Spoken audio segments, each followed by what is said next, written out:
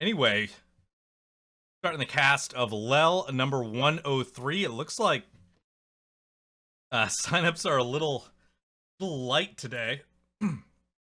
Likely be a shorter cast. Not as many people playing. Typical end of the year kind of stuff. Cast what there is to cast. Let's refresh this page in start.gg. That is the question. But first off, let's take a look at what we got for the map pool today. Opening up with Hill and Dale round 1, Himiyama and Regions. Not sure if it's going to go past round 3. So we got those 3 maps for the Swiss stage. Saudi Arabia for the semis. Top bracket, we got middle bracket. Went down to just 2 brackets today. Let's take a look at what we got. We got 6 in the middle. Got 6 in the top. Pretty good. Oh, it looks like we already have a DQ. Unfortunately. Sormion just lost. Sormion not able to play.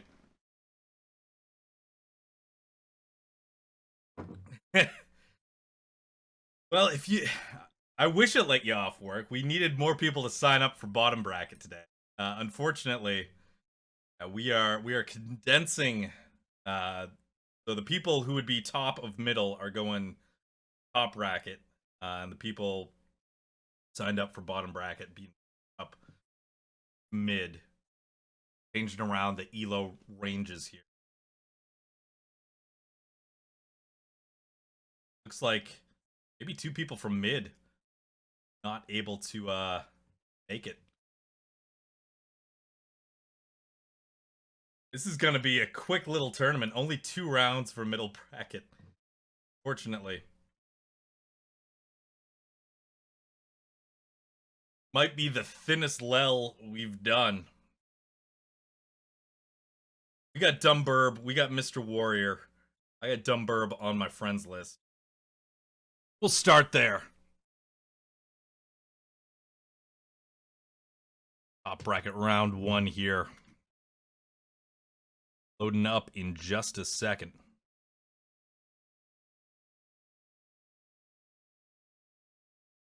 Yeah, we are going to Hill and Dale. We are in this. MR.WARRioR, DumBirb, game 1. We got MR.WARRioR, the orange as the Mongols. Ooh, we got a nice little... I haven't seen Hill and Dale on the corners in forever, it feels like. Nice. I've kind of missed this generation. I haven't... It has been forever, I feel. Not calling for a remake. They're going to play on. We got DumBirb as the Roos in the red. Going for the early deer. No surprise here. Hill and Dale, you're going to have those deer a little closer to your TC. Oop. No, I guess we're going sheep. Alright, so DumBirb actually going to take the sheep before moving out onto the deer. Maybe looking for a better place for that early hunting cabin. Roos kind of... wants to focus on getting that passive gold to get up to feudal age without needing a gold miner. And oh, they almost had an early stable, but it is going to be an early barracks. MR.WARRioR focused on that tower drop. You can see the Roos gold very far forward. But hey, DumBirb is Roos. Likely won't need to touch that gold. For a while, anyway. Likely have enough units at the time to just push back that tower. Warrior decides to drop it. Roos Scout coming over, gonna see the barracks next to the Uvu. Double production spears, gonna find the Vill as well. So gonna be able to follow the villager all across the map. Know where that tower's coming up. Likely won't get the 50 hits necessary to kill it in time. Oh, thinking about pulling the boar.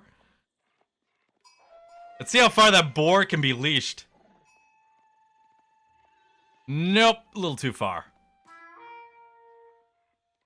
Now, was it, I feel like right around when the game came out, there was no leash or just a very large leash on the wolves. Where you could pull a lot of them. Like Roos, when they would get bounty from wolves. You'd start aggroing just a bunch and just drag them across the map. Well, we found our site for the tower. And DumBirb knows what's going on. Pulling 4 Vils over. Get the torches out to actually deny this. Will there be a cancel? There's the cancel. It is in time. Oh, I was a little nervous that MR.WARRioR was going to lose all of his wood on that. Oh, but there it is. Cancel not in time on that one. And now we get a forward Kremlin. That tower drop completely denied. Kremlin coming out. MR.WARRioR's like, what do we do now? Take a look. That outpost gonna cost 100 wood. That village is like, Alright, dropping one in the back. Kremlin not gonna be able to range that down. Meanwhile, this outpost will pick off bills that are on gold. See the Mongols moving out, starting to take the deer. Pretty handy to have that gur. Able to take this pretty close deer. Use that as a drop-off point. Bill's coming out to start taking gold there. No vision on this outpost. Still no vision. Outpost will go up. See when DumBirb realizes. And there it is. Now he sees it. Nothing he can do about it at this point. Spear's coming forward. Gonna drop off what little gold he has. You see the Mongols looking to get that bounty. Ooh, DumBirb losing a Vil there. Spear's able to get on top of it. The Kremlin will complete. Those spears able to garrison in time, not losing any there. DumBirb. Hunting cabin. No passive gold, no trees around it. The bounty from the deer is going to be his gold income for the moment. Look across the map. No surprise, it's going to be Silver Tree from MR.WARRioR. Pretty standard Mongol stuff, especially on a map where you get good outposts all the way in the corner. You open with that tower, force your opponent on the defensive, force a reaction to deal with this tower so that you can get to the gold. Meanwhile, while your opponent's doing that, you can establish trade of your own. Being right in this corner, this is perfect for a Silver Tree. Back it up just a little bit. Super defensible, and you got great options to the north or the south.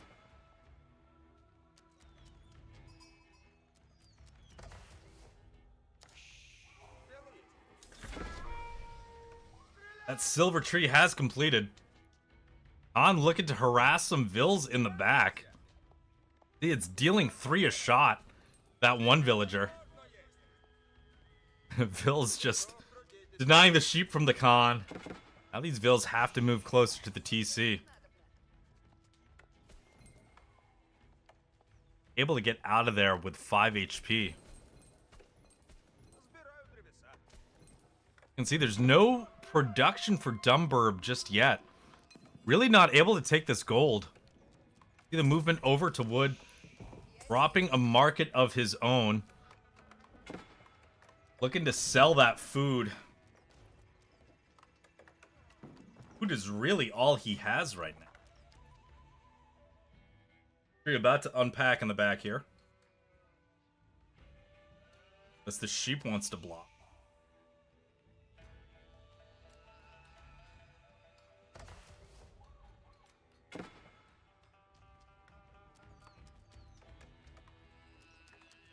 Outpost actually about to get arrow slits.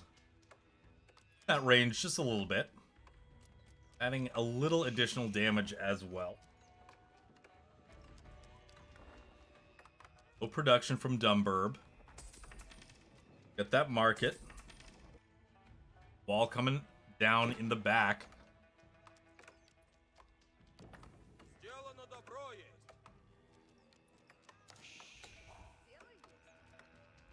Like to see a hunting cabin at some point, maybe on this tree line. But I think that wood's got to go towards units. Something to deal with this tower.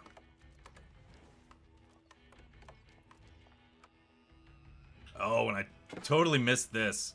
DumBirb able to secure the boar. There's the hunting cabin that's going to generate gold. He's 22 gold per minute. MR.WARRioR knows what's going on, though. On in the trees.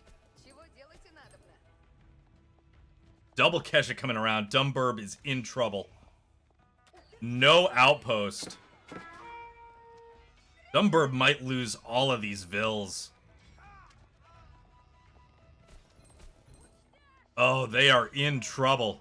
He's already lost 4. The wall coming up.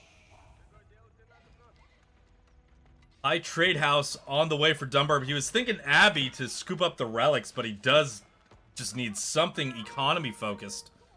After losing 8 vills, maybe 10 vills pretty soon here. Anything to deal with a Keshik? No. Nothing. Those two Keshik cleaning up. Taking out all 8 of those vills. Silver Tree online, 72 gold a trip. We got archers and a Keshik looking to come down the front door. Kremlin gonna be helpful for defense here. High trade house almost complete. Stable on the way. Hunting cabin stays up. Still going to be generating that gold.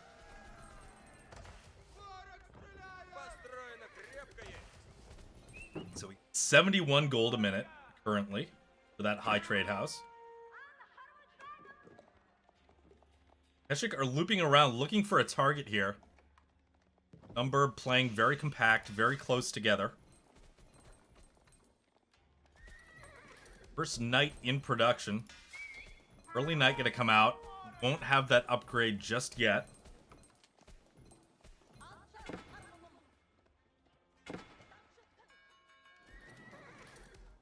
Looking to threaten that. What are these vills going towards? Okay, they're going back to the deer. First knight's out. You're gonna see this Keshik taking damage from the Kremlin. But it's gonna look to pick up a vill. Potentially. No, Kremlin just does such a good job taking that out. Stable's on fire at this point. And these spears that DumBirb can make, just gonna be Dark Age. MR.WARRioR throwing away units coming around this side.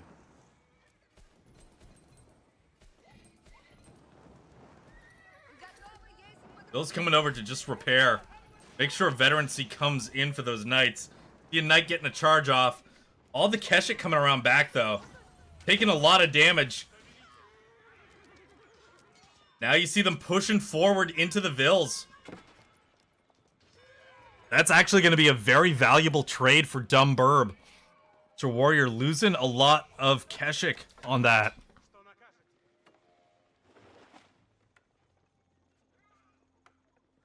DumBirb needs to figure out something to do with these vills. Stable's producing. Barracks is producing.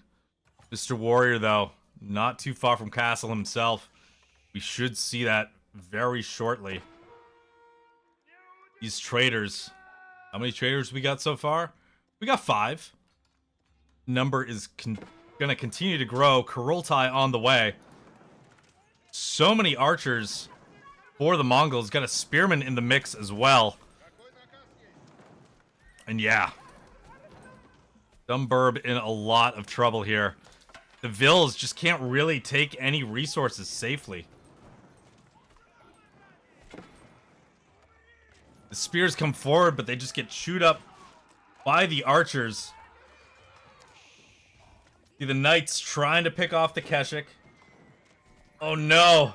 Those knights were just running in circles. That Keshik did not get hit at all. DumBirb trying to bait those spears back into TC range, but MR.WARRioR's not going to allow that to happen. Some of the spears getting taken out, but there's still enough there to cause an issue. Mongols Castle Age now. And look at the difference here. Difference in eco, difference in military. 10-4 Tim making a difference with 5 subs. Thank you, man. I appreciate that. We get to cast your game against Askeladd on Nagari earlier. It's a really fun game. Yo, IX. Good to see you, dude.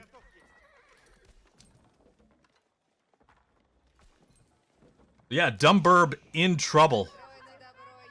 I'm really excited to see if there are the other games. But that one was insane. That proxy barracks, man. Anyway, we still got a game on screen. We got DumBirb trying to get some spears into the mix to deal with those Keshik, but MR.WARRioR with 8 archers sitting right outside the base. Roos just nowhere to go. Still has this hunting cabin gathering gold. You can see another one coming up. Allow him to get some food here as well. Mongolian economy is just cooking. He can make whatever he wants, and he's making a little bit of everything. We got spears, we got archers, we got crossbows, we got men-at-arms. We got Mangudai. What kind of unit do you want? We got it. The Mongols have got it. These men-at-arms are going to be very tricky for DumBirb to deal with. Hey, he's got some men-at-arms of his own. So he's adding horsemen. Adding a warrior monk. And his own men-at-arms. He is in a lot of trouble here. Keshik coming around. You gonna torch down this hunting cabin? Or just seeing if there's any vills out on the map. Catch this vill by DumBirb. Bruce has spotted it. He's going home. Mongolian units trying to find a way around the Kremlin, though. Kremlin and walls keeping DumBirb in this one.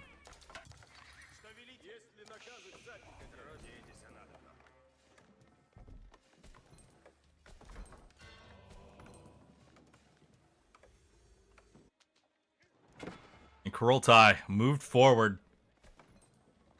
The Mongolian siege is here. DumBirb has nowhere to go. Kurultai outside of the base. Outside of Kremlin range. See some Mongolian units going down on the outside there. One able to get picked off. By moving to this side of the wood line. Likely thinking this is a better place to set up instead of in front of the Kremlin. Mongolian army, though, moving in, looking to deal economic damage. And finally the move to take down that tower. But that doesn't feel good. All those vills there. And the spears still inside, just shredding the Rus cavalry. A little bit of a massacre there, and I mean, DumBirb, gonna say, almost able to keep pace militarily, but hey, look at that. It is 10 militia that he's had to summon.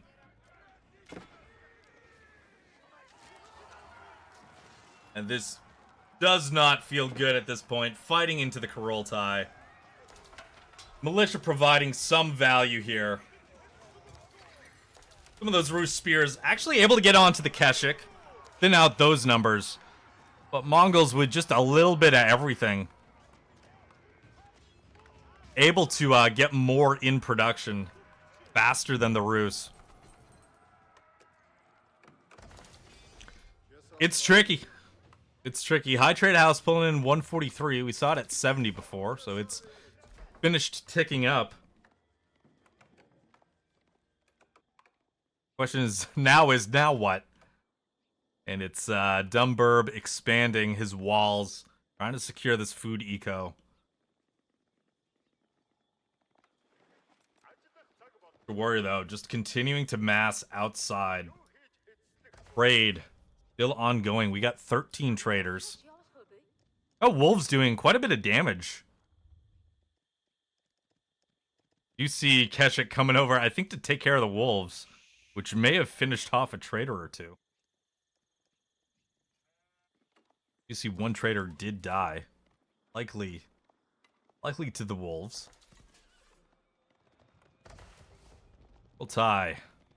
South side of that wood line. Keshik moving around. We got spears, we got crossbows.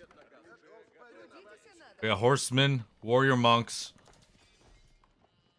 Now we got Keshik's looking to engage. I'm the only caster. It's just me.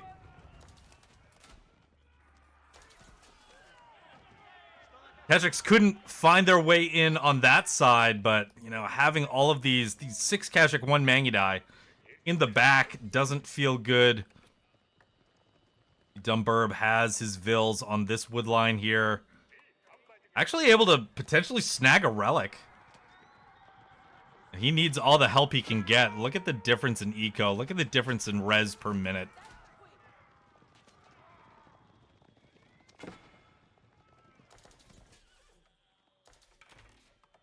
It's just a tale of struggling to hold on.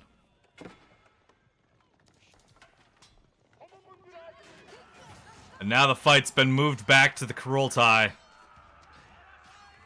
Rus doesn't have their full army there. Neither do the Mongols. They're moving up now. They're not going to commit to the engagement just yet. Double outpost. Defending that Kurultai position. The map is fully Mongolian. 13 traders, more in the queue.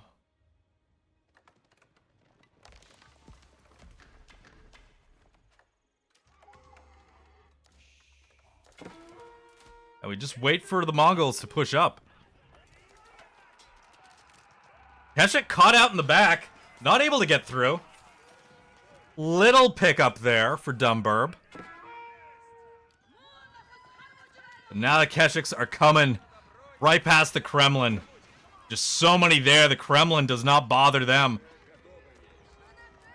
Vils need to find some place to be.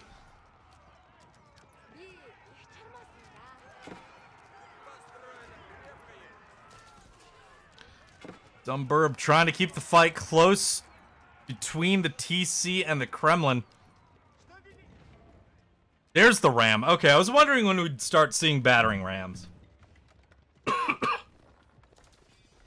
Mongols just need a unit like that to be able to take down the buildings and actually close this out. Keshik heading north. Holes in the wall here.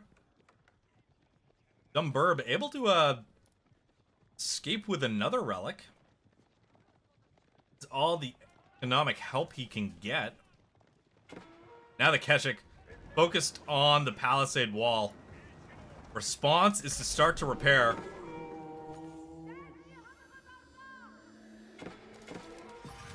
Hey, look at that. DumBirb picking up a men-at-arm for free. The wall is going to be repaired, but we do see an outpost coming down on that side. The Mongols. DumBirb holding on with all of his life. This outpost now with vision into the base. Able to put pressure on those units inside there.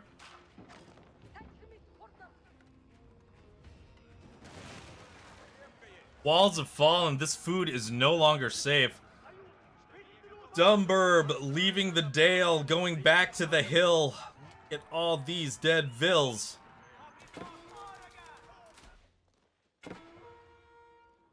I like that. Taking the men-at-arm out, trying to just disrupt the trade. Do something anyway.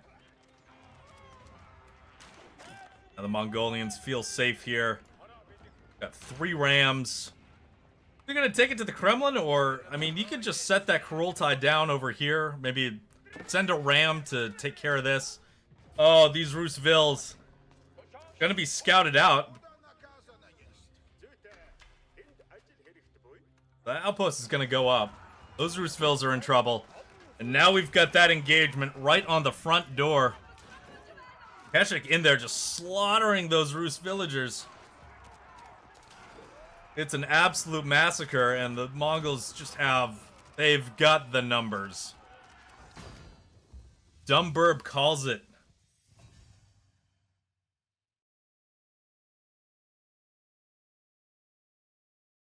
Good game there. It was so rough. Taking a look back. Look at the Vil counts here. So, DumBirb keeping pace. But he had 8 out on Boar with no wooden fortress. And there were 2 Keshik that jumped in. Able to take out those 8 Vils. And yeah, DumBirb never really able to recover. Interesting stuff early game. Good response from DumBirb to deny that first Mongol tower.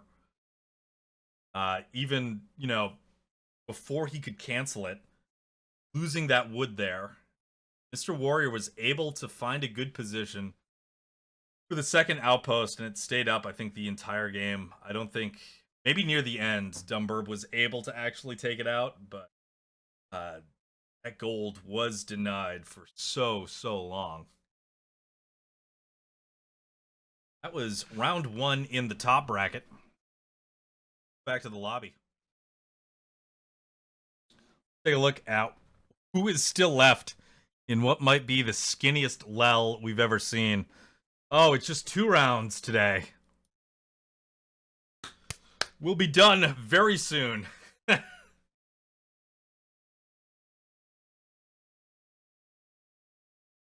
round 2 underway for top.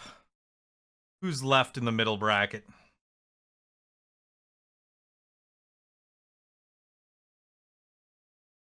Four players left. I think I've got whatever tuba on my friends list. I don't. I did at one point.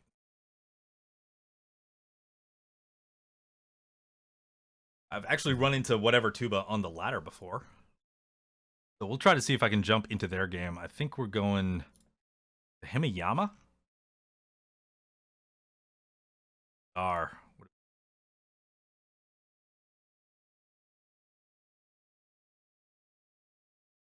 Observable games, observable games.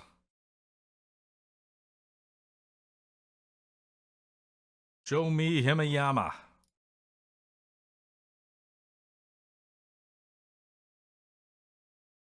I don't know if they just started at this point or if they're just finishing up here. Or if they didn't mark their games as observable. I am not finding them. Set. We'll do one little refresh here. See if it pops up.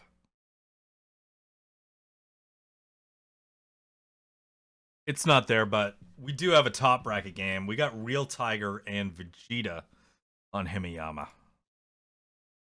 Move over to that. While that loads up, I'm gonna eat half of the breadstick. Dip that right into the marinara. I have not had lunch. Barely had a breakfast.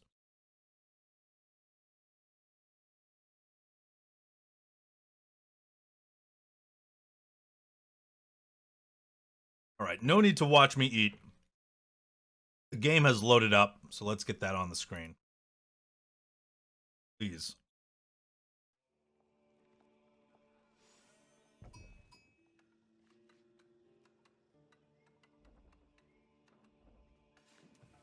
That is a cheesy breadstick. Hey, we have Vegeta in the red as the HRE. Against Real Tiger in the pink as the Ayyubids. You're on Himeyama. Interesting to see, which path both of these players take. We got options for feudal play. We got options for fast castling. You guys could do a lot.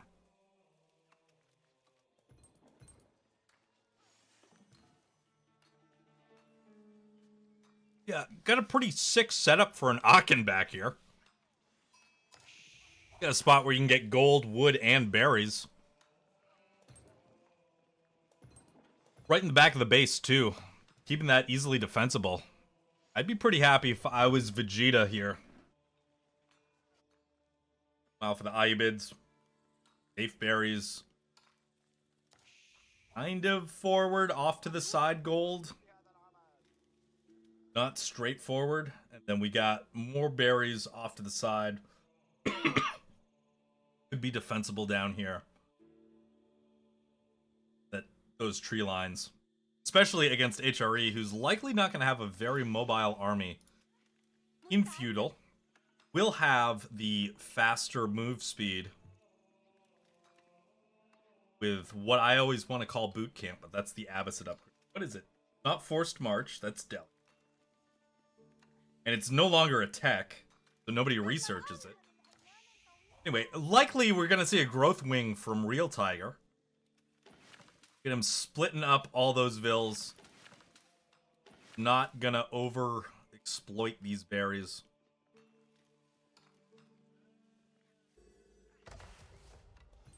There's that Aachen. I can't get a range on it quite yet. Berries may be right in range. If not, there's still some sheep you can pull over. Eventually, start getting farms in the back here. Good spot. It's a good spot. I'd be happy. Look at that sheep count. Vegeta pulling in another haul. Got 7 on the way back to the T. Tiger's got 5. 7 in total? That all Real Tiger has? No, okay, he's got 11 in total. Say. Not many at all. Start picking up the ones on the back here.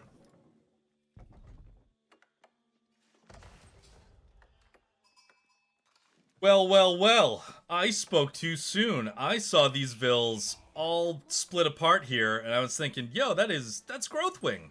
It's going up Growth Wing. He doesn't want to use up one of these berry packs.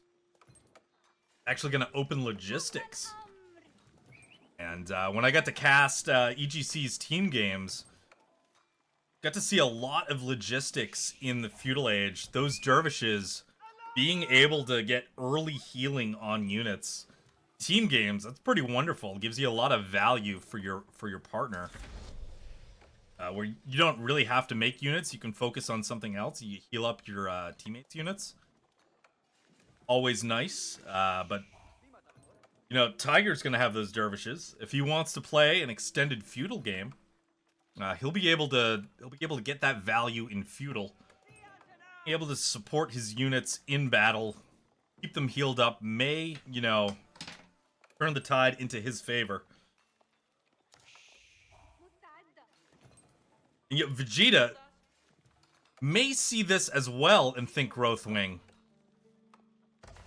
But you also gotta look at the House of Wisdom and see where that's oriented.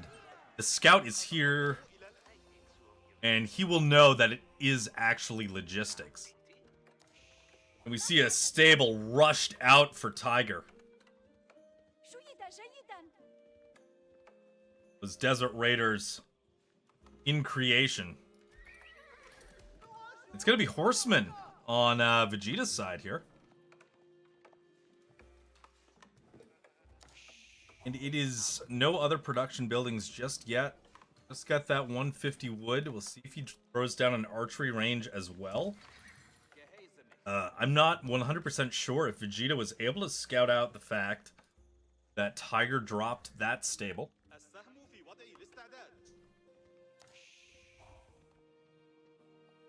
Tiger likely looking to muster his forces. South side of the HRE base. Wall coming up. Dervishes just getting some scouting info. Trying to look and see what's happened at that gold mine. Gonna be double stable for HRE. Very interesting. The first two horsemen move out. Made a little uneasy by the camels. Able to engage on that desert raider, but look at that. Look at it. Just shrugging off those blows. Healing right back up. So now HRE losing a horseman here.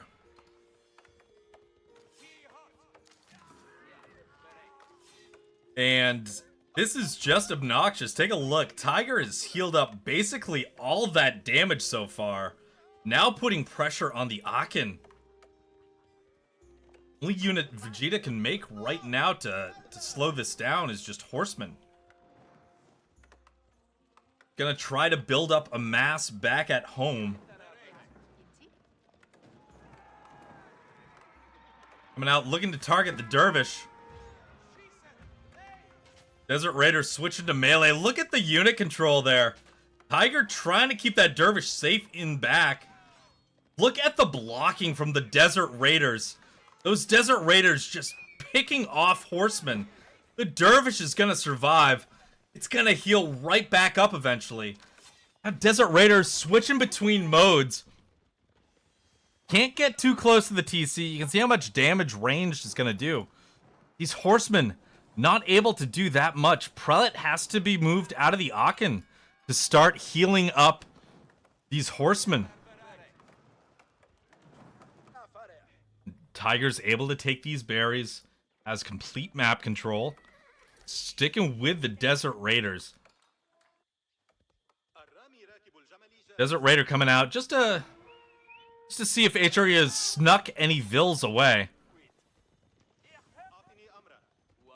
And this is just so annoying. You can see all that damage rapidly being healed right back up.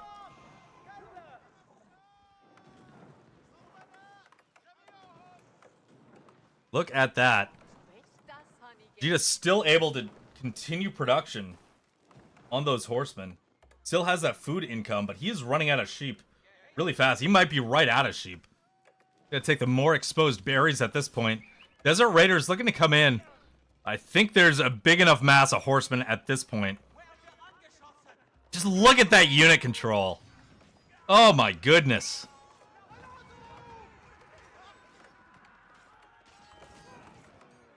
Horsemen trying to get on the dervish, but those Desert Raiders just doing so much damage to the horsemen. Vill's coming out. Oh, it's a Vill pull.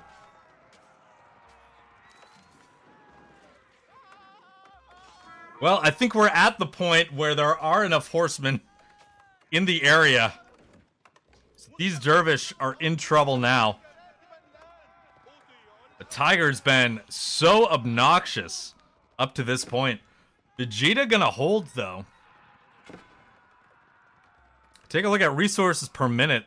And Tiger's feeling fine. He's got to be going up to Castle now. So after all of that, going up to Castle with a reinforcement wing. Just committing to those Desert Raiders. Got a blacksmith for the HRE, but Vegeta just nowhere near Castle. Looking to deal some damage, though. Feeling like, okay, here's my moment. I got to do something to Tiger. And good call. Separate the military. Only a couple horsemen needed for the Desert Raiders. You gotta get in, deal some damage to the Ayyubids right now. Still a minute 15 from Castle. Horsemen looking for targets. Real Tiger knows what's up. Able to drop off, get back into the TC. Dervishes are healed up again. Horsemen not able to find any damage yet. Vill switching to a different wood line. Exposed Vill, doesn't matter, takes a hit. Immediately healed back up. Real Tiger's doing what he needs to do. Hold on, don't take any damage. 40 seconds from Castle. Vegeta just all in on this feudal production, all in on horsemen. Moving out to take these berries. Dervish is doing the right thing, getting in position to snag some of those relics. And the horsemen are going to find something juicy. That's a good pickup for Vegeta. Able to get right on those Berryvilles. Take out a few. Get some idle time in. Oh, 6 Vills down. Vegeta needed something. That is going to help. So what are we looking at? Veterancy for Desert Raider should start coming in once that gold gets dropped off. Desert Raider's coming back home. You can see the Horsemen actually clearing out some of those numbers. Veterancy being researched. But we'll see how many Desert Raiders are still alive once that tech comes in.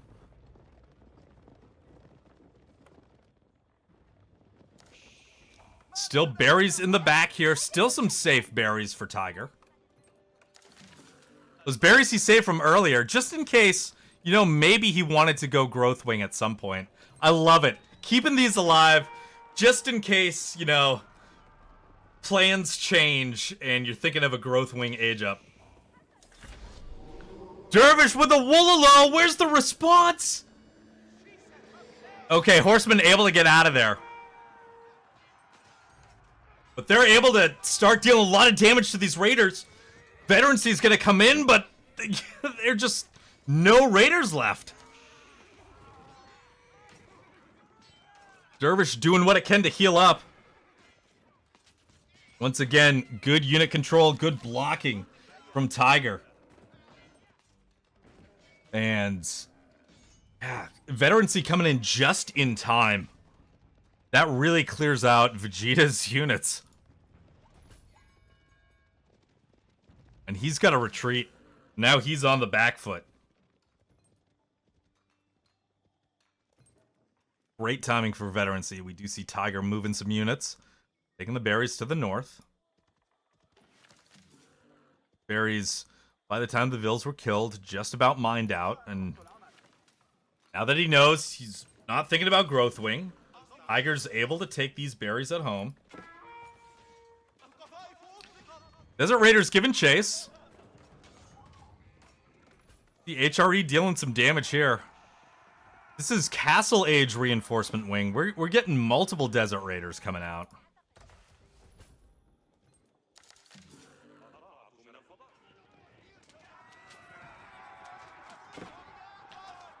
See the switch to range, looking to deal damage to those spears.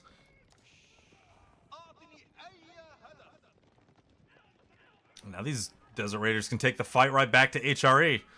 It is just spears and horsemen from Vegeta.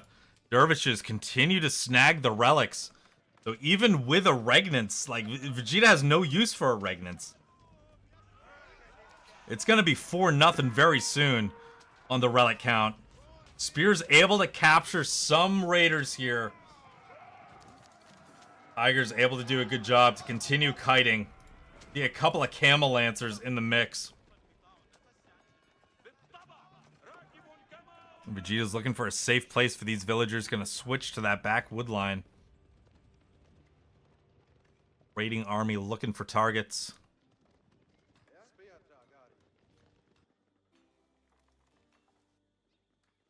Tiger feeling very safe. Able to come out onto the map. We do see that Regnance coming out. Where is that 5th relic? Oh, it's right here. It's... It was waiting for that mosque. So, yeah.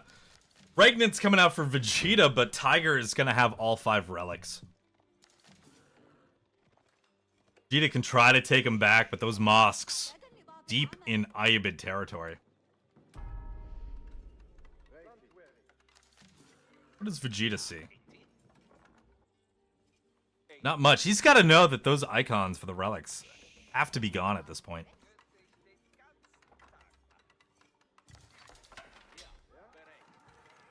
Take another bite of breadsticks. Come on. Ugh.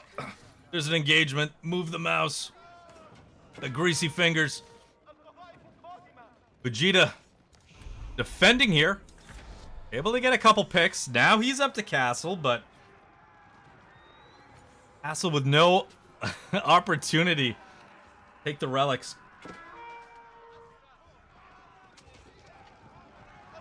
HRE is in a weak place. Desert Raiders just trying to pick off the spears. They'll get what they can.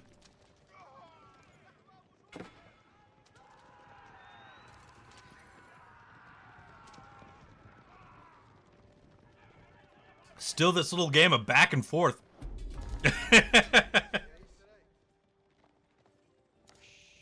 Oh yeah, the peak. The peak.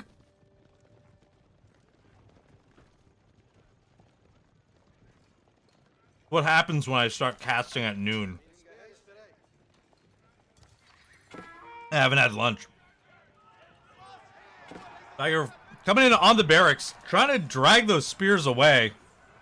Trying to bait him out. The veterancy now in for both of Vegeta's units. And they are riding together. Good little trap from Vegeta. You could see he was blocking one of those Desert Raiders so that it could not move forward, had to move back into the spears. Tiger dancing back and forth, trying to pick off as many units as possible. Those Desert Raiders being forced back, leaving the Camel Lancers up front. Gonna take the hits from the spears. Both sacred sites captured now. Tiger still hasn't dropped the 5th relic inside of his mosque. Tiger kind of on the back foot here. Forced back into his base. Eco numbers benefit Vegeta, but the relics, the sacred sites, I think Tiger's doing fine. Will Vegeta notice this charge? Yes, but Tiger also notices. Nice little split there. Camel Lancers separated out from the Desert Raiders, letting the spears get over onto the Lancers, out of the range of the Desert Raiders. You see some of them just getting trapped behind lines here. Look at that military count. Vegeta doing such a good job holding on. And they are just going to let that guy go home. Whoops. Didn't notice you galloping the other way. You know what? You're fine. Just get out of here.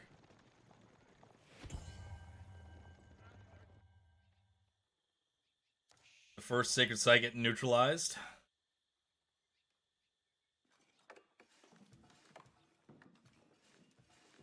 Shuri with a nice little farm transition under the Aachen. Likely see these buildings get deleted once this gold mine is depleted. Another gold mine just whiting back there, staying safe. Tiger now adding archers into the mix. Looking to threaten those spears.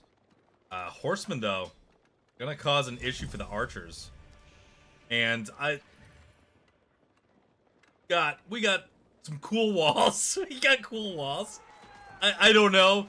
I guess the mill forced that little circle. But Vegeta able to get onto some vills, picking up 2 more vill kills. Now a big engagement here. There are so many spears. They are able to get on top. Tiger losing numbers. Vegeta doing a good job moving a couple of horsemen over to deal with the archers. Those mounted units coming too far forward, getting chewed up by spears, moving the fight now to the TC. But Real Tiger is losing so many units. Dervish looking to heal up. There's just an abundance of units that they can continue to chase. The Dervish goes down now. So those 2 Dervish from Logistics in Feudal finally taken out. See a couple of archers coming around to help, but they're not going to do much because there are just so many horsemen. Desert Raiders get created, but they're passed to the middle of the fight allowing free hits as they walk past. Vegeta's just in there, cleaning up Tiger's military numbers. And Vegeta looking for eco wherever he can find it now. Picking off Vils in the back on those wood lines. Taking out little pockets of archers. Not letting Tiger remass. Tiger panic dropping a second TC to the north. Wants to stay in this, but Vegeta's got a scouting party. He's looking. He knows there's got to be more eco somewhere on the map.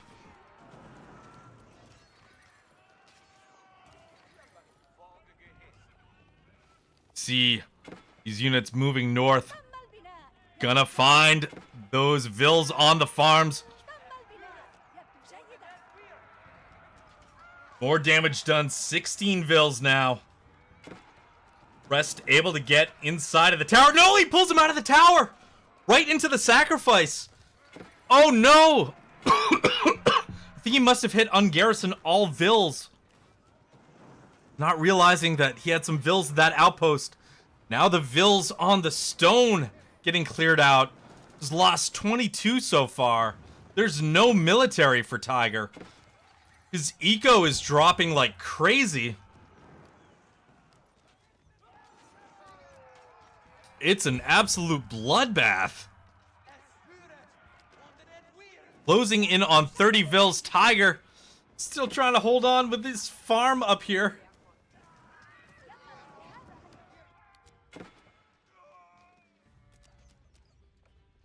Tiger just nothing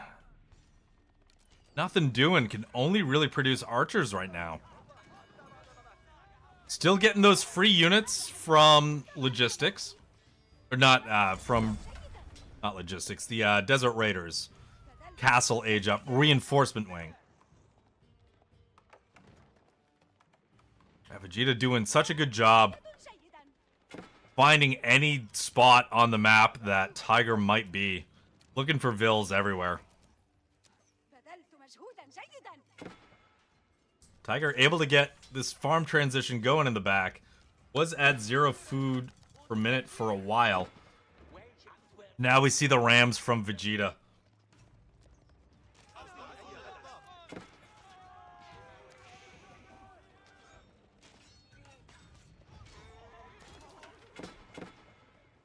Those free Desert Raiders really helping. Tiger just needs units. These are getting cleared out now. Horsemen in constant reinforcement. Vegeta sticking to that one thing. Horsemen, spearmen. Don't need to get fancy with anything else. Now the fight has gone under Tiger's TC again. Sacred Site's going the way of the HRE. 0 military for Tiger. Panic production.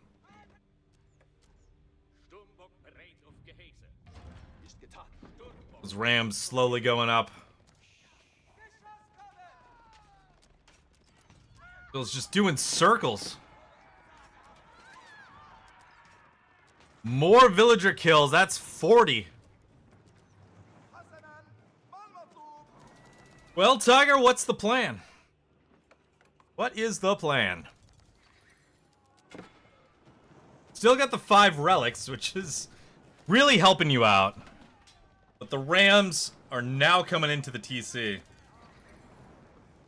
Vegeta just continuing that production.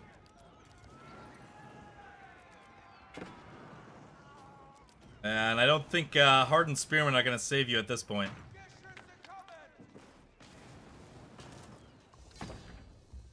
There is the tap from Tiger. Great game. Saw Tiger take such a good advantage early game.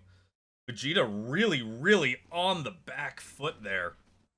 Early on. It was 2 Dervish and 1 Desert Raider. Causing a lot of headaches for Vegeta. Vegeta needed to get that mass of horsemen early on. Able to push back those Desert Raiders, but it was a lot of great fights from Tiger. And as soon as, you know, Vegeta got the mass of horsemen, Tiger knew he couldn't apply pressure anymore. He was ready to start going up to cap. You see that little dip there. Vegeta having some horsemen, losing some horsemen, building some, losing some, saving up till he had a mass, winning that fight. Then Tiger at that point being like, okay, I'm ready to go castle. I've got all the resources. Getting into Castle Age, securing all 5 relics really quick. But it was just, honestly, a horseman and spear combo from Vegeta that won it. There were enough horsemen to really take it to those desert raiders. Once there was just an overwhelming mass of them and enough spears in the mix to deal with any camel lancers. Look at the eco. See, there was a good raid from Vegeta as soon as Tiger was castling, right before it was done, able to pick off 2 Vills on berries. From that point on, Vegeta had more Vills, even though Tiger probably had better income until right about this point. Great game. Real interesting stuff here. Let's go back to the lobby. I think we're already getting into playoffs. I think we're just doing 2 rounds today. Very truncated. Lel. Good to see you, Askeladd. We caught your game on Nagari earlier, and that was so fun. That proxy barracks was amazing.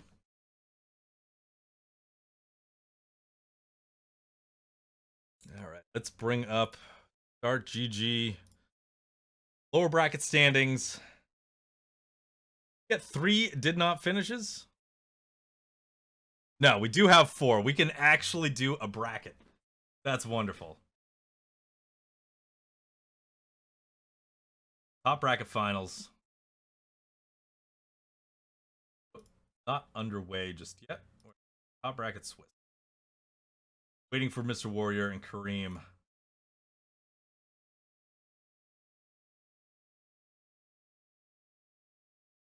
Gonna be, if Kareem wins this, he'll move on. It might be DumBirb's bye, pushing him to the semis. Yeah. Congrats, you made it to the semis. You qualified. That's huge. Oh, man. Well, we will be taking a break from Lel.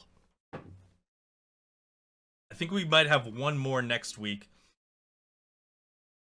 And then end of December, taking a break, but we'll be back maybe mid-January, the continuation of this. You know, taking a break does actually help with player count. Come back, and it's more of a big event, the return of Lel. I am going to put the filter on in-game. What's observable. Untapped Radiance. Find. Gotta be middle to low. Untapped Radiance. There you are. Coming in with a 1-1. It's been a while since qualified with a 1-1. I don't think we've ever run a 2-round Lel before. Guys, setting up their match right now. We'll see. I guess in the meantime, catch that.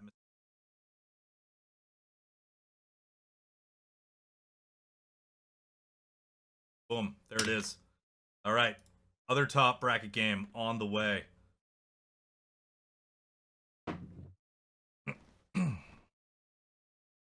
Got 2 completely different civs for you. On the screen in just 1 second. We are loading in. Kareem, Mr. Warrior. Mr. Warrior's dominance as the Mongols against DumBirb. But now, see what he can do as the Byzantines here on Himeyama. Going up against Kareem in the yellow as Delhi. Take a look. Got some pretty safe berries. First cistern on the way. You know, I don't play Biz that much. Taking a look at the range. Okay. That range is there.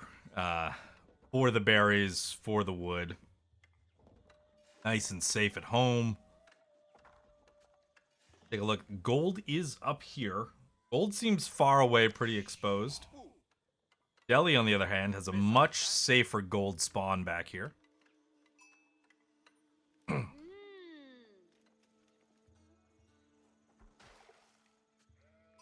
Yeah, so this will be interesting. Always curious to see what Delhi goes for as their feudal age landmark.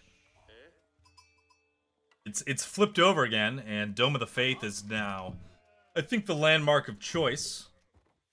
Because mass scholars into just getting techs as fast as possible. So a fast castle, maybe into elephants, now that elephants are less of a joke unit. Seeing them a lot more in serious play. But, you know, Tower of Victory, Feudal Mass, still viable. Still certainly a viable play. So, interesting to see what MR.WARRioR is thinking about when it comes to arc. Longbow's pretty standard. There's always the Keshik opening. Leads to that Cav build that focuses on gulping Cataphract. Not sure if we'll jab throwers. Who knows? The neutral market's off. Jugnus. You can have elephants on both sides, potentially. Up north we got Sipahi and Arbs.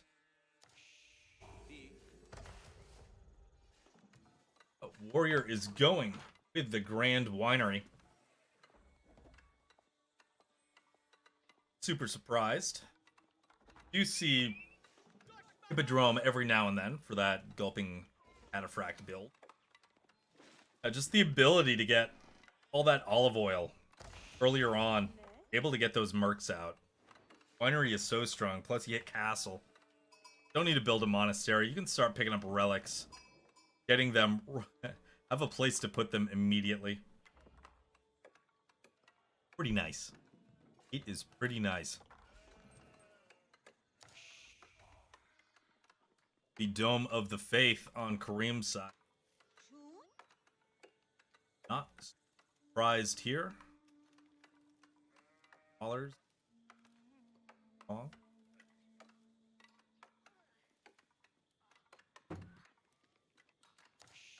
Nervous about this gold from it. Start thinking about putting an outpost down here if Kareem doesn't stable.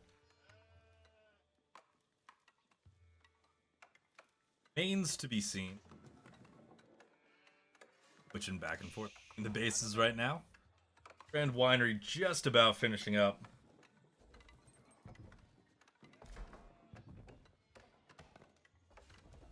Dropping a house, get for camp. Stopping that long distance gathering. And Vils immediately pulled the second he hits feudal right over to berries. Gotta imagine that Merc house is on the way. Byzantine scout getting a little close to the Delhi TC. Dome of the Faith now finishes up. The techs starting to come in.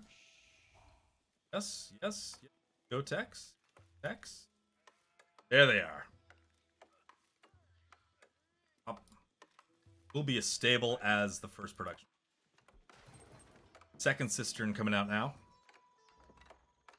Hold just outside of range of the cistern.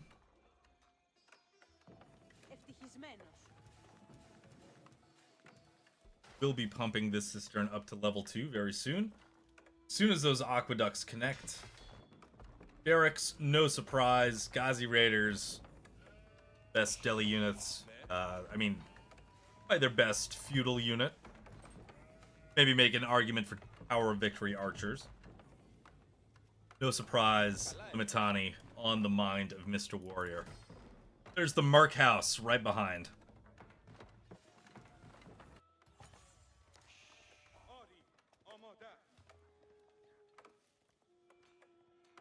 Doing the right thing. Continuing to create scholars, keeping them in the queue at 3 now.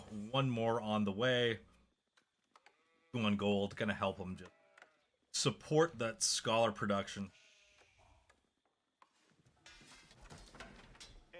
Is gonna be longbows. Prized. Batani coming out to defend this exposed gold mine. Burdened.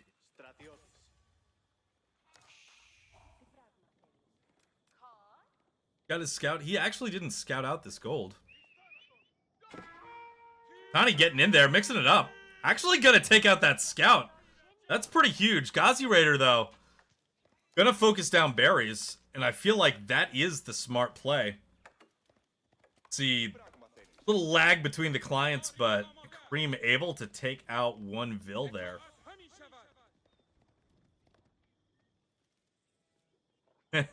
Ghazi Raider now just hiding behind the stone outcropping.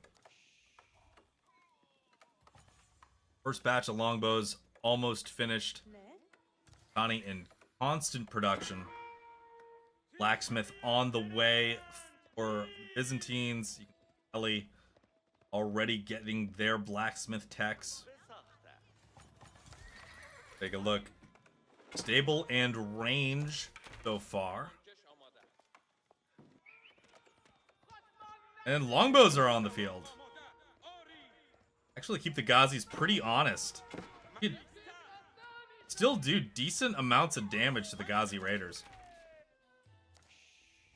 Well, the map, it looks like the Limitani were able to catch out a mounted unit trying to cross the map. Warrior doing a good job here. Getting some kills. Destroyed value. Already in Mr. Warrior's favor. Scholar now moving out. At a sacred site. Warrior's right there. He's gonna know. He's gonna see him pass. Knows what's up.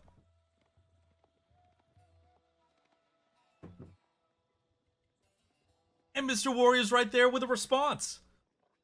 So these 2 Limitani are rolling like the middle of the map, looking for crossing units. Able to be available, not too far away, and be in position. Waiting for that scholar to step on the point. And they're like, no, I don't think so. I don't think you'll be taking this. You gotta send, where's your crew? Where's your crew? Who you sending? Where are your guys? Get out of here. And his guys are on the southern sacred site. So we're about to have a battle here. Look at the damage those longbows are doing. Able to take out Ghazis. Limitani getting a little too far forward. You can see the shield wall is up. And now longbows making the target on the archers. I'm getting nervous. Like some of the units are in the wrong position, but Mr. Warrior making the corrections. Trading very well here. Kareem able to secure that site for the moment. He's got 3 scholars down here, so he can start healing up these injured units. Those archers that remain will wall off the sacred. These 2 guys here holding it down on the north.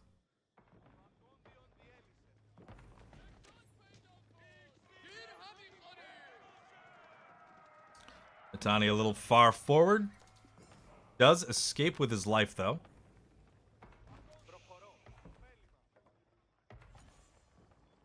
So now what's the play? We do have another longbowman batch in the queue. See some coming out, just picking off units where they can. Ghazi's charging in. Spears are ready to defend. Nice little pick off from Warrior. You can see that poor archer's body. Ghazi doesn't want to be too far forward here.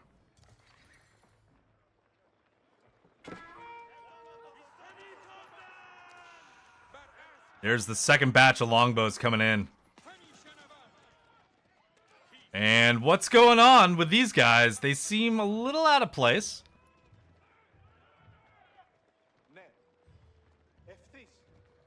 They've got their shields up, though. Longbows far forward. Gonna need to get behind the spears, and they do. A lot of damage on the Ghazis here. There's so many scholars for healing, though. Oh my goodness. I think Kareem can wipe this out. The scholars doing such a great job. Mr. Warrior losing a lot of his army here. Look at all that Delhi healing. Ghazi's having no problem clearing this up now. And just like that, the game swings heavy advantage towards Kareem.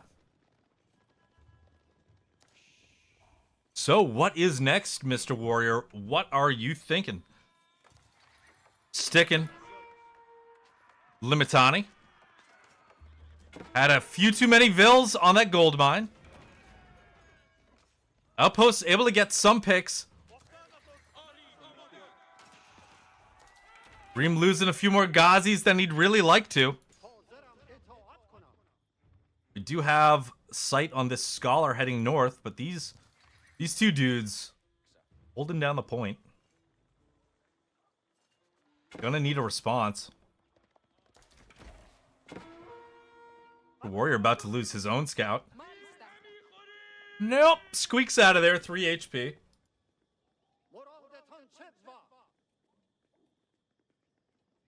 The warrior doing a good job preventing Kareem from taking both of the sites. And you take a look. Just the numbers. The value. Look at the army value difference here. Kareem with a couple of Vil kills. Soon to be 2 sacred sites. Bringing in that gold. Bringing in that eco. The warrior getting his own eco boost from the winery, from the cisterns, from the fact that he can spend that olive oil on other units. See more longbows in the queue. Gonna be spears only from his. He is content just to play spears. Thinking if I can get enough, throw a spear. We throw a shield wall down. These archers ain't doing much. You get enough longbows in the mix. Start picking off those archers. Ooh, look at this. Kareem caught out on that expansion. Gonna lose a Vil. Maybe more. And what are these Vils coming over to do? Are they gonna help build that mill? Are they gonna help Shank? You know, not a bad use of those 2 spears. They are eventually gonna go down, but that's a decent amount of idle Vils.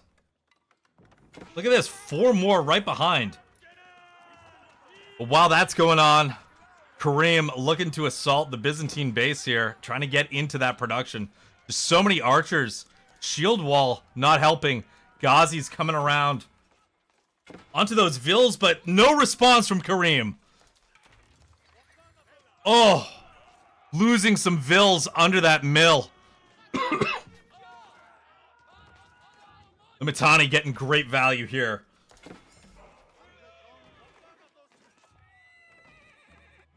Great value. Longbows trying to deal some damage. Shield wall, Limitani moving forward. Trying to get in on that army. Able to get those spears right on the Ghazis. Look at that. Ghazis getting deleted right off the map. Scholar here, but it's just too late. He's getting surrounded. He's getting taken out. So Mr. Warrior did the right thing. He held. Had a great raid on these berries. The Warrior's back to a good position. It swung over to the other side. Now it's swinging back to him. Take a look. Destroyed value again. Just telling you. Been able to take really good trades. The encounters so far.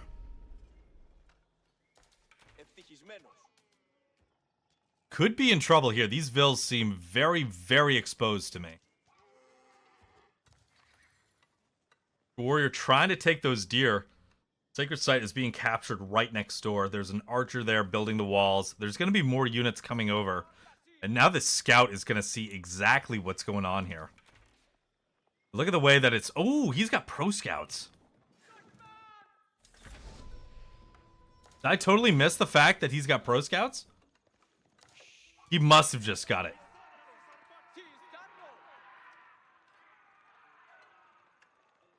You can see drop carcass. And yeah, scout coming over to try to yoink these deer. Villagers already in position. Start gathering. Outpost coming up. Spears looking to threaten that northern sacred site. Kareem's got both at the moment, so the clock has started ticking. I think that clock's going to be shut off in just a second.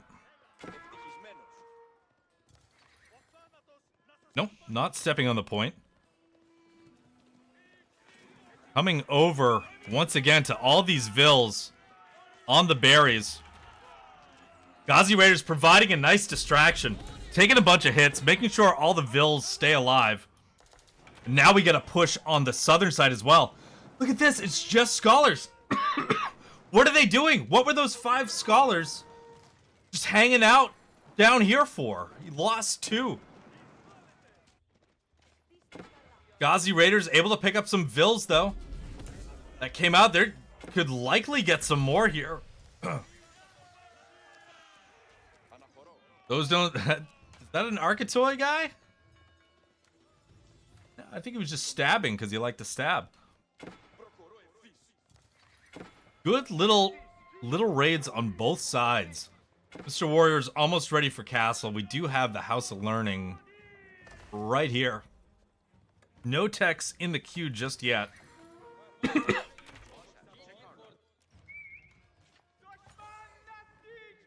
More micro things that are more pressing. Sultanate actually going to get wiped out by the archers here as soon as they realize. They're going to continue to build the wall while being poked down. There we go. Archers have realized at this point. Warrior not going up to castle, spent all that food actually on units. Needs to figure out something to do with his gold, though. You can see he's got basically all the tax he needs. What else is there to research?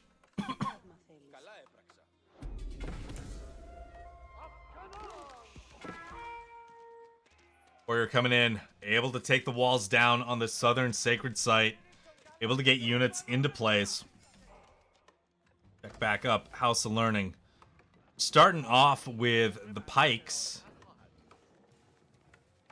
I believe that's how you pronounce it. Getting a little more range on there, and then getting the elephant speed upgrade. A couple of scholars just hanging out all around the map. Guy just chilling with a relic. There's a lot of stuff happening right now. Kareem really wants the pro scouts, and you know, Mr. Warrior's gonna let this scout stay alive for the time being. But no, he's gonna run back into this. Boop. He's dead. It's gonna be a golden horn tower, Mr. Warrior. No gulp and cataphracts. I don't know the exact elos. This is the upper bracket right now. I would assume somewhere firmly in diamond.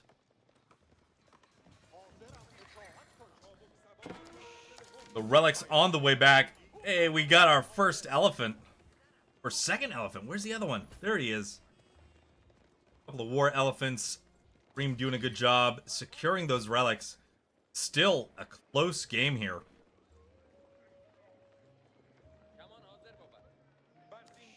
See veterancy in for Kareem's units.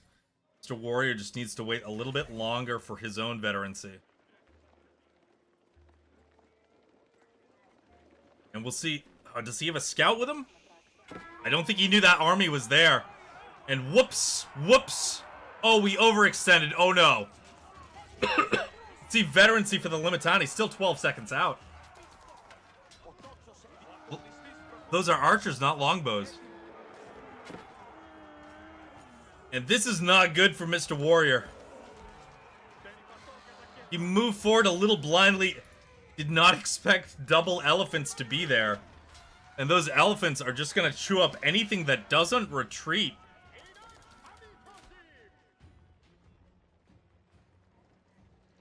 Kareem could start just thinking about pushing down even more. Closer to the Byzantines.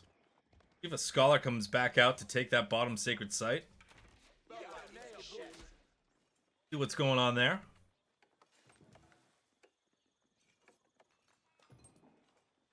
Byzantine base.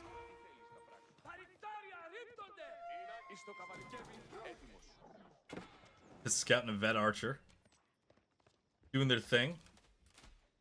More elephants. You see 3 more in the queue. That's all Kareem's focused on building right now.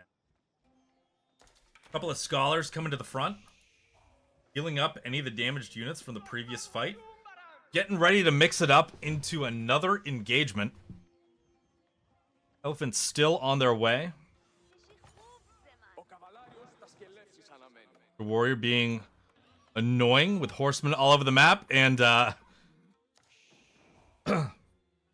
not sure what we just witnessed. Kareem aggroing a boar, losing a scout to it.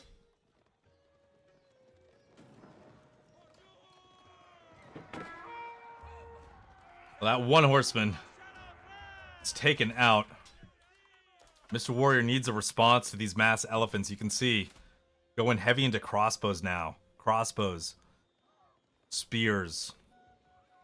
Taking a Lanch Connect. Good measure. Those outposts providing the vision. While Kareem can't quite see what's up on the hill yet. You can see him moving a scout forward though. Looking for vision of his own. We are about to clash outside the Byzantines base.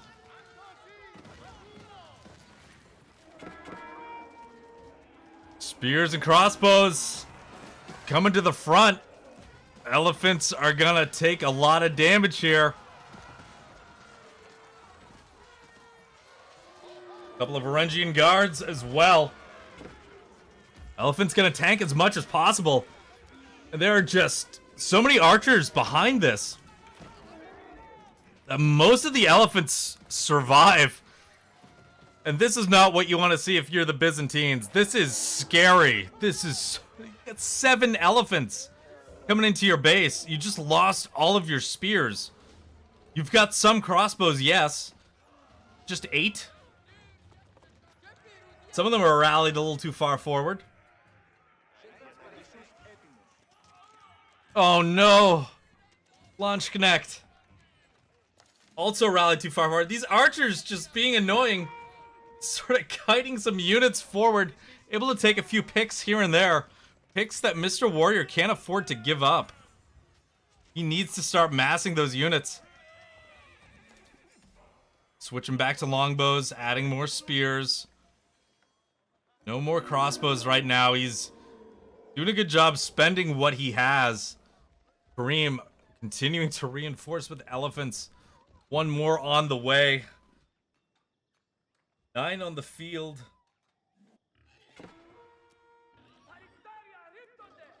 Got a boar trying to take down a mill.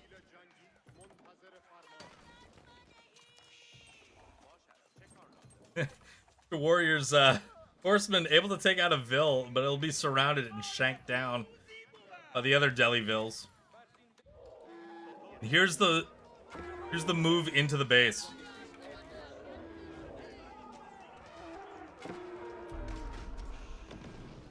Got a Mangonel Tower. All these Vils in a bad spot. Elephant's looking for a target. He's pulling the spears away, letting the archers do some work. But there's a big longbow mass. Kareem losing a lot of archers here. He was kind of counting on those archers to help with the spears and crossbows. Lost way more than he should have. Scholars coming in to help heal up. Elephants just jumping back into the Byzantine base. Yeah, maybe our first cataphract on the field. Kareem continuing to just use one unit. I'm sorry, Mr. Warrior. Continuing to use like one unit at a time. To just distract Kareem. That elephant's in trouble. We see a dead scholar. Mangonel Tower's holding. But look at the difference in army value. Oh my god.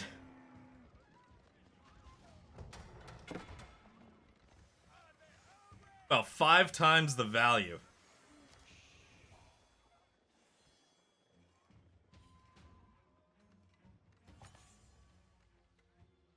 Got more text from the House of Learning coming in. Got a cataphract now. Let's see the villagers try to shank this guy. See what he can do.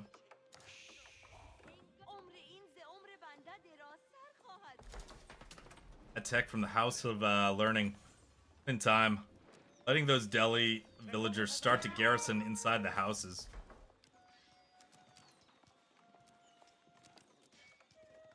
In fact, we'll find one. But more importantly, Kareem moving out, moving towards the Byzantines. Elephants looking to start dealing damage to production buildings. Ghazi Raiders pulled off, looking for that eco. Gonna find some. Mangonel, whoop, in the back. There's a dead hit. Gonna get another one? All the damage that Mangonel did, all of these elephants still alive. Scholars in the mix. Another launch for the Mango.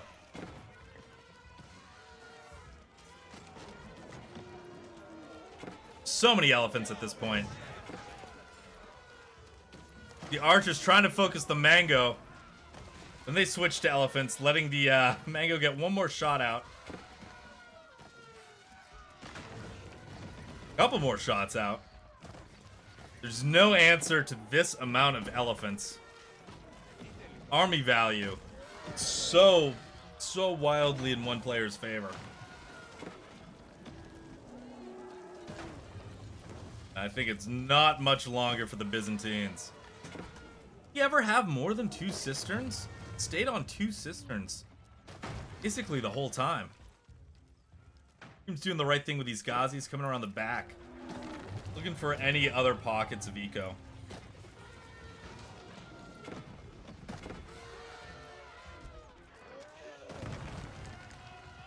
Elephants basically just on everything they can find. Damage to the winery. Damage to the TC. Moving together to take out this... Oh, a panic keep. Mr. Warrior wants to stay in. But no, he has defeated Kareem. Winning that one. Fun little back and forth there. But as soon as Kareem was able to start getting those elephants on the field, Mr. Warrior couldn't really answer. But Mr. Warrior did play early game very, very cleanly. I really liked his feudal.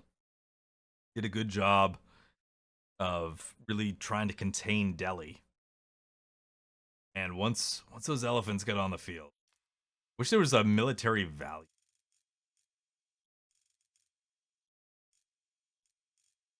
But there's not. There is not. Or you're also doing a good job just constant little raids throughout the entire game. Not enough though. Kareem taking it. We're going to go back to the lobby. What's going on? We're going to see where our brackets are at. So we're only doing 2 rounds today. You can already see the middle bracket. Fucraz going 1-0. Semis. Moving on to the finals, which is a best of 3. Who else? Let's see if we can get into Untapped Radiance's game.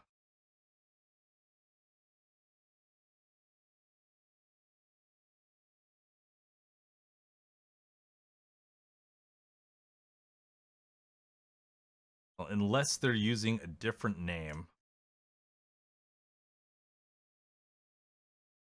I don't see either of them, unfortunately.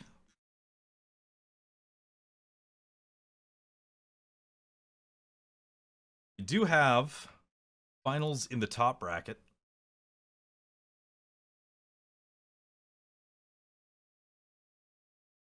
Both of these games are able to be observed. Saw Kareem win. Saw Vegeta win earlier. So it's a coin flip. It is a coin flip.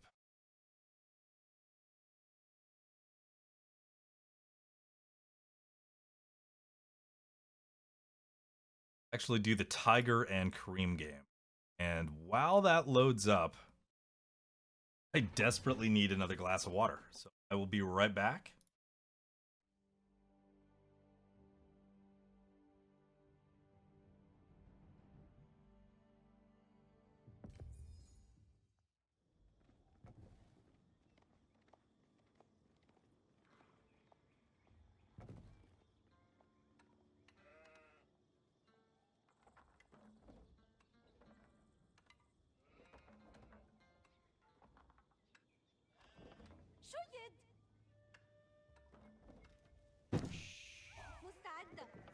Oh, my parched throat. I'm so thirsty. Get into it. We saw Kareem just win against the Byzantines. This time he is now playing them. Saw a game earlier with Tiger as the Ayyubids. Very, very good unit control from Tiger. Just wasn't able to secure the victory against Vegeta in the Swiss stage. See how he does now piloting the Abbasids. Likely expecting a pretty big boom here from Tiger, but it's not unheard of. Potentially go military wing, although it's gonna be tricky against Byzantines like this. I think maybe military wing might be more viable if that berry pack was like... Byzantines have fairly safe... Getting a little bit of everything. Focusing this one on gold. Gold and wood. Berries still viable. Deep here. Still under that influence.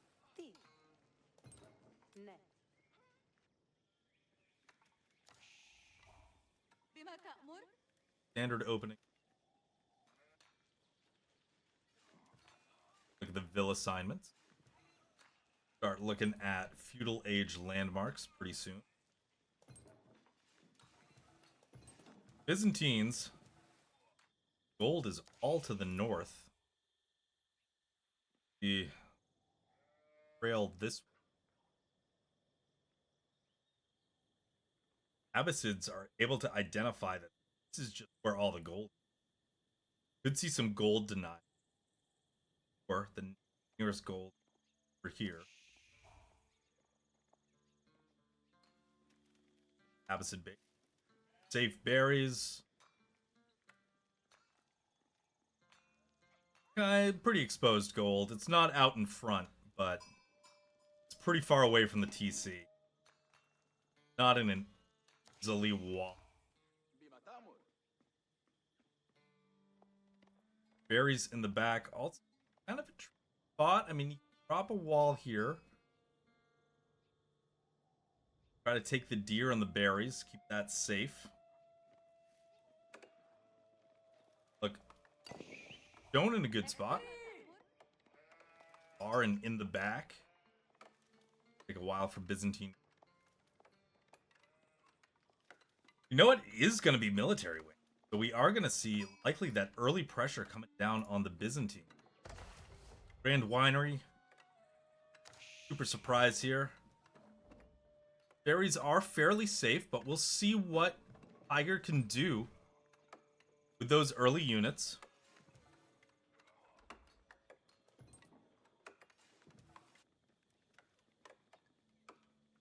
Kareem doing a good job.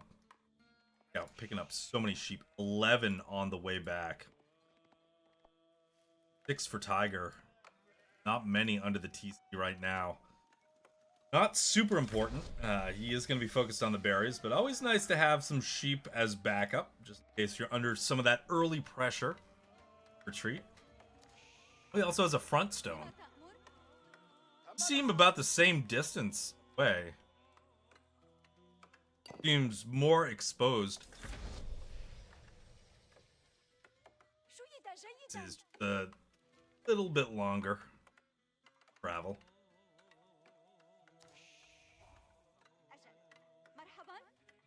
Tiger is up. Military wing. Oh, we're sending some vills too. We are gonna try to drop an outpost right on these berries.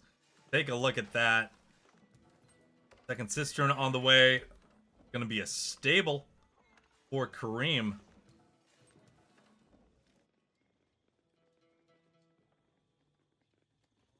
Got an Abbasid tower drop coming.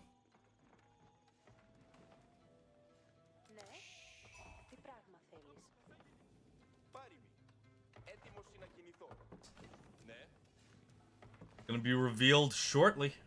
There they are, through the fog.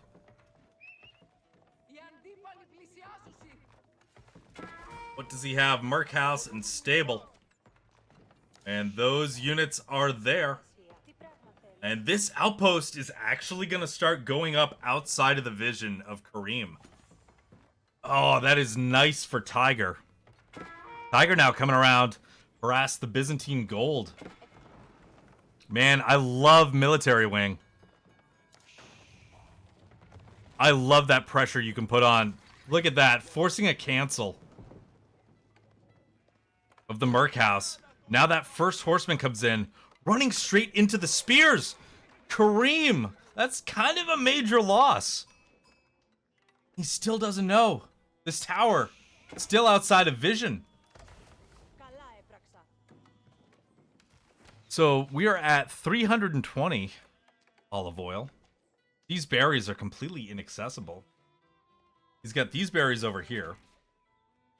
These berries in the back. Abbasids getting the upgrades on those outposts, and these vills continuing to walk around looking to deny this gold. This gold gets denied here by the tower. Other gold is so far exposed to the Byzantines.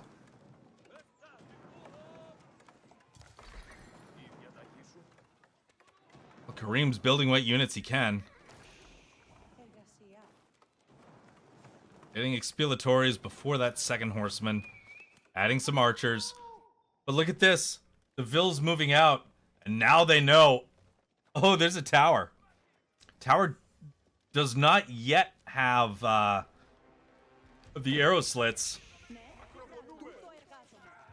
Horseman gonna crash down in on those berries. They're gonna retreat to the tower, and Kareem's still short on olive oil.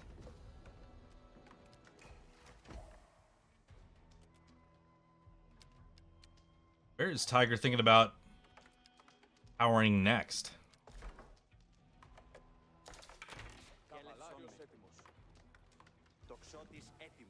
And Kareem's doing the right thing. Keeping the production tight around the TC.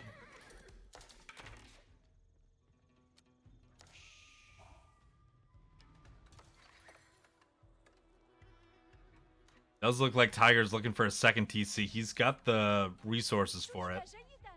So he'll be on 2 TC very shortly. Bill's moving out. Take the berries in the back here. You have a scout. Looking to see where Kareem could be. Doing a good job taking this gold. Now taking these berries. Not overreacting, not, you know, losing too many units to these towers.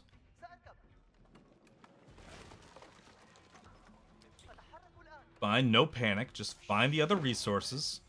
Have your military ready to defend. The Abbasid horsemen coming in. Gonna target these gold vills. Response from Kareem. Good job. Pulled the vills towards the army. Tiger's gonna have to retreat from this.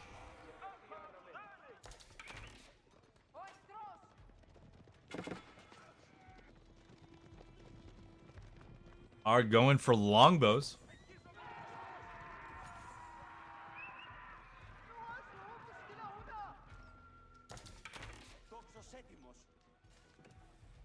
Got 9 archers out. Now he's got the olive oil. Start creating longbows. That'll help with his military number. Arrow slits coming up on these 2 outposts. Being really annoying, shutting down these cisterns, getting too much value. Horsemen into the wood line. I don't think Tiger realizes that the other horseman came around the top. He lost one there. Almost lost 2.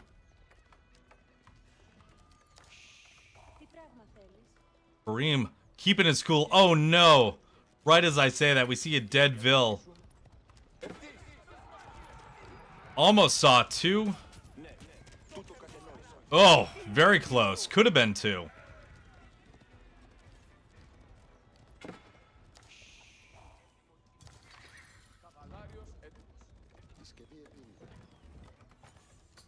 Now we see the first Kira Sifon. These outposts are about to be torched down. They still have units garrisoned in them. One does anyway.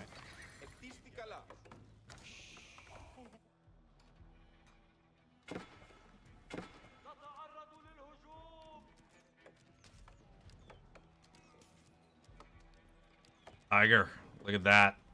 Horseman on the wood line again. Keeping that harass up. As he pulls this military this way, now he knows, okay, probably some Vils exposed up here. I'm going to take these horsemen and jump on that damaged one. Look at that. Another Vilbic. And I don't see this villager surviving. That is 3 Tiger's favor. Talking about second TC earlier. There it is on the gold. Wall going down. Tiger. You're safe. Sure, these berries are safe. But those early military school units coming out. Looking to harass Kareem on those berries. 4 Vil kills. And now Tiger's in the position where he can take his foot off the gas. Start to boom up. He is going to need to translate that into army at some point soon, though.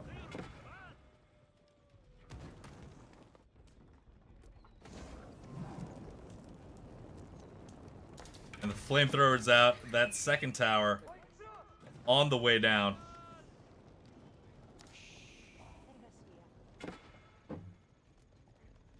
Tiger doing a good job with early pressure, but yeah, it is now time. Make sure that eco engine is running. Got enough production to. Yeah, it's 3 TC. Oh, would you look at that?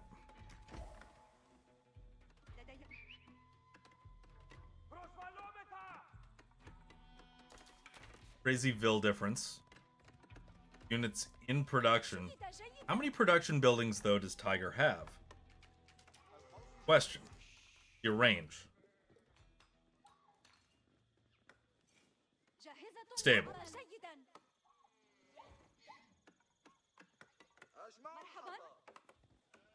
Your range and a stable.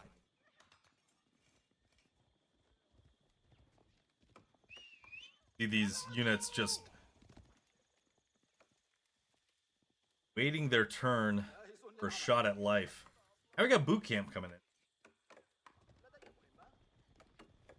And, I mean, theoretically, could have gone boot camp earlier, but he was doing such a good job with just the horsemen. Wouldn't have affected anything.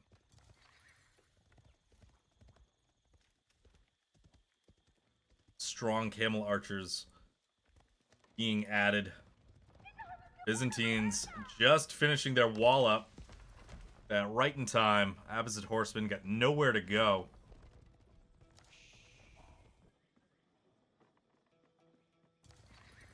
No, sir. Gonna try to burn it down. Gonna take a bit. Kareem's got time to respond. Got his own army of horsemen. A lot of archers. A lot of longbows. And he's pushing now into Tiger.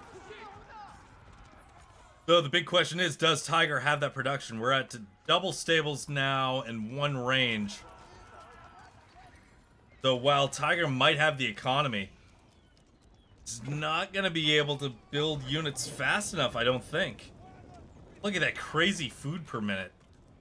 About time to drop a market. Something. Start buying wood if you can. Make sure you got these buildings up. Okay, there's 2 stables back here, another range. Now we're looking pretty good on the production front. Looking insane on the food front, though.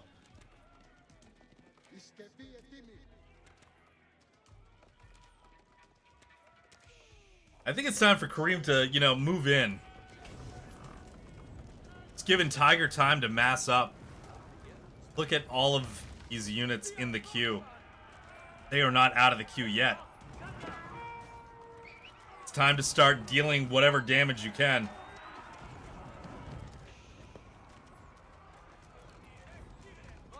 Kareem able to take some good fights here. Where Tiger has a big enough mass. He's getting that Expelatories gold. More Byzantine units here. Horsemen running through the wood line. Looking for those plus 20s, and Tiger running out of units. Oh no, the Kira Siphon didn't finish. Those archers got pulled forward just a second too soon. Real Tiger's holding. Holding. Kareem is out of units to really tank anything. No horsemen left. See, Abbasidville's being pulled. Tiger's gonna hold. It's a complete lack of Byzantine horsemen. And this is gonna give Tiger enough time to really mass up.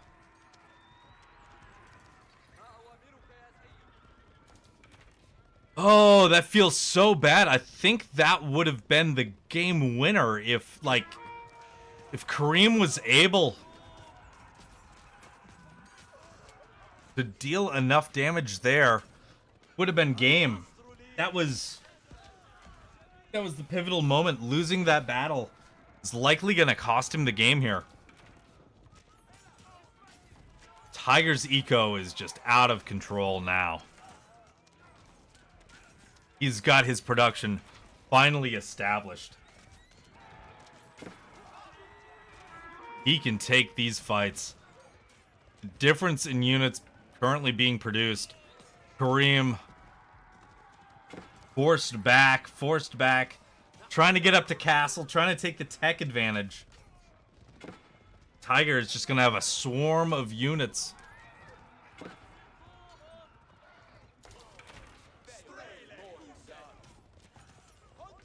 Longbows out onto the field, but they're not going to last too long before getting killed themselves.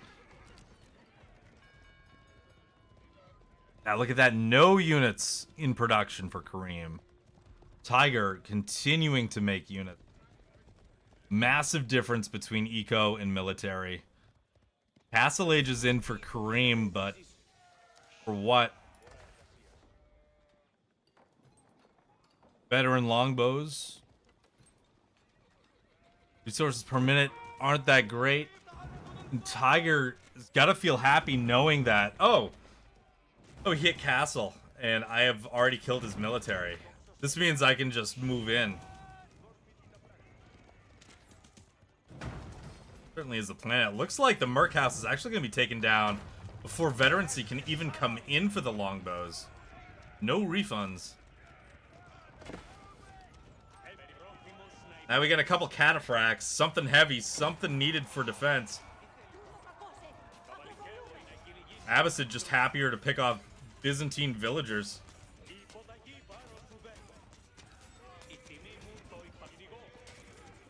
Cataphract completely surrounded.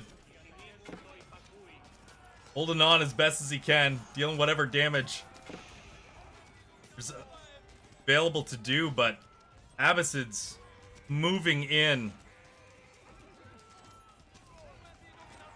No direct answer to the Cataphracts. I mean, they're getting value trades. But, so many more Abbasid units here. I think this may be the end for Kareem.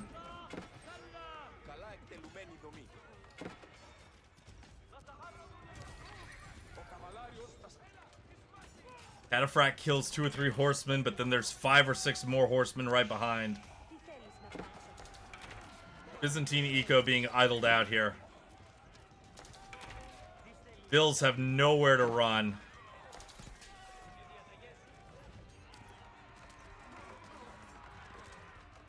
See that dead Vil count continue to climb. 36 idle.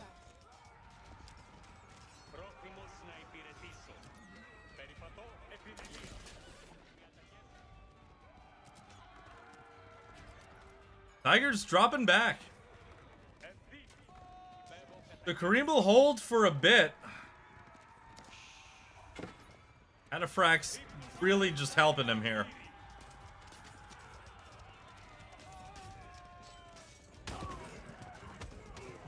Nice little charge before he dies.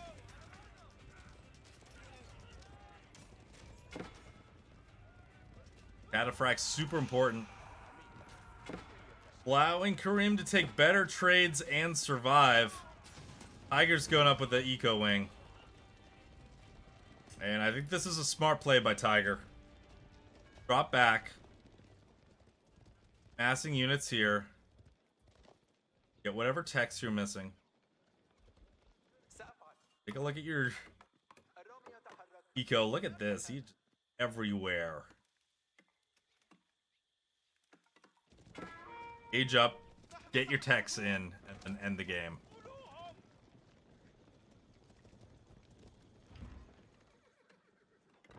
Really no way Kareem can rebuild. He's going 3 TC. Oh, that's fun. Unfortunately, don't think that is gonna work.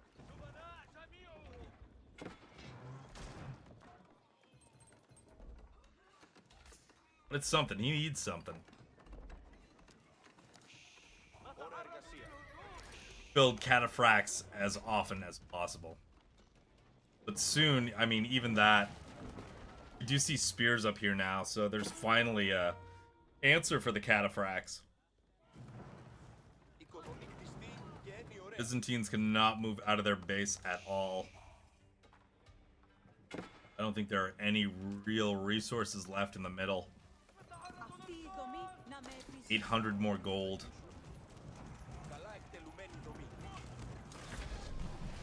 There's the age up. He's got gold in the bank for veterancy, maybe. Nope. Spending it on something else. That's fine. Those Rams gonna continue pushing in. So many units for Tiger here. Kareem just really can't do much. Able to get another Cataphract out. Maybe a couple. Maybe get veterancy on his horses. Gonna defend on the backside here.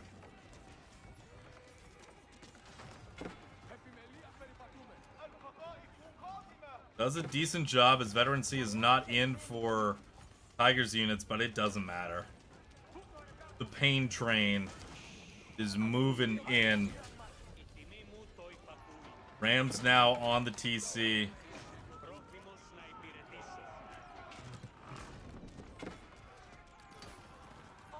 Byzantines just don't have a military.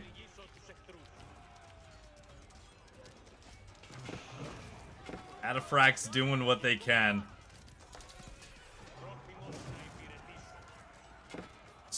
Enough spears at this point. They get killed as soon as they come out.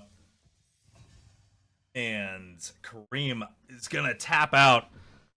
Tiger's gonna win, but I think this game could have gone a little differently had Kareem had a better push on Tiger a little earlier on.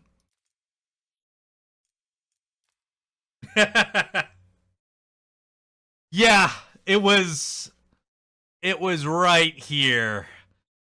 Man, this push was close. If you are able to maintain units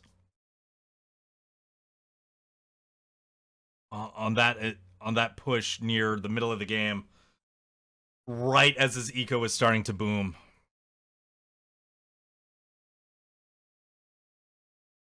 Yeah, you could have been. 3TC did do a good job playing well under pressure in feudal. Those two towers doing a good job of just moving away, finding the other resources on the map.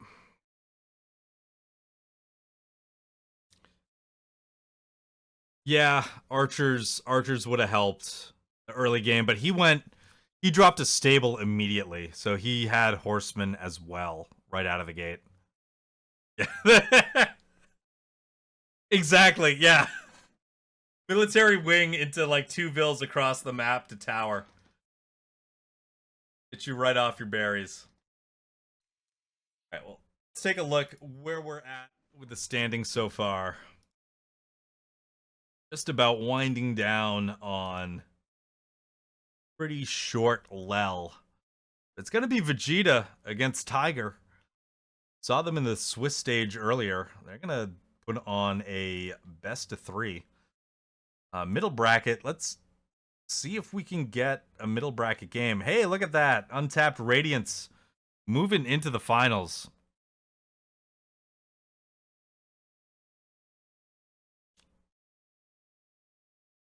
Remains to be seen if they set their game to observable.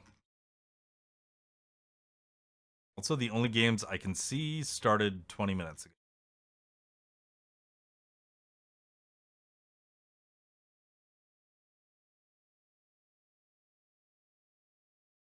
Maybe they're not in the game yet.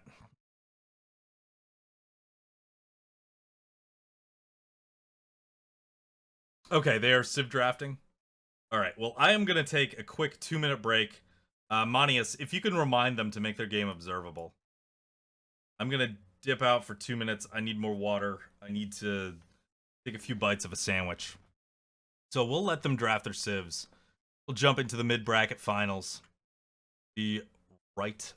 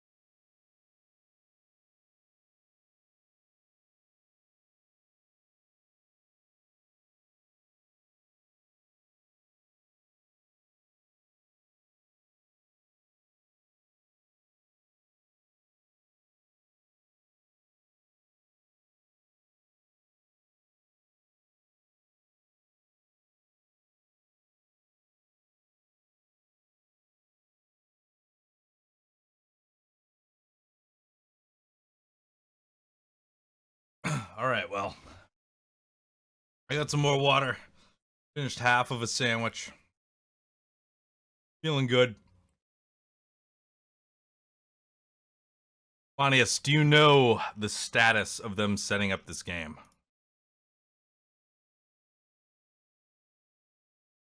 And please tell me they were reminded to have observable games on.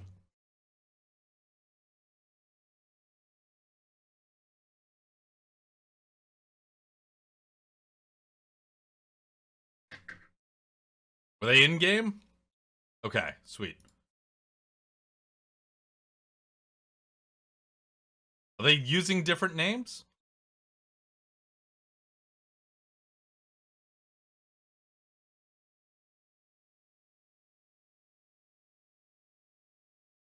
I don't see it on the observer list. Fucraz?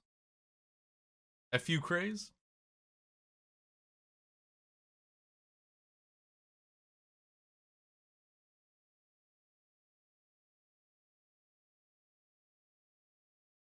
He's not on my friends list. I don't see him on the observe tab either. Uh-oh.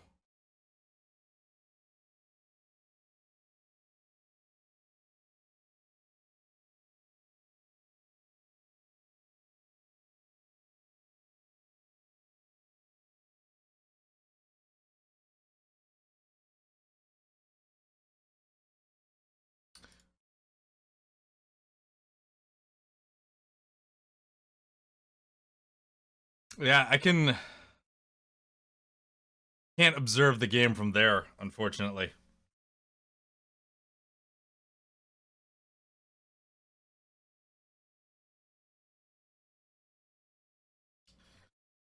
I can see him. I can add to match. Yeah, it just says online to me.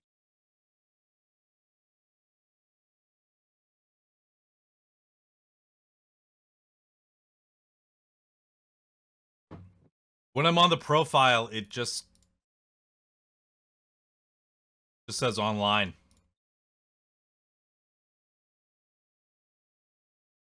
Yeah, I am not seeing it in the list.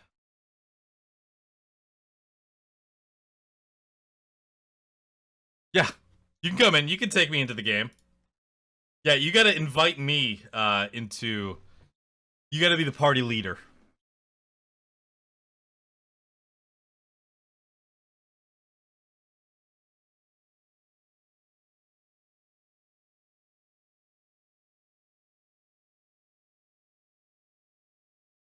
So strange. Typically, you can pull these from the observer. Oh, what's up? Sweet. Oh, okay. Well, this cast is going the length of a normal LEL, even though we just had 2 rounds, because we are middle bracket. We got an English mirror.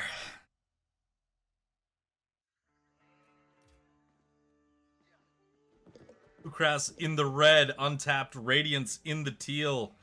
English on English at Himayama. I know I'm gonna be able to eat my entire rest of my sandwich during this.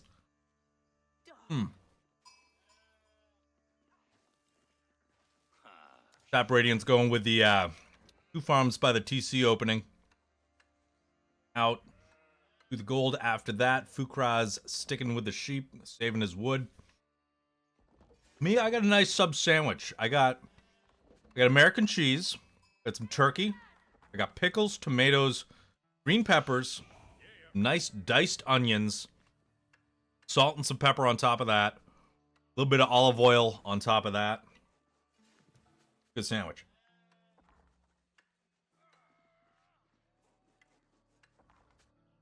What else is there to talk about during an English mirror? We could be here for a while. Start doing audiobooks.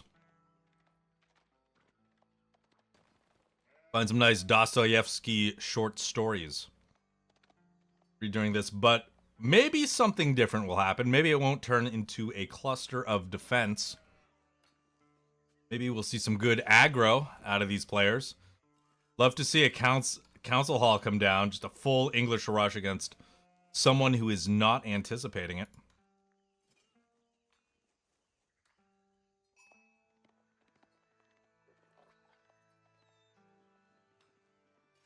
But for now, we're here. Only difference between the players is, you can see Radiance drop those farms earlier. Fucraz still has the wood because he's taking the sheep.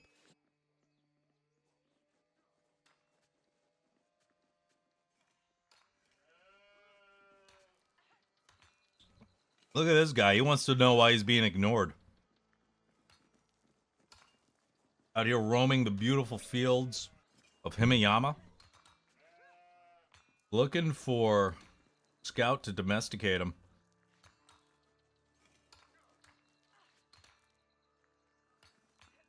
Hey, we do have a council hall. Look at that.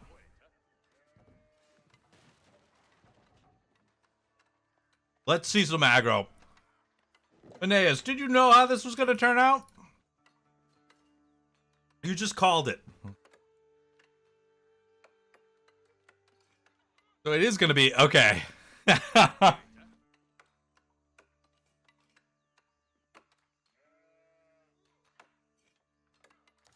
is going to be interesting here. Yeah. Council Hall versus Abbey of Kings.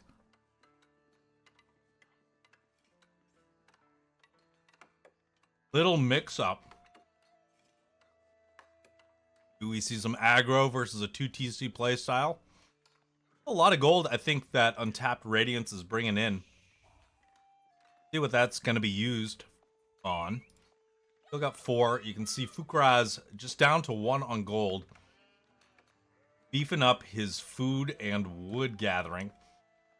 You know, with that Council Hall, you're going to need those resources. Start streaming units across the map.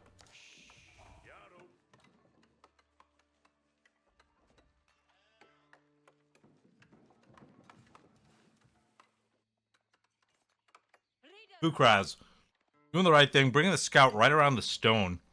Knows where the stone is. Likely the scout was over here recently. Knew it's going to be Abbey of Kings. Untap Radiance, though, still with 4 on gold.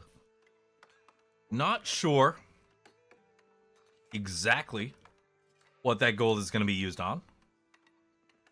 No movement over to stone just yet.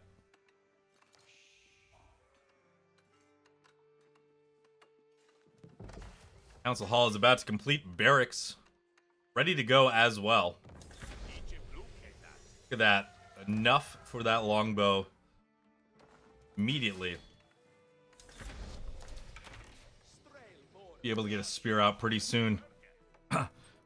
Definitely needs that spear. Needs something to deal with the king. That roaming king. Untapped Radiance still with 4 on gold. Got a barracks now for Radiance. I don't know if he saw the Council Hall. Maybe anticipating, you know, a king of Fucraz's own. That gold is being spent on men at arms. So we do have something interesting on. Something a little different here. Stone still untouched. Radiant's gonna see that the stone is untouched on Fucraz's side. Get a little close to that TC. No issue yet. First bunch of Fucraz's units are moving across the map. Gonna see the king, know where this is. Drag the king to the north a little bit. Nope. King is gonna be opened across the map himself. No spear at home to defend right yet. Actually see Fucraz moving out to take berries. Play if you don't have enough food to, enough wood to really start that farm transition. Put it into berries. Oh, the king could have gone up there and harassed the berries. Maybe he didn't see. Oh, unfortunately, I don't think he saw the mill. Because that's the target. King is going to be bullied away. Now Fucraz, units of his own. Gonna pick up a Vil kill. There's the first blood. Spear able to connect with the knight. Got a stable on the way for Radiance. 2 men-at-arms coming out. Gonna wipe out this spearman. He's still Vanguard? No, good. They're early. That's nice to see. And these 2 men-at-arms, yeah. Got too much HP. Longbows need to retreat. Those are some slow longbows. How fast is a man-at-arm? 0.12? 1.12. So they're running at even speed. Those men-at-arms will get a charge every now and then. The king will really help clear this all out.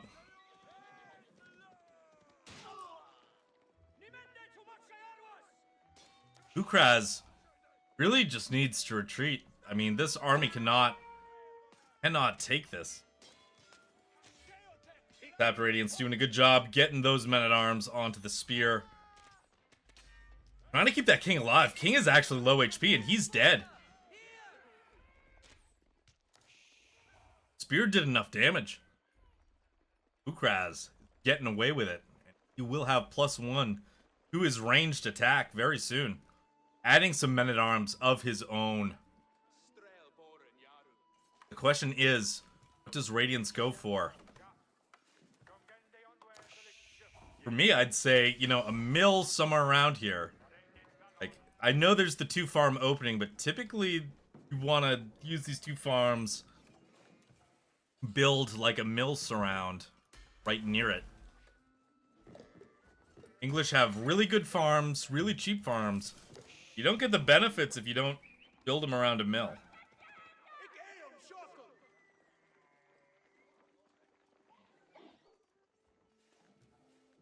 Men-at-arms, we got 5 of them.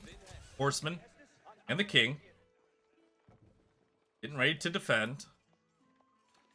Fucraz doing a good job with the scout to see what's going on. Looking for a target. I'm gonna come back to that gold mine.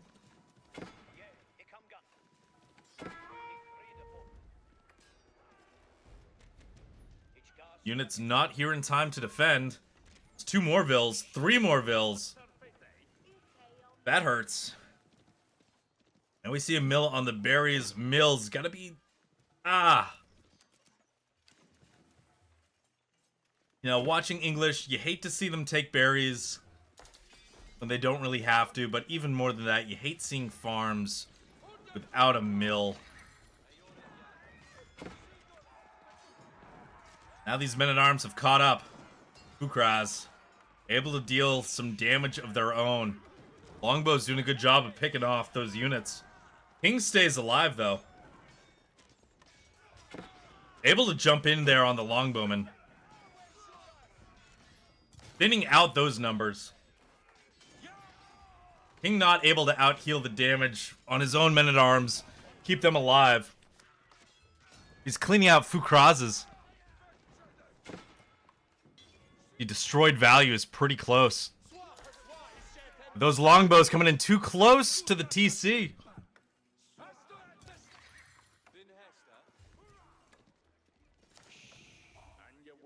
Well, it's not a super defensive game. I'm glad we've seen some action. Got another longbow mass for Fucraz. Waiting outside of his base. Getting his feudal techs. Neither player seems dedicated towards castle, and I say that right as Radiance has 24 now onto food. So we see him go up to castle shortly. Or then he's going to move his units across the map. And that scout is going to find that blob of longbows. Oh, that scout needs to move. Oh. These longbows are certainly out of position. Unfortunately, Untapped Radiance doesn't have the ranged defense. It's taken a lot of damage.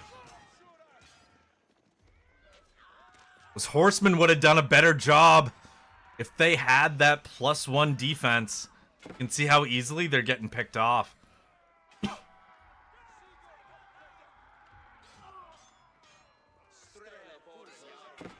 King doing a good job, though, pulling in.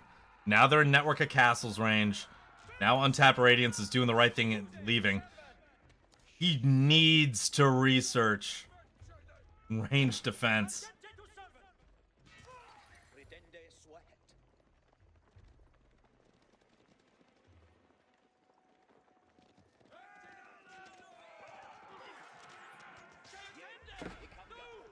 And you know, he dropped this blacksmith a long time ago.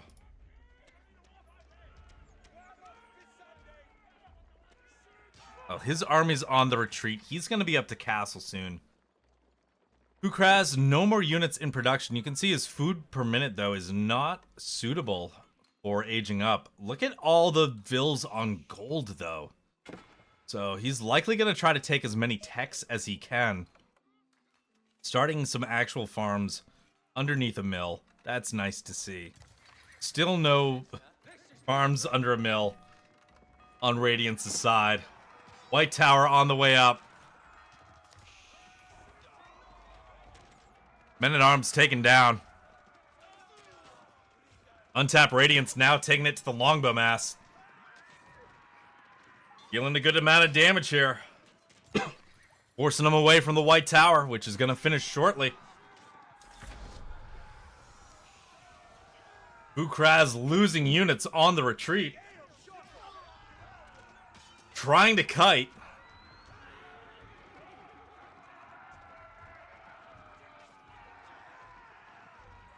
That is not an insignificant amount of longbows to lose. You can see, there's the spear. Okay, I was wondering when he was going to start getting spears back into the mix. Now that Radiance has gone heavy into horsemen. So Castle Age, what does Radiance want to get out of it?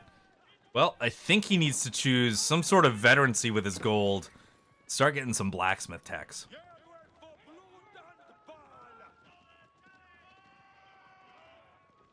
He's sticking with horsemen. He can start thinking about veterancy maybe for those horsemen. There's the first villager down on Fucraz's side. Oh, I misspoke. That is actually the second one. Radiant's doing a good job circling around here looking for targets. I'd love to see him start spending this gold, though. He got to Castle Age. Now let's see the value from it.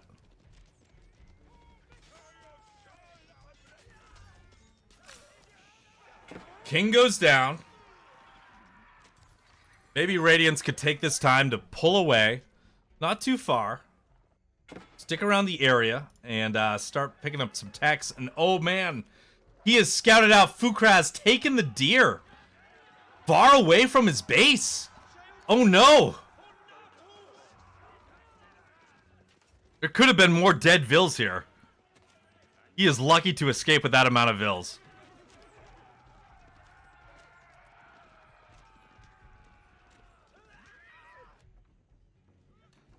No veterancy, no blacksmith techs. What are we building? Building farms.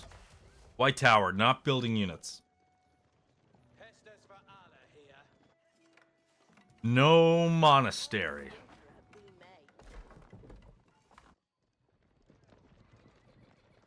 Now we see some eco techs, but we gotta see those military techs.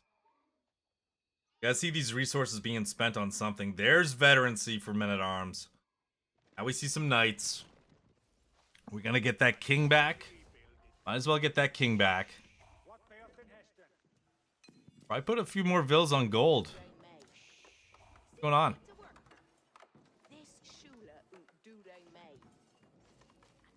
Fucraz is in the position when he ages up. Got a lot more gold to spend on upgrades. He's getting the attack upgrades. Radiance really needs the ranged defense upgrade. Oh, these vills are in trouble.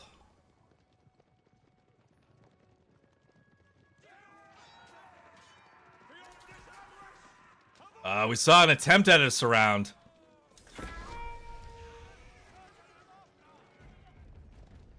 Just one vill goes down.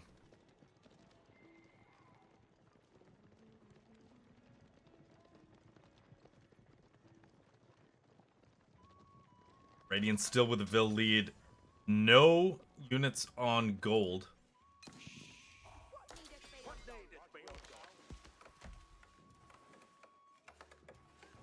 A lot onto food and wood. Gotta start getting those production going. There's the monastery.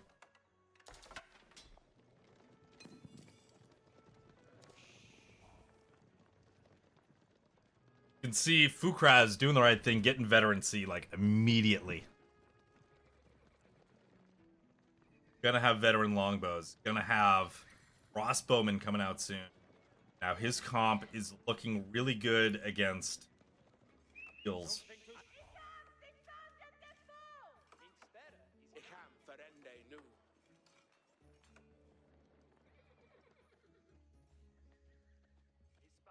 That Radiance is finally back on.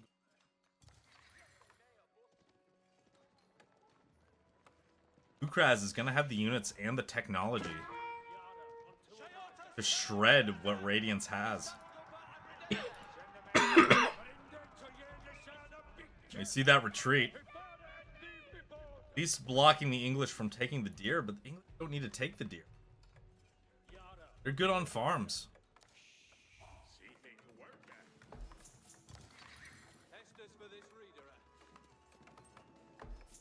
See Radiance with more farms benefiting from the mill than his opponent.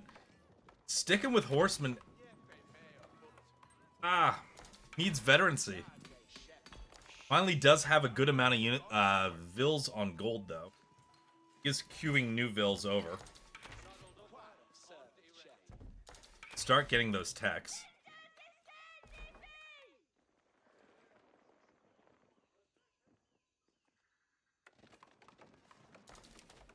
Players defending around their base. You have the monastery, but no relics captured just yet. Potentially a deficit of gold income.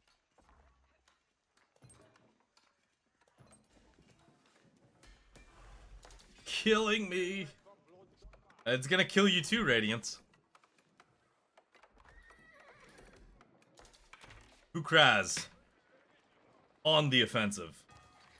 Oh, they're gonna miss each other. No, Radiance sees it now. Charging him with a horseman, though, that's not good. Luckily, there are not many spears there. But there's also not enough horsemen to really deal with the crossbows. Longbows are gonna kite. Radiance now with his own longbows, but those are still just feudal longbows. Not great.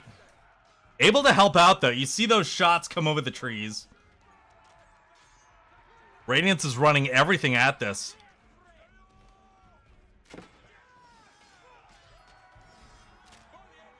He's still getting value. Smart move. Bringing those men-at-arms back. See, 10 horsemen queued up. And veterancy is kind of locked behind 2 productions of them. Still no range defense. I'm gonna scream.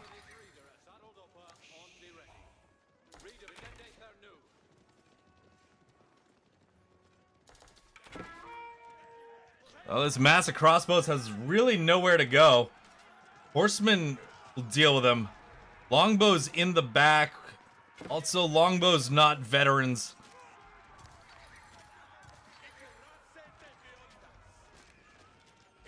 Men-at-arms doing what they can. I mean, it feels bad to retreat them.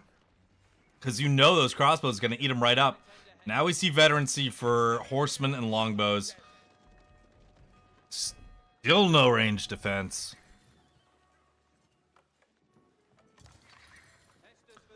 Another layer of farms on the way.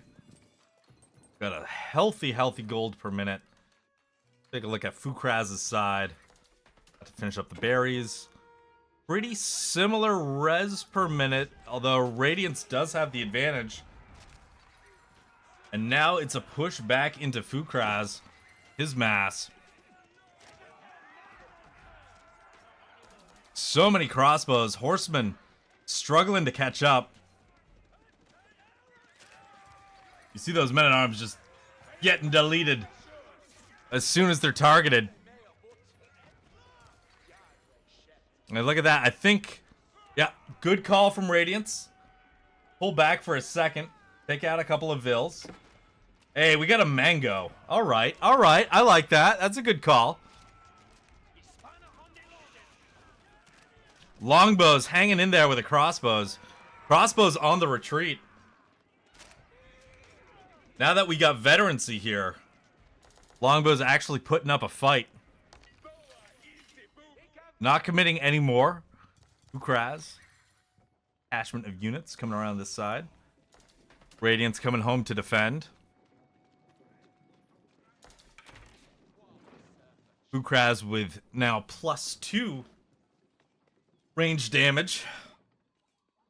With 0 ranged armor from Radiance.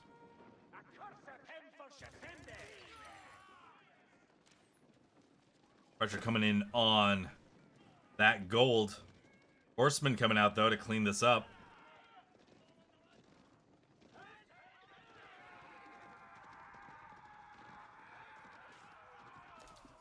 And those will get wiped up.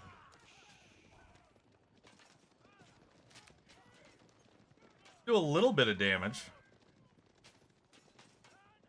They're going down.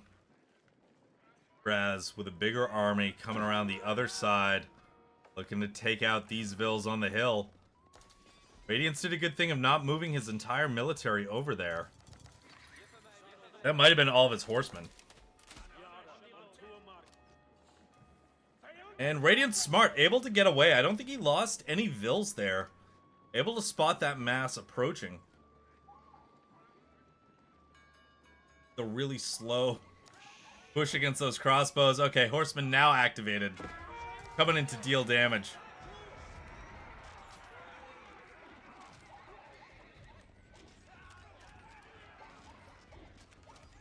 There are gonna be more horsemen than those ranged units can deal with. Fucraz losing quite a bit here. Another group of ranged units coming in to reinforce. They're gonna run into their own issues. We'd see our first mango shot pretty soon, maybe. Not yet, not yet.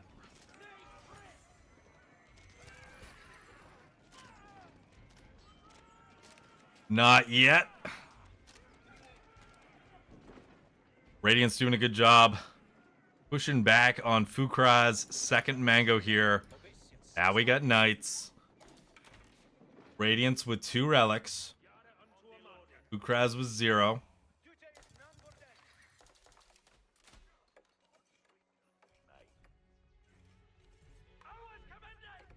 Oh, we got long distance chopping.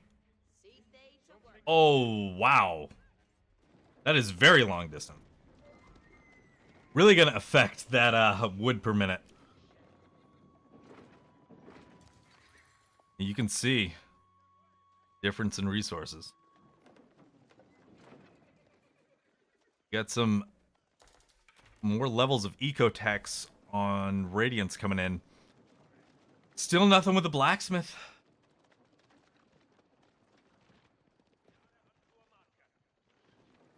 Radiance is housed.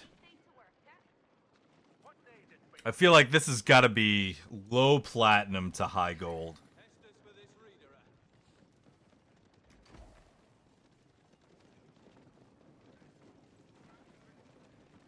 Like end of season low platinum high. Because I'm low platinum high gold right now, but that's because I've only played a couple games. A hidden MMR is much higher. Radiance not sure what to do with his military. Fucraz is Diamond 1. Are you... Get out of here. There... No way. How is he a Diamond 1? Excuse me. I guess... Well, I'll look forward to my games getting casted. Because as a caster... Are you sure?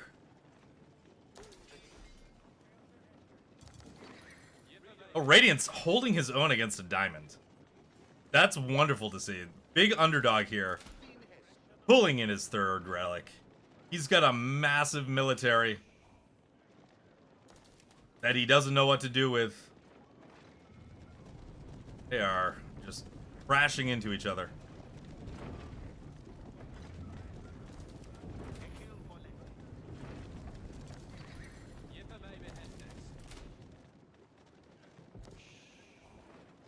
Radiance built a blacksmith very early on in the game. Not researched a single thing from it.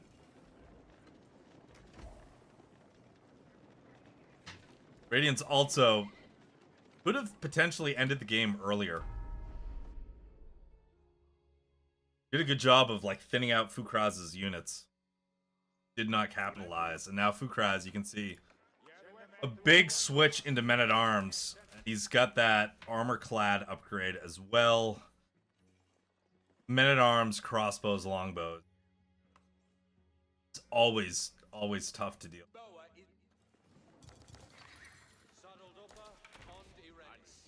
Well, we were going into this game thinking English Mirror, we could be here all day. Then we saw some action. Both players choosing a different feudal landmark.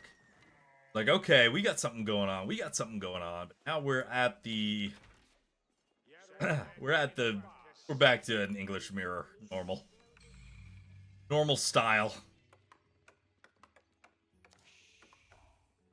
Both players building up their units.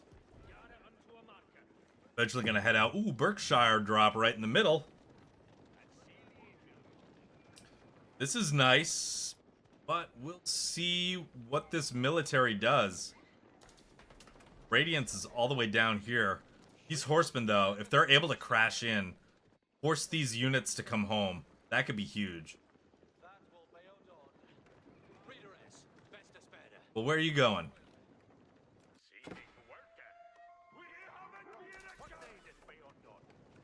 Oh, he's marching up. He's bringing that Berkshire Palace even closer. Oh, are we gearing up for a base trade? Gearing up for a base trade? Radiance is going to be up to Imp. He's going to have enough gold for some elite techs. Oh my god. 29-minute mark. There it is. Iron Undermesh. In the queue. Oh no, he's retreating. No. I don't like this. Very slow retreat. Pull some units to at least go up and attack.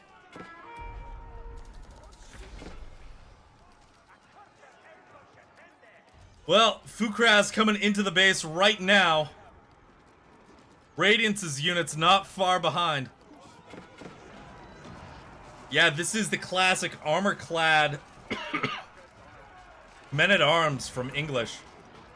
Imperial's here, but Berkshire not defending much, but it's doing a good job. It's actually blocking reinforcements. That I actually like that quite a bit. Screw your barracks. Radiance able to hold. Able to kick these units out of his base. Spent his gold. Very nice. Gotta start getting that gold online again, though. Start looking for some sort of elite unit.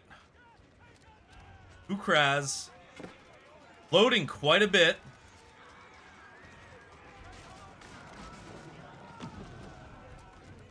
And there are just enough units from Radiance here to run it right back.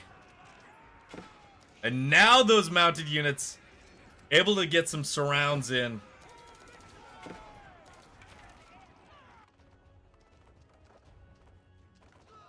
Okay, I like this Berkshire a lot now. All the units you make just immediately die. That is fantastic. Completely.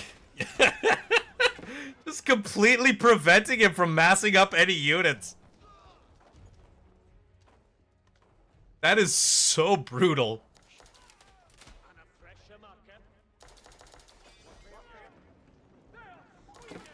Oh my god.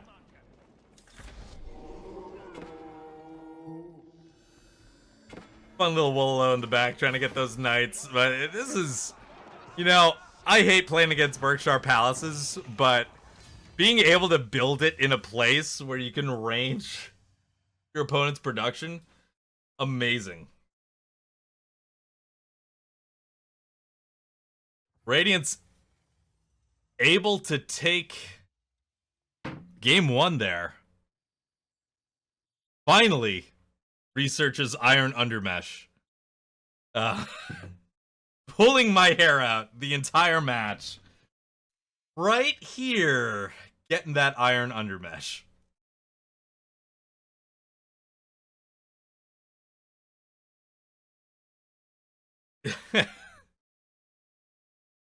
Yeah, when you build the Berkshire in your opponent's production. Yeah, who cares what units you have, whatever. Your opponent can't reinforce. What a fun way to end that one. Well, that was game 1 of 2. Or 3. Excuse me. It could be tied up. Let's see if we can catch the second match here. And I might need Manius to pull me in to the next one. Tiger and Vegeta are at it, so let's interact. Top bracket. They haven't reported the first game. They have just started their second game.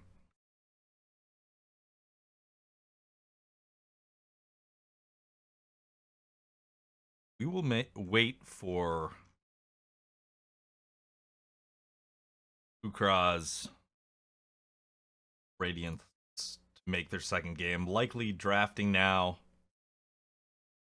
Let me see what I can see on my login to start.g.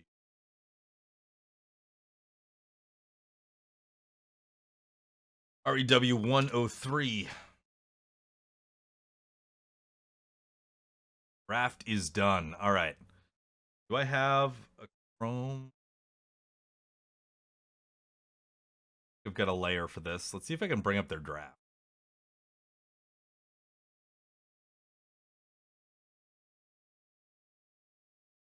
Second. New event. Get that draft link.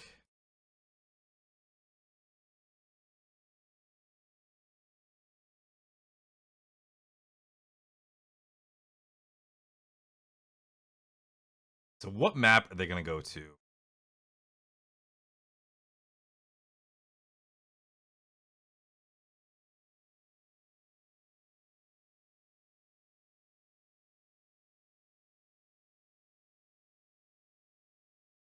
Looking for it. But we got the draft link. Find out what map they're on and just going to Dry Arabia. All right.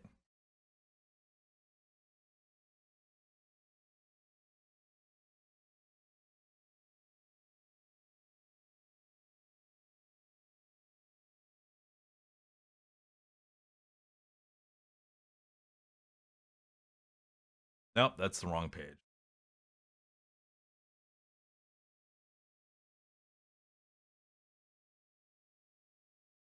What a mess. You know what? I'm not even going to do that. Let's get that off the screen. I can't bring that up. I didn't set up the Chrome display prior to this. We haven't spun the wheel in forever. Well, I'll give you a hint. It's going to be French. It's going to be Abbasid. So, aggressive versus Boomy on Dry Arabia are in the process of setting up a lobby. Manius, if you wouldn't mind inviting me to a group, because I wasn't able to find their game last time. Not sure if I'll find it.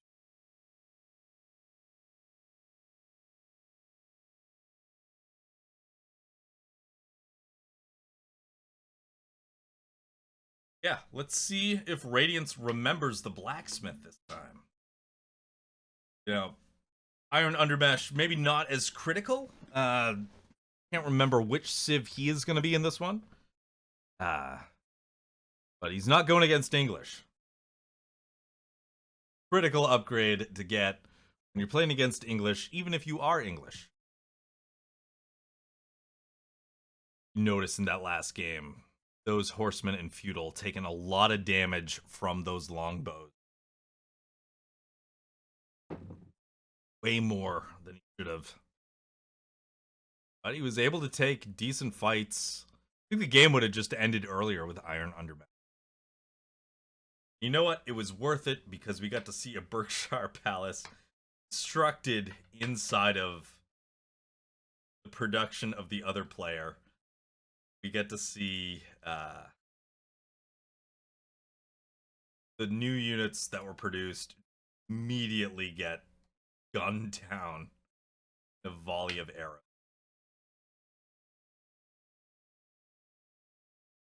Should have that game in just a second. I see Anius has pulled me into a group. He's waiting for observable by one of those players. Have game 2 of the middle / a very abbreviated low elo legends.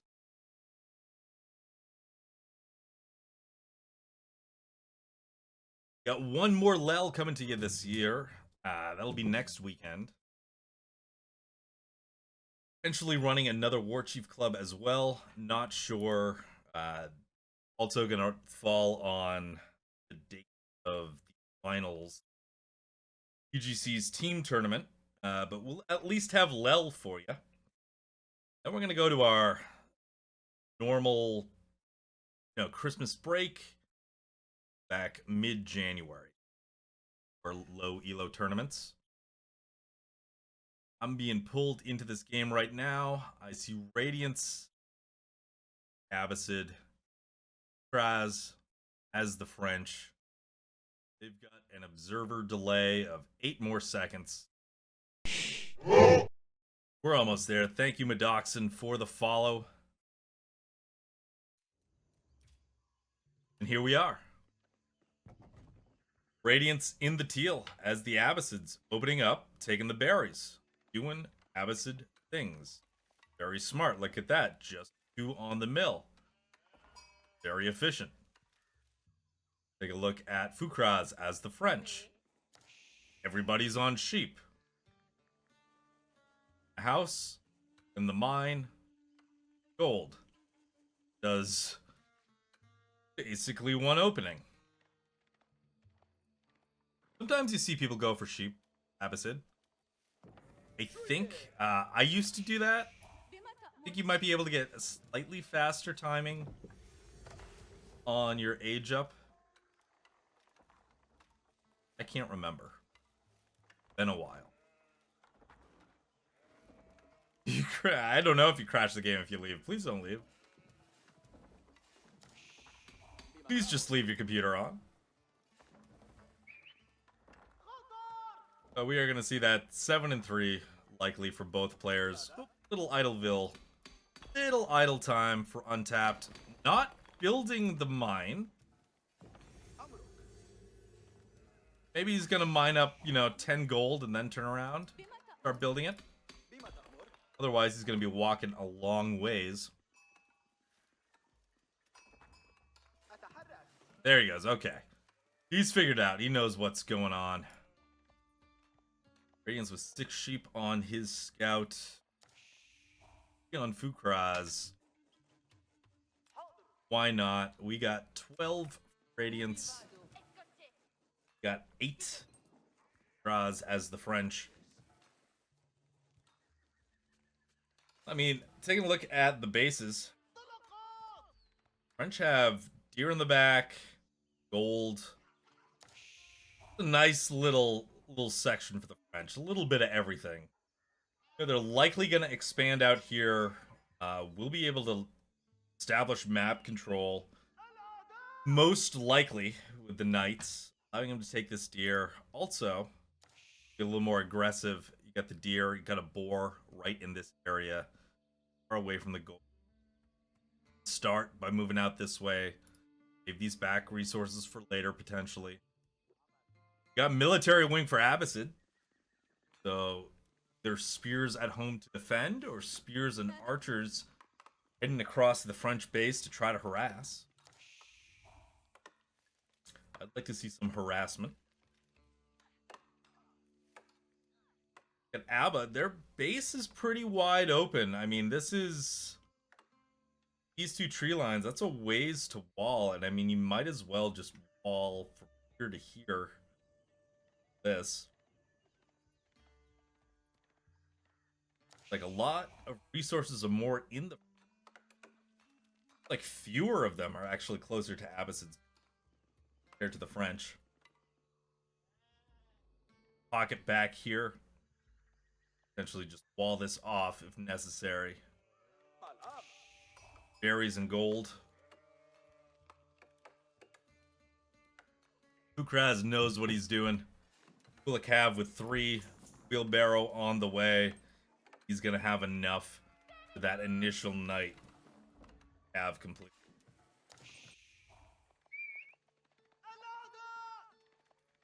Scouts are gonna say hi. People are gonna pass each other.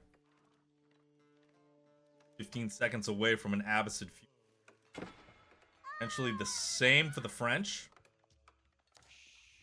Fucraz is Diamond 1. Untapped Radiance is low plat. But Radiance is up 1 game in this series. A little underdog going on here.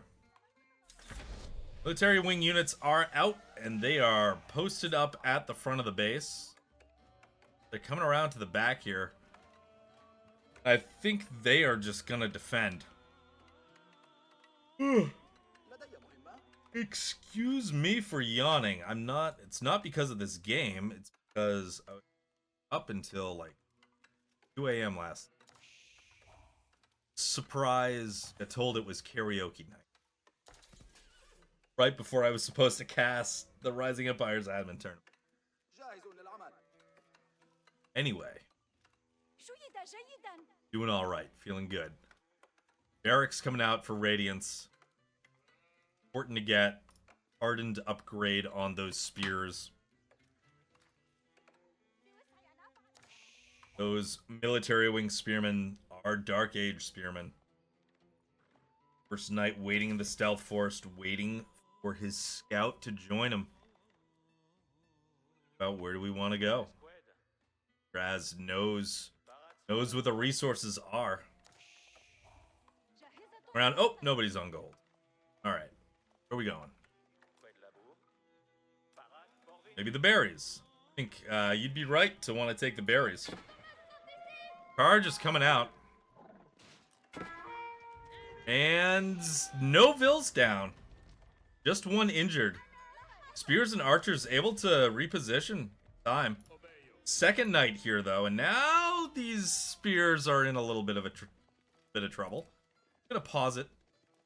No, I'm not. Getting a little choppiness. Hey, yes, if you wouldn't mind pausing it for like 5 to 10 seconds, that'd be great. I don't think I can, because you are the lobby leader. Radiant's doing a good job on defense. Not letting the French in, and I'm caster cursing myself. Charge is off. 1 Vill's gone. There's 2 Vills. So it's barracks into stable for Radiance. Grabbing what stone he can.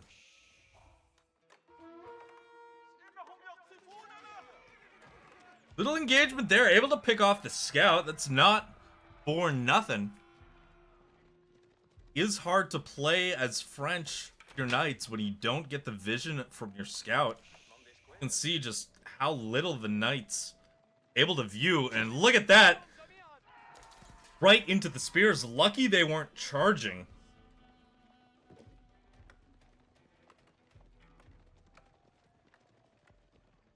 Knights continue to look for a target. Naeus, if you're listening, if you could pause this for like 5 seconds, that would be is choppy on my end. Radiance, just one more drop off before he will have enough stone to figure out what he's doing wood-wise. It's going to be a long time. He has the wood for a second TC. Spending more wood on this outpost here.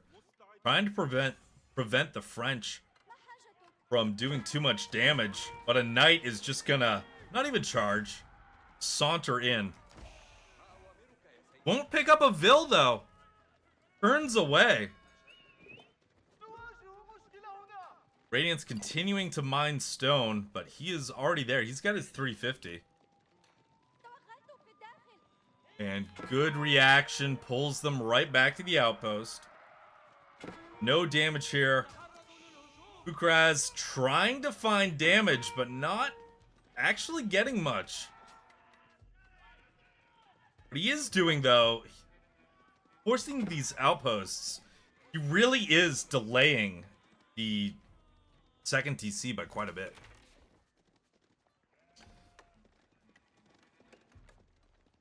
Radiance with so many Vils on food needs to start bringing those over to wood.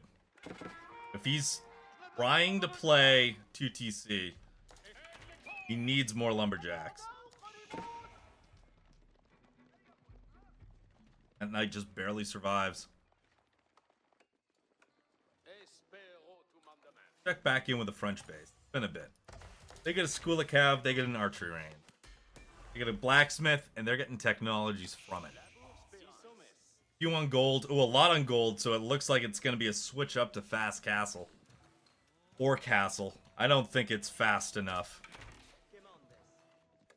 It's such a weird phrase, fast castle. I mean, no, it's not fast. He's playing aggressive and feudal. He's just switching it up to castle.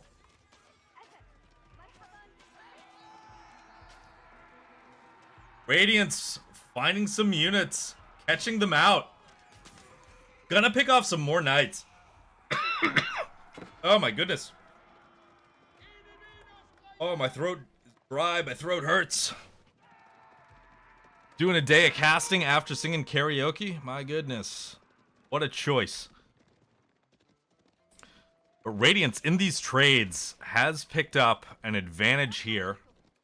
Able to take out those more costly units. Fucraz very heavy on gold. 20 on food now. Let's see where he's gonna go. These berries are about to deplete. Got a couple of options.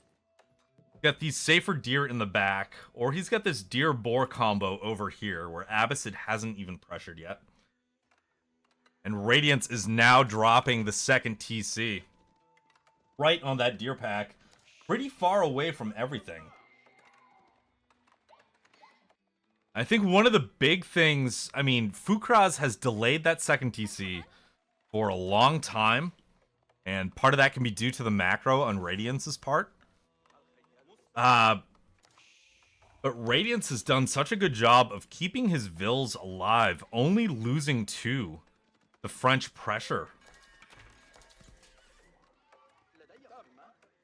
And he's going to be in a position very soon to overtake French in Vil counts. Fucraz choosing to take these berries next. Yeah, he's spending that food. He's not there for castle. You could see all those Vils coming over to take that gold. They're there. I mean, they've mined that gold, and now Fucraz wisely, spending it on techs, but needs the food to age up. And with a couple of macro adjustments, I mean, Radiance is not far behind at all.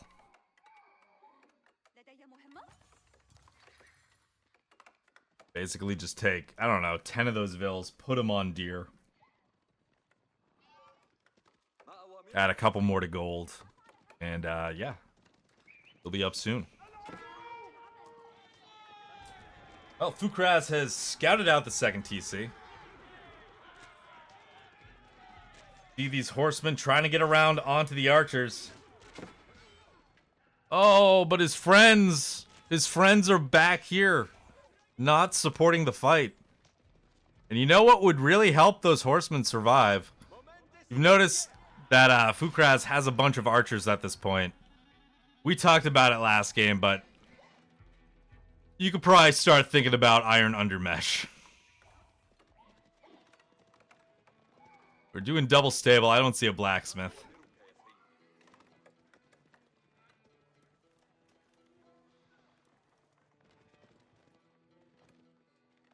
Kraz hiding out in the stealth forest. No scout with him though, so guys won't see anything happening around him.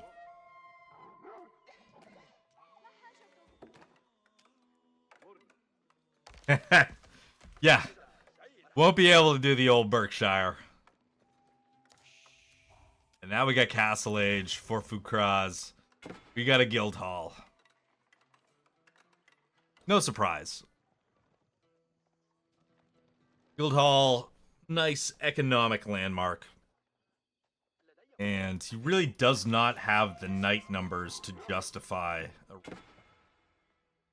I'm cool with that. Chivalry now on the way. Would help. He's got a bunch of damaged knights. Knights are looking for a target. They're looking to crash in on this gold. And Radiance can see it.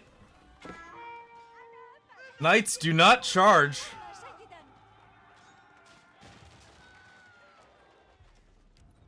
And a couple vills go down. But this is tricky. You're aging up. You got no knights in the queue. You don't want to be losing these knights. You want to keep these units alive to take advantage of veterancy once you finish aging. Good idle eco, though.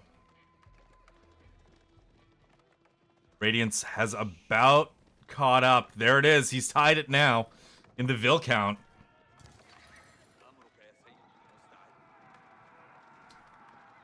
And engagement on the back. More damage on those units. The knights come crashing in. They do have chivalry now. Hey, and Radiance has Iron Undermesh.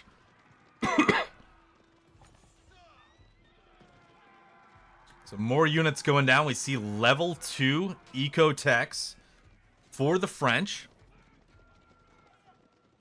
Continuing to go with archers. Do we see veterancy yet? No, but we do see survival techniques. Going for this back deer. Gonna help him on the food front. Radiance has now overtaken the French in Vils. So he got that second DC right around the 10-minute mark. Took about 5 minutes, all things considered, to catch up. Because he is playing against the French. They do build Vils faster. Veterancy now for the French. The 2 units that he's using. Radiance continuing to get those blacksmith techs. Right now he's got the army count. What it's going to come down to is units and, you know, the tech level of the units. Castle Age Royal Knights coming in, picking off a few more Abbasid Vils. Trying to keep that number even.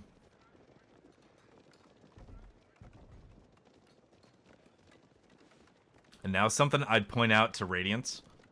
What do you see? What do you see on the map? You see nothing except for your base. What does Fucraz see? Nothing except for his base. No scout with these in the dark. Moving these archers forward. Because these horsemen are way over here. Archers building rams in the stealth.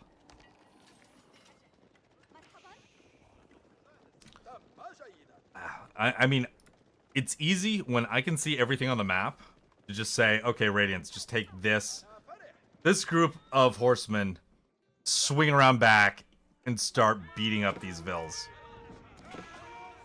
But you could also beat up the archers in the middle of that forest. And some of those rams are getting popped. I don't know if those were canceled. Because that is a lot of wasted wood And Camel Archers, a nice little unit to add to the mix when you're going to engage on these knights. Cutting down the damage that they can do. Horsemen finding some good kills here. And Radiance, as the military lead, Fucraz taken back over on the villager side of things. Able to get enough kills to keep things even. You see TCs are producing. Very nice. Very nice.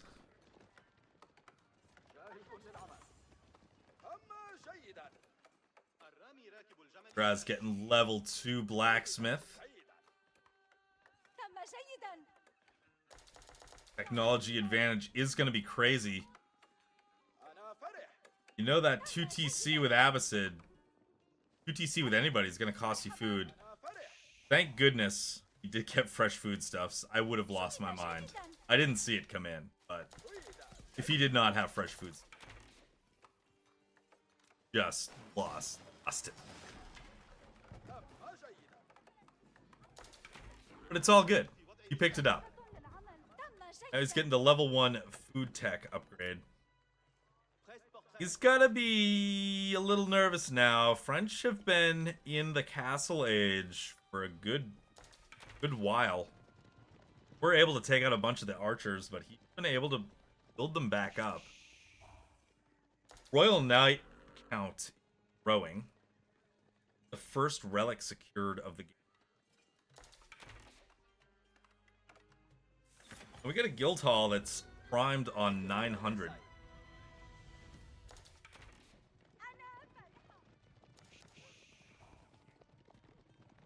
Raz with a couple of knights looking to harass. Radiance with a good military, keeping up the production, but you gotta make that move to castle sometime soon. You've let your opponent be in castle for maybe 10 more minutes than you. Oh, good surround with the horseman. That Royal Knight doing absolutely nothing. Getting completely picked off. And that is a value pickup for Radiance. Getting those 2 knights. I don't think he lost a single unit of his own. That's huge. There's the eco wing. There's the movement to castle. Fucraz on the other side of the map. Got his archers. He's got some more knights. Maybe look to attack in this direction. Radiance can see them through the fog. He's got his military here. He's gonna be in a spot to defend this. Oh, the archers are putting down a ram. That could be very costly for Fucraz. Yeah, hit S, hit S. There you go. Save that wood. Horseman slowly just walking up to the archers. Yeah, that's one of the... Not using control groups and just using all your army and right-clicking. Do have slower movement there, but look at that. Smart to break off the horsemen, pursue the archers. Letting these spears get in on the knights. More archers here for reinforcements, but Radiance has so many horsemen.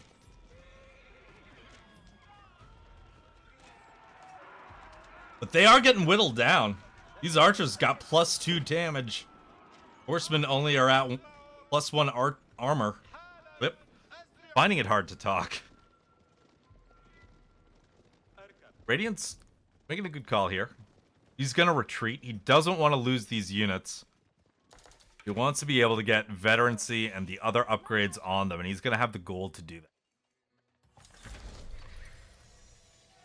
And take a look at the different res per minute. Radiance, very heavy on food. Fucraz, very heavy on wood and gold. Now moving over to food as well. The Radiance has more vills. They may be harvesting more efficient rates. I mean, Fucraz does have level 2 eco upgrades for wood and gold. Basically got all the level 2 upgrades. And he's not aware. Someone tell Fucraz that you got a free red palace. Check your guild hall. Your guild master wants to tell you about this exciting new offer.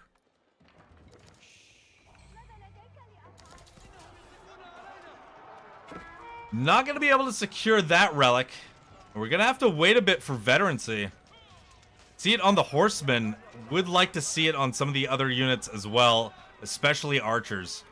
Love to see some veteran archers for Abbasid. Does he have 2 blacksmiths?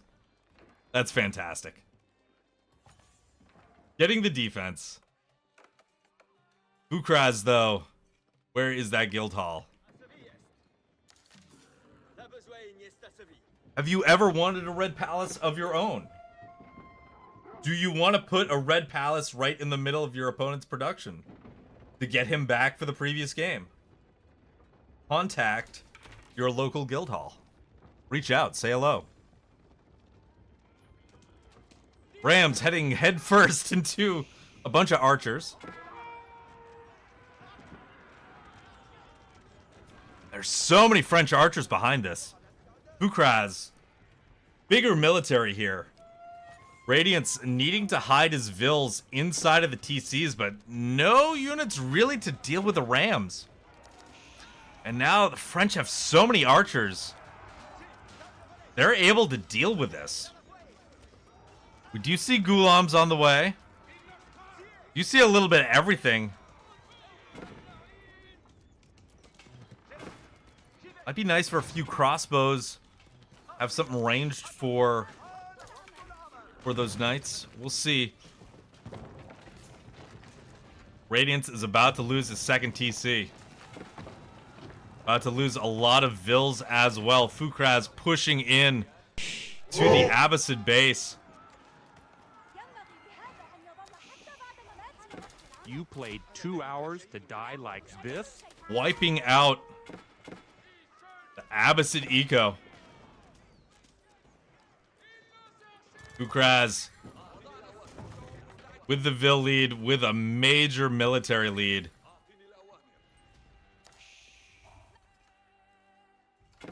And if he only knew his guild hall, you built it. You could absolutely dab on Radiance for building that Berkshire the previous game. Pull all of your vills. Just slam down a red palace right in the middle here. That's what I want to see. But what we're actually seeing is Fucraz just played it smart. This series is going to go 1-1 unless something drastic happens. Like a caster's curse. Like the knights being driven back. Radiance holding on.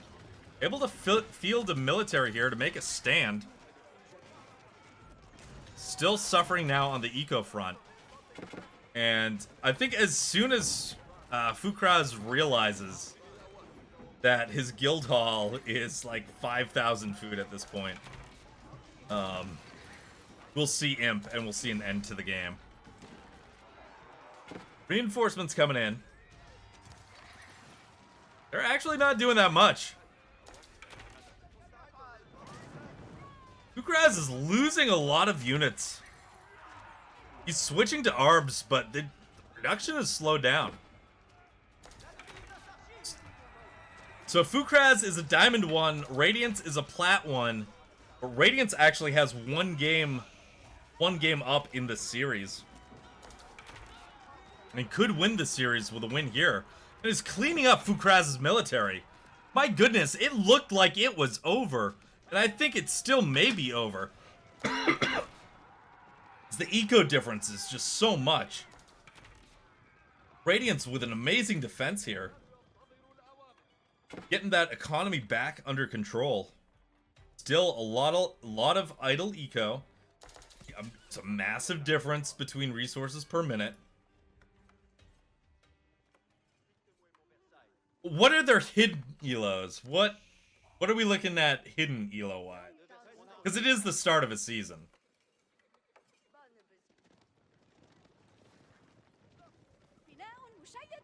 Guildhall Pull up. Fucraz has free Imperial. Is he selling a bunch of gold? No, he's making a bunch of arbs. Okay. Wow. Radiance is playing out of his mind. Good for him. That is like 150 elo difference is massive. Put on Radiance for taking a game and honestly staying in this one.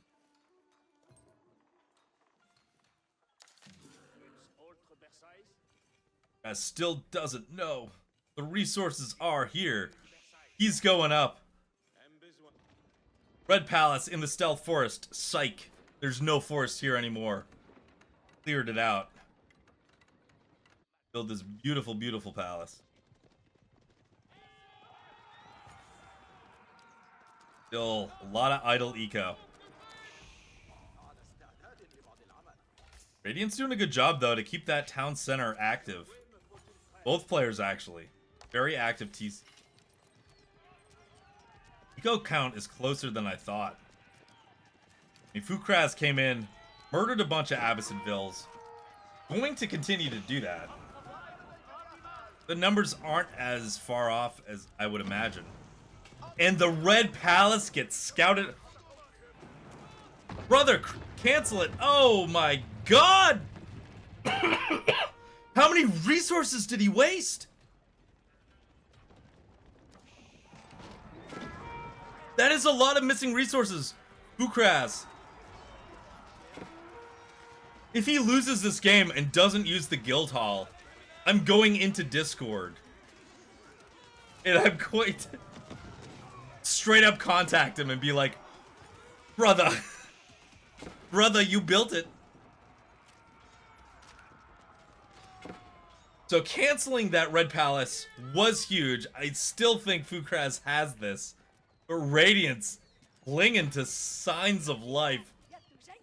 Doing what he can. I mean, forcing a cancel there is major, but he's got nothing to deal with the Knights inside of his base. I think there's a couple of options you can take at this point. Depending on how tired you feel.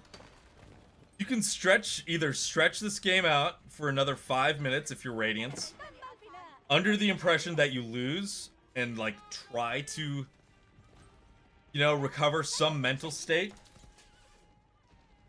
before you go next, but just make your opponent fight for it for 5 more minutes. If you're tired, you just quit here, get ready for the third game.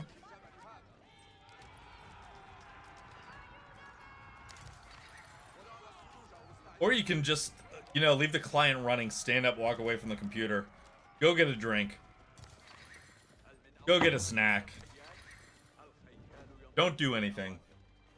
Let your opponent finish you off. But if you do that, that is, will get you for bad sportsmanship. That's a little rude. The French assault on the Abbasids continue. Abbasids still with a decent economy. They just has so many garrisoned.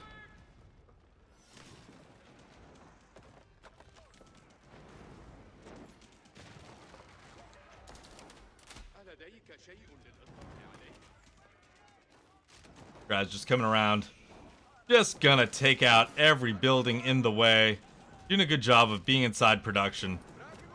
That camel rider is terrified. Oh, he got free. Nope, he's dead.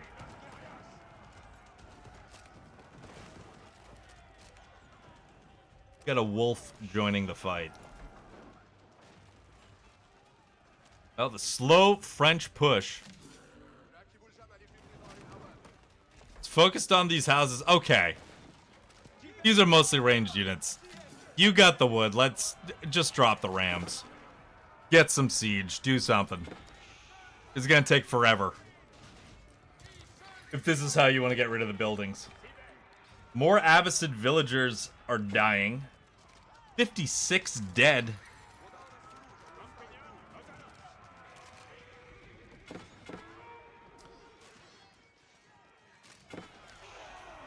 And French making a stand here. A lot of ranged units.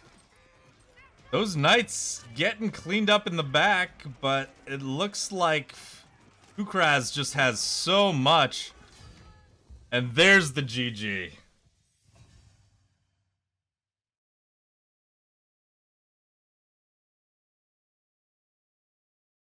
Well, Radiance did a great job near the end to force a cancel of the Red Palace. And yeah, you totally made him spend a lot of resources. You wasted so many on that. Good job to hold. 2TC looking pretty solid. I think it was just a late age up to castle.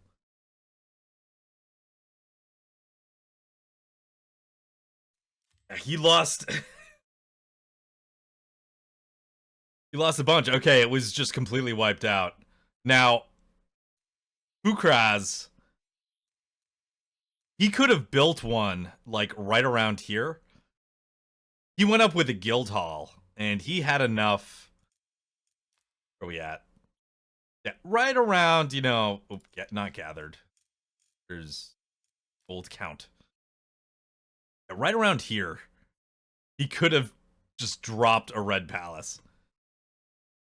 Could have cashed in the guild hall and built one, but he forgot about it.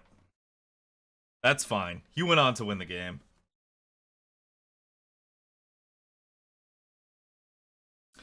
Yeah. Where was that push? I'm trying to remember. I mean, there's that, but I think the game was over. Right around here, maybe? Yeah, I remember you losing units right before castle. Anyway, you've tied it, or Fucraz has tied it up. Getting ready for game 3. I'm excited for it. This is a good series. We've been casting upper bracket through pools, so it's nice to get middle/bottom.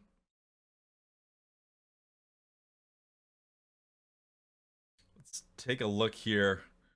Top bracket, have they finished up quite yet? Oh, they're 1-1. Well, I think the thing to do when top bracket and bottom bracket are both tied 1-1 in the finals,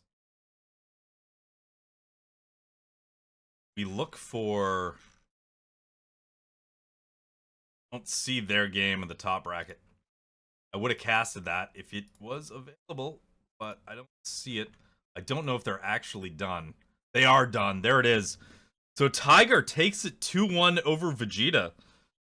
Actually 2-2 on the day, as Vegeta was able to defeat Tiger in the Swiss stage. Tiger is our top bracket champion.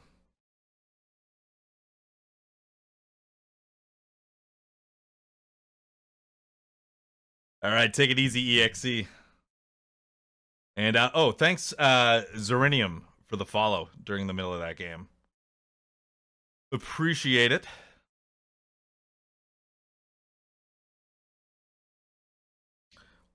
Check in on middle. I mean, we know where we're at. We're waiting for the final game to be set up.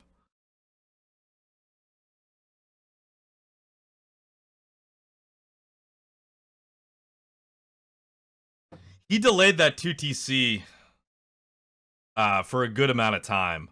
You were able to catch up on Eco eventually. You look like you were in a good spot. But that delay certainly hurt.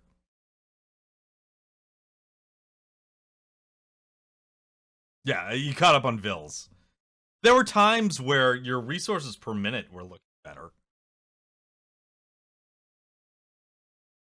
And honestly, especially against French, you had a bunch of horsemen, a couple of raids, just like taking 5 horsemen and driving them around to the back of the French base every now and then.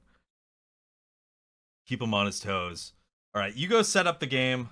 Manius, please invite me to a group so you can bring me into the next match. I can't find these guys to observe otherwise. I need to go to the bathroom and get some more water. So I will be back um in a couple minutes, and we will cast game 3 of the middle bracket. Hey Medoxin, brand new to AoE 4, coming from SC2. Longtime Zerg main. Yeah, I only really played a little bit of Brood War. I will let Manius and my chat help you out with that. But Zerg to me is lots of cheap units, like constant production of cheaper, swarmier units. But also, I don't play SC.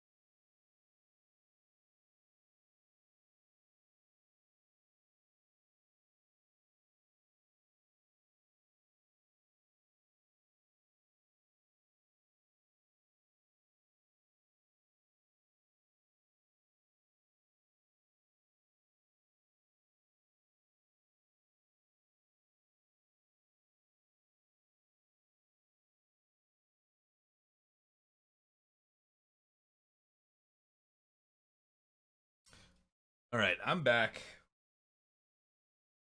Final game to commence. Guy who came in. What's up? You smell the food I was eating?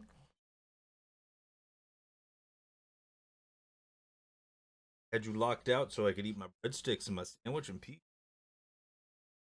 Coming in. Anything you want? Anything you want to say to people watching?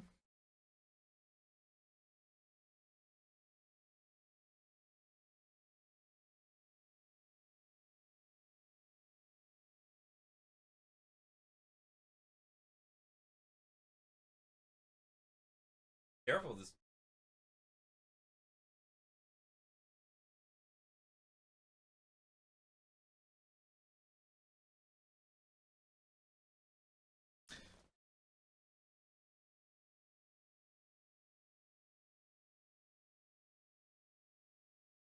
All right, I'm ready. What do we have, Manius, for civs? See if I can find it. Got my Chrome. What if I put Chrome on top? What do we got there? That work?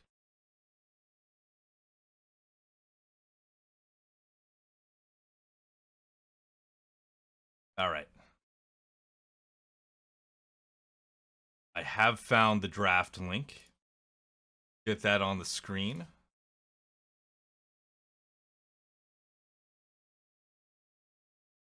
Ooh, classic.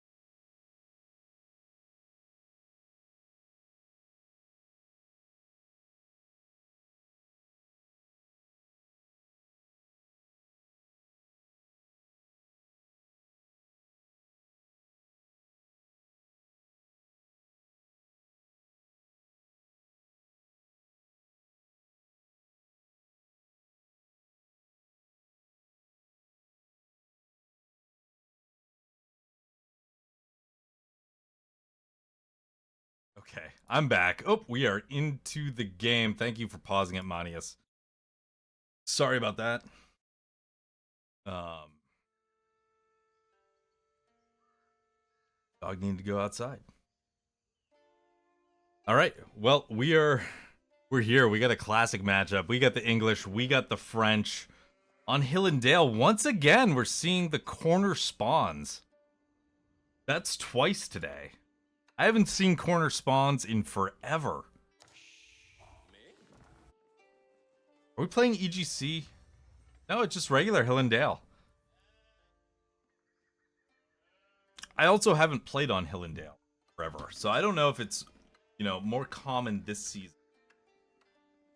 for corner spawns, but it's pretty wild to see it twice.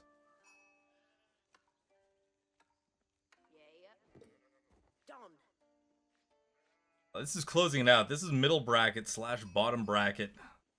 It's the finals. The series is tied at 1. Radiance going with the French this time.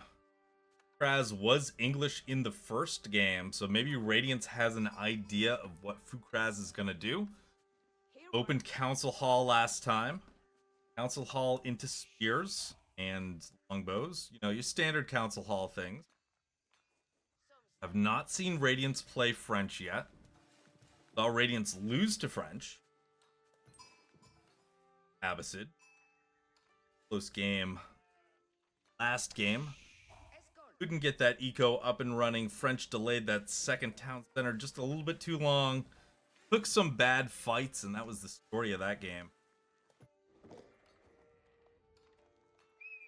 Pretty wild with these spawns here. Now, Hill and Dale, what I love going on deer. Just because you're not really going to be forced off of them. They are so close to the town center that you can drop a mill. Same thing on Altai. 2 maps that do have close deer. You are a 300 APM god. You could push these into your team. Time for that. Players with a good amount of sheep. 7 and 7. 7 and 8 on those scouts. They're about to age up to feudal. So it is going to be Council Hall, like we saw in that first game. From Fucraz. School of Cavalry from Untapped Radiance. And, I mean, School of Cavalry, such an obvious landmark. You're going to see it in 99% of the cases, but 1%, you know, other case options for Chamber of Commerce at Hill and Dale. You got the corner markets playing against English, who's going to have a slower military. You're going to have knights of your own out that can help come over and defend your trade routes. It's an option. Radiance going up, but he is not actually going to take Wheelbarrow on the way. He's going up with 5 Vills. Problem here is, look at this. PC is idle. And even if he does make a Vill, get a Vill in there, he's not going to have the food to create a knight as soon as this finishes. So, he's going to age up faster, but he's not going to have the correct resources.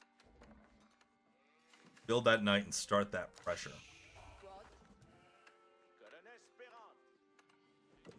But he's 7 and 2. A lot of gold. Not going to be an issue. Let's see with the delay, villager production there. Villager count is even. Don't believe Fucraz is. He may have missed one. And he is getting that outpost down on the gold. It's going to be very hard to harass. Honestly, the more I think about it, the more I really like Chamber from.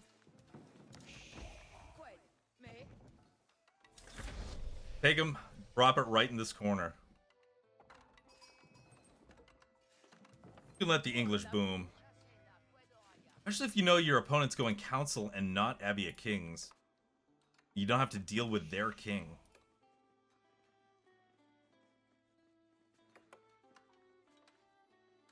It's one of those weird feelings where I just want to jump in. I could rewind this by like 3 minutes. jump in myself. Play the rest of this. But that's not going to be the case here. See another outpost coming down on the wood line. Fucraz with the council hall. First longbow in the queue. A little delayed, but really going to be massing longbows for pressure right now. Okay? I care about the timing of those. What's currently missing, though, is the barracks. So he's got outposts, but he doesn't have any spears available.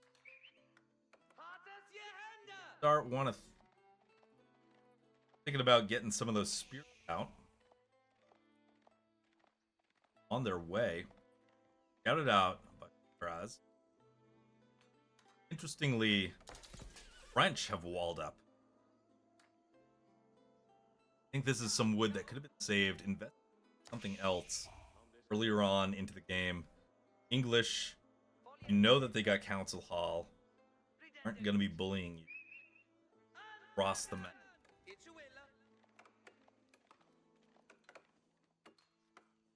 Tables even. Fucraz, just 2 longbows. Knight coming in. Knight could do some damage. Jumping in onto the wood line. That Vil not going to find a home, but the Knight wisely retreating out of there. Don't want to trade 1 Knight for 1 Vil. You can be happy with the idle eco. You can be happy knowing that you're starting to get under your opponent's skin. You're starting to build that pressure. This Knight come around the backside here, try to get these.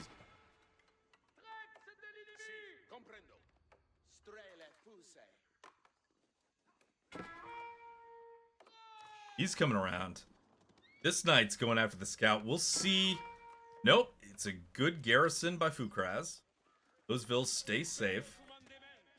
Radiant's going for chivalry kind of early, and I don't hate it. But it's all for naught if this Knight dies. So let's keep these Knights safe. Doing a good job of that. It's time to drop a blacksmith. French, they do get that first bloomery. +1 melee attack for free. And you can get, you know, your iron undermesh. Get your ranged defense. Playing against English, you're gonna need that. I don't think he needs to bring these Knights home, though. I think these Knights can be content. Hang out outside the English. Honestly, couple Knights over here. Try to mess with the English if he ever wants to take these deer.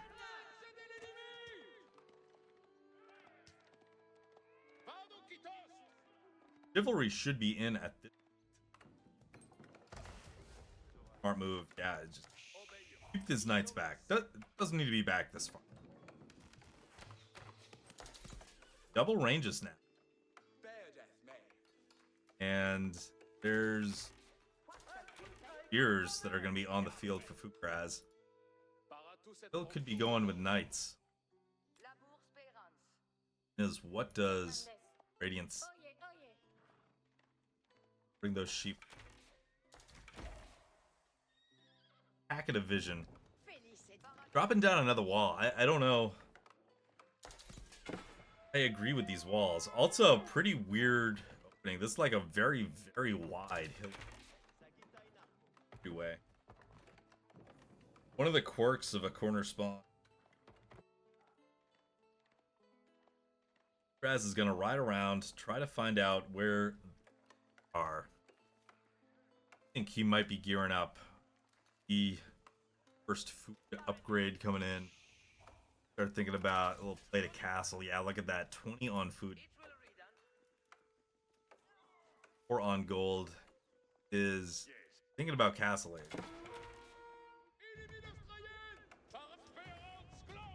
I think it's time for Radiance to just get a bunch of needs to have more Knights up. 1 Knight not doing much. Was Vil's able to jump in and out of shelter.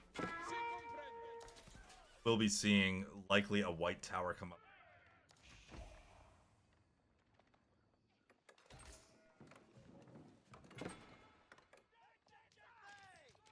Unfortunately, Radiance is going to lose a Knight here. loses, you know, vision, loses control, forgets about that guy. Taken out. We got a white tower now coming up in the back of the English base. I'm curious about production. Okay, they're both producing. It just feels like the French should be more villagers.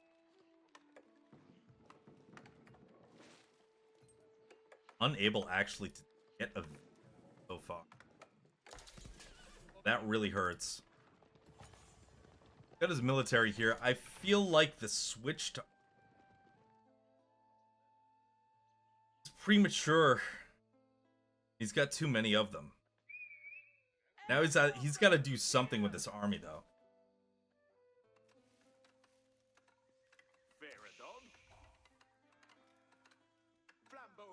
Continuing build up unit. There he is. White Tower's down. I think that is not a call for retreat. Call to attack. Get some damage done. Like I was talking about. Knights up here in the deer. Pretty choice. French army doesn't really know where it wants to go. No veterancy for the English quite yet. Yeah, I'm not a huge fan of this white tower. It's not really like you also can't really establish the farms on this side. You could on this side after the gold. Gonna defend the gold for the time being, but you've got these deer exposed. I mean, I would have just walled this if I was thinking defensively. Wall the back here. Then you could probably wall this side. Then up the white tower way out in front. Protect the deer. Then you can set up, you know, a farm transition right in this back pocket. Be all set for the game.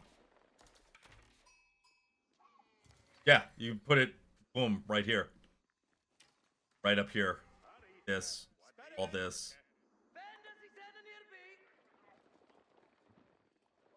We love our deer. We love our deer. So, interesting position. French is down in age, but is up in military units, is way up in army value. Yeah, or you could, depending on how aggressive you want it to be. I'm a pretty aggro player. I could also, like, right down here, secure this large goal. Because Hill and Dale really does turn into, like, a battle in the middle of the map. Or the large gold later. English making their attack. But without veterancy, without a lot of upgrades, this is super premature. And honestly, could be a throw.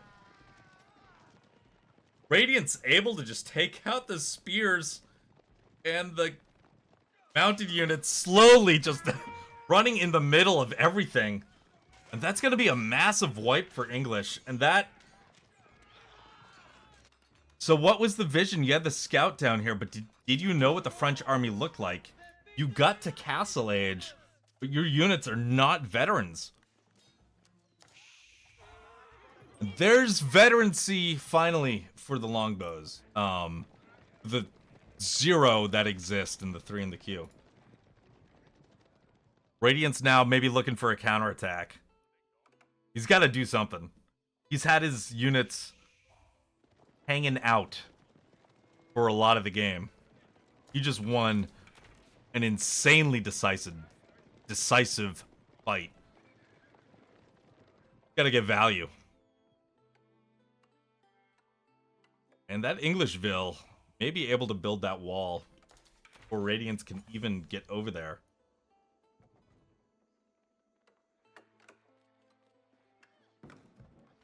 He's almost ready to go up to the castle. See what he drops. I mean, 8 Royal Knights, you could do Royal Institute. Yeah, I don't hate that. I don't hate that at all. He's got the gold for Royal Bloodlines. And Fucraz not going to be able to build that wall. Going really heavy still into longbow spear.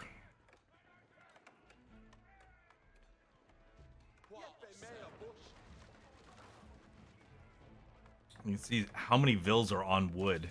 Why that makes sense to take this, turn it into longbows. We'd like to see some crossbows as well. Maybe some men-at-arms, something for, you know, a frontline shield.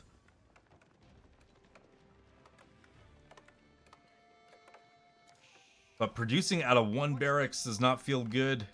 You must have a second somewhere. There it is. Okay, so 2 barracks, 2 ranges, and a council hall. That's decent production. But here comes the push into his wood line. Fucraz losing vills. Idling out so many more. Radiance really can't afford to take his foot off the gas, though.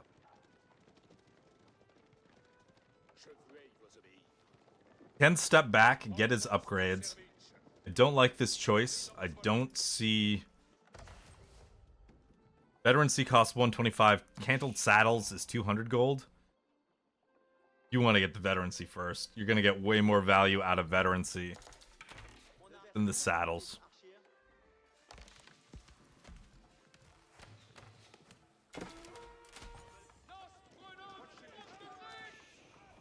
Oh, looking for a target.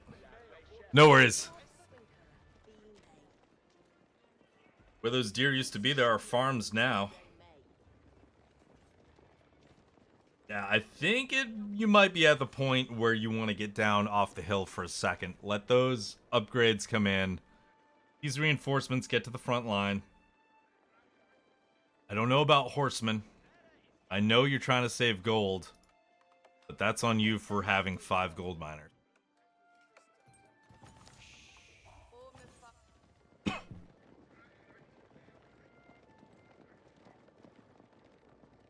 French military looking to do something.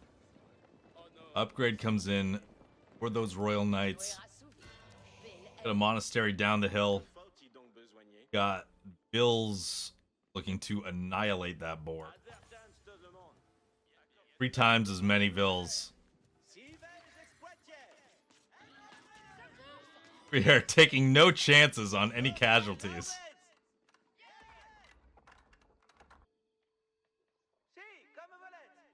The French army continues to stand around doing not too much. English army is pushing out again. But you don't have to. There's no reason the English army really needs to pull away from defenses at this point. Especially when you're marching in a formation where your longbows are up in front. You're getting these techs for men-at-arms. You don't have them. You don't need to push out quite yet. But if you can force a good fight, because those spears are getting right onto the horsemen. They are doing so much damage there. Those knights getting caught off guard. That's actually a much better fight than I thought it was going to be for the English. That is a value fight.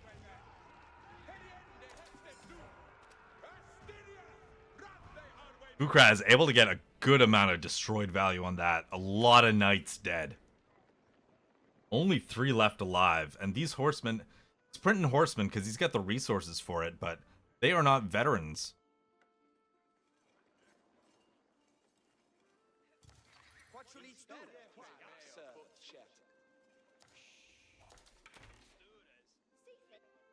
Actually, a very good fight for the English.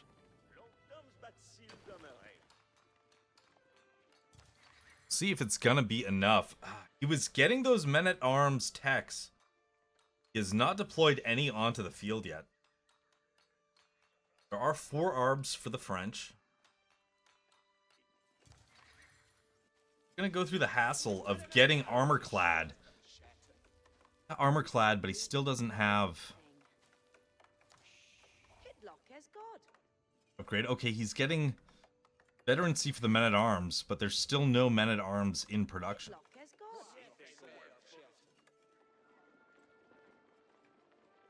You waiting for them? You're waiting for all the upgrades to come in before getting them on the field? You know, I think it's always a better idea to... You know, you make the units, you have the units, and then get them out onto the field and let the upgrades start affecting units already created. No. It's spears. It's nothing but spears. So he's sticking with spears longbow.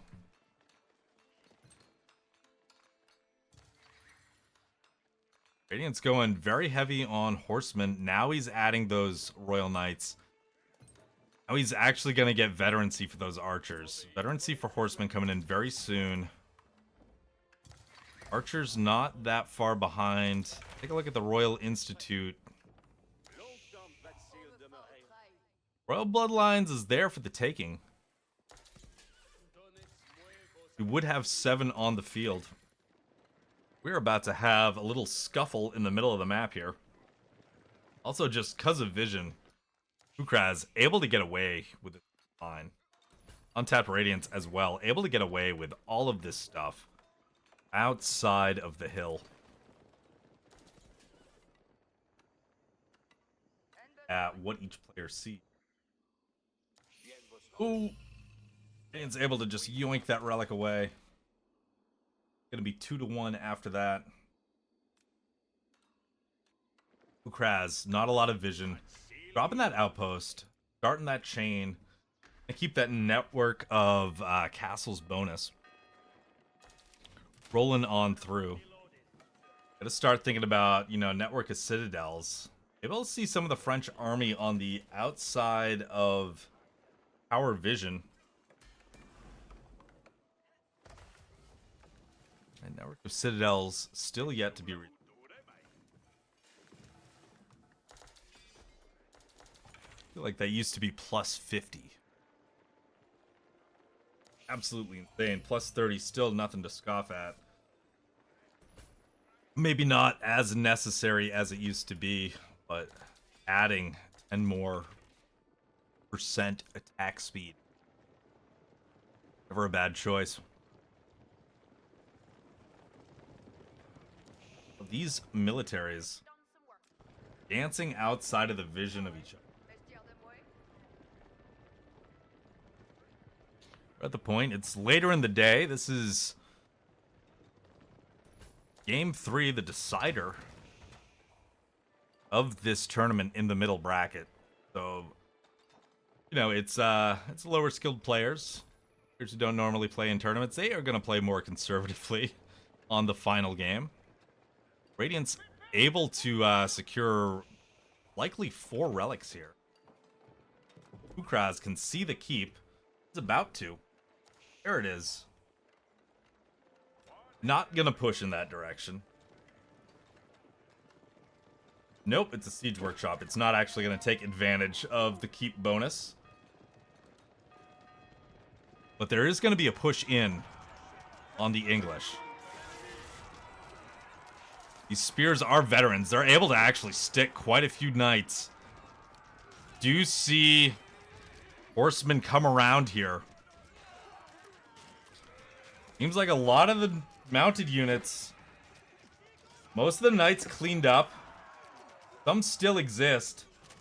Longbow's able to start one-shotting the rest of the horsemen. Spears still coming in to deal damage to the knights. It may look bad for the English, but I don't think this is too terrible. I think this is still a good value trade for the English. They are losing units, but there are enough longbows in that mass to one-shot the armored mounted units. And now the men-at-arms can move up. And Radiance losing quite a few units here. Sure, those Arbs doing a good job taking out the men-at-arms. But Fucraz gonna push French back to that keep. Now do we see any siege? The English. You've got Whoop, the White Tower. You got trebs you made from that. Big problem, though. Where's Fucraz's gold coming from? Okay, he's moved up here. That's fine. Still would like to see, you know, a couple vills. You already built the gold mine. He's not messing with you down here. You can take 5, drop an outpost.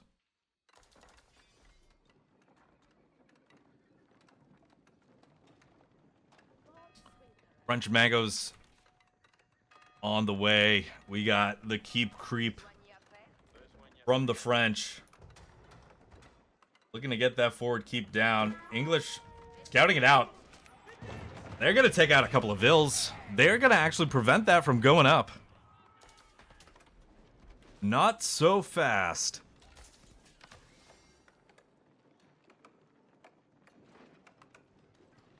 Now we get crossbows. Now we got a bunch of men-at-arms. Good idea to make a lot more spearmen. I like this. Gotta figure out something to do with the food.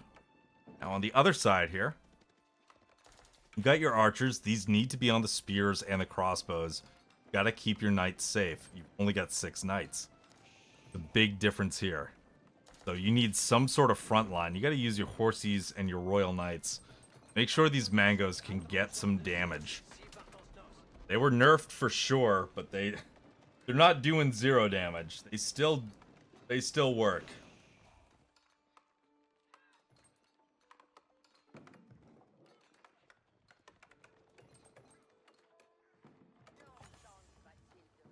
Relics are going to be 4-1. French letting that TC. And these Vil kills. Wow, look at that. And I think maybe if you're English, this might be what this stone is for, or it might be for a keep. Oh, there is the second TC. Okay. I was about to say, I think you start thinking about a second TC, but there it is. He has made it. Something to catch up with the Vil. More keeps for the French. Market down in the middle. I mean, I don't like this choice that much. You've got a good spot for a market right back in this corner. Got a gate. Got a gate. You can get way more gold going out to the corners like that. How much are we going to generate here? 29. Not super good. Mangonel moving up. Could be in target for the longbows, if they think about it. Not going to happen. French dropping a keep up here. We'll have more for more keeps. But there's going to be an engagement on the English gold.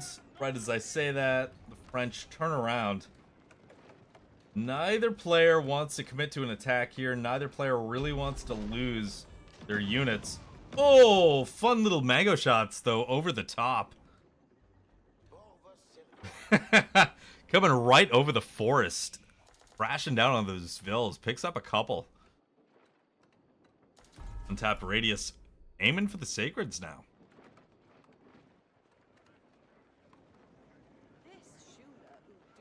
Fucraz needs to figure out what to do here. Going heavy into inventory. Those spears and men-at-arms. Mango with another decent shot.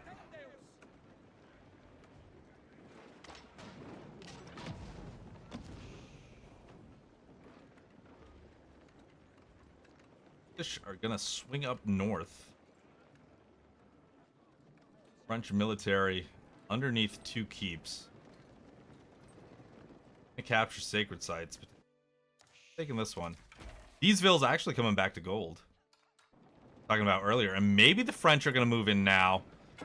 English are dropping a keep of their own. Will he commit to the building of that? Gonna secure this gold.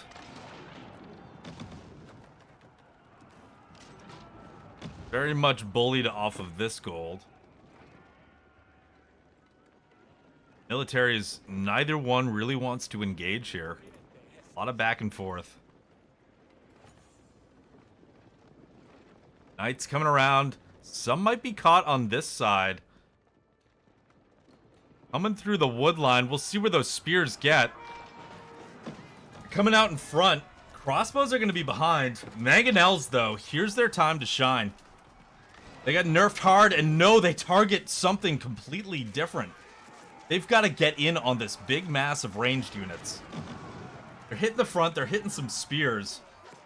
But no, their target is here. Here, here, here.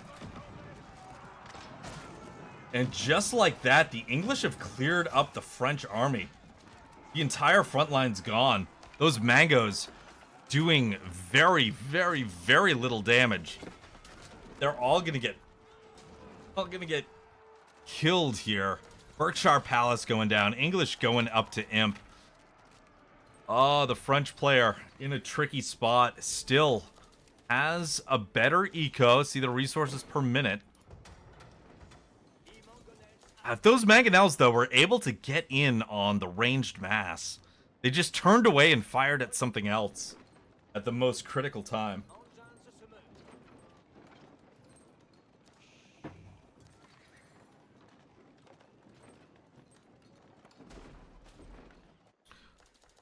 Gonna have Imperial English, and we've got Rams. Rams and Rams and Rams. I don't think you need to be allergic to trebuchets. There are 2 keeps here. They're gonna have boiling oil, or oiling boil.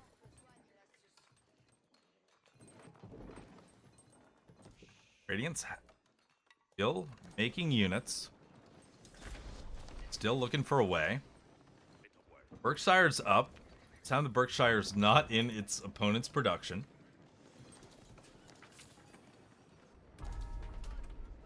And we're gonna go opposite ways round the wood line.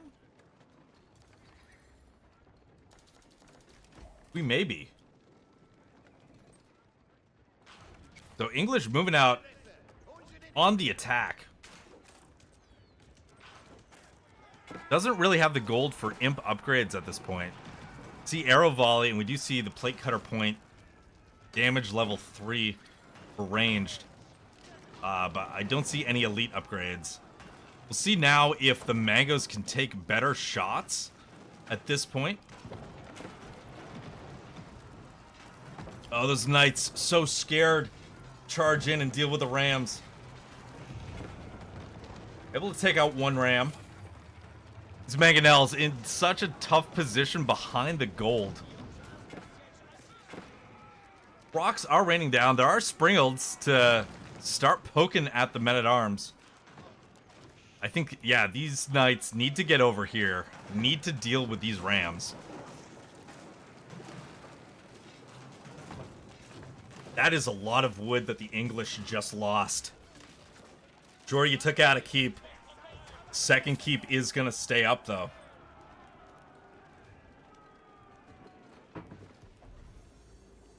And now we got a red palace just down the street from Berkshire.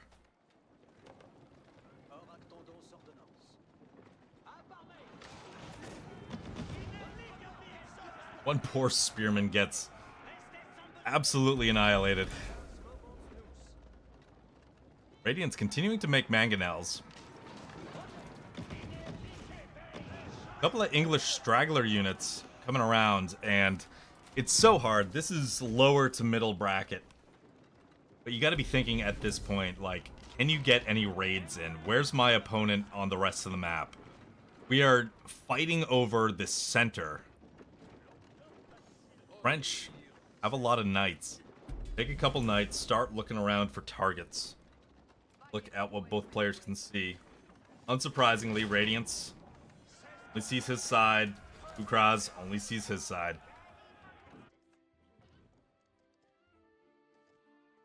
We have very cheap traders coming in from this market. I don't like it. I don't like this market. You had this spot right up here.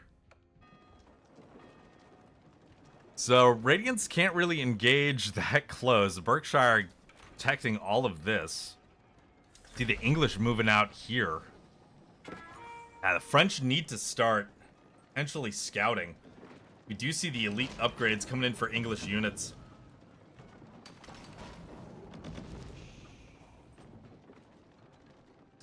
Should be looking for... Oh, he's pop-capped.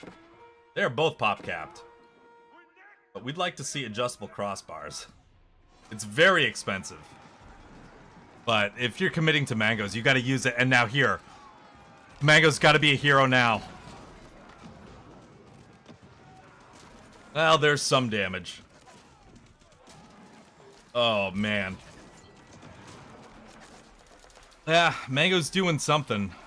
But just the fact that range can destroy him. Not great. Springald trying to deal with these elite men-at-arms. Not doing a terrible job. Red Palace also going to help with that. Cannon emplacement incoming. More siege on the way. Now the switch to Arbs. I like the Arbs. Elite Royal Knights. Research incoming. What do we have here? Copulation going to help the English gold situation.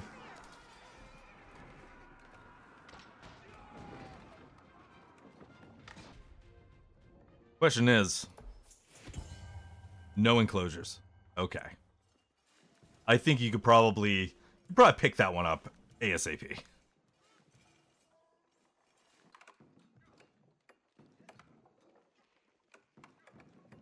Fucraz is over the map. Pretty wild that these haven't been scouted out yet.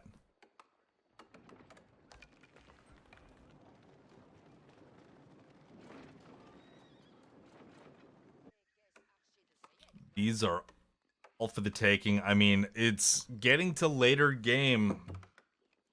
Both at the start of Imperial at this point.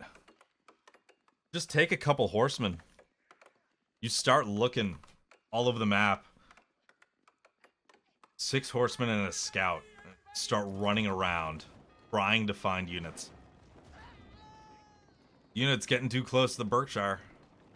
Getting picked off, or maybe that's just Radiance creating pop space. Who can tell?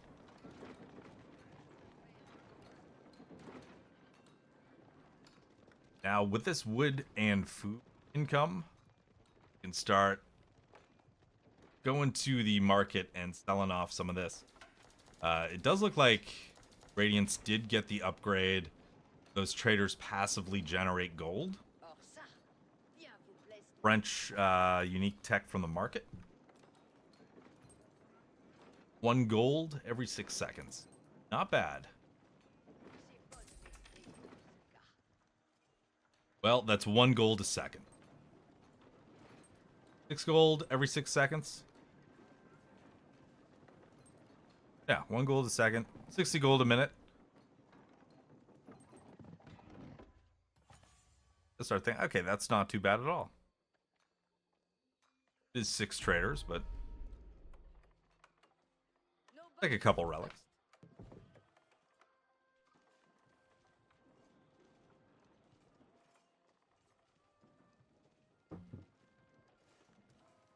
Are making stuff cheaper. We are getting those techs, but techs I would like to see searched are elite unit tech. Getting some eco stuff. That's all well and good, but the English army got their elite techs. Everything in the blacksmith, all done. Radiance still behind on his blacksmith techs. University, they're starting to search there. Gary arrows, that's huge. Oh, that's new. Oh, it's against building. That is not the...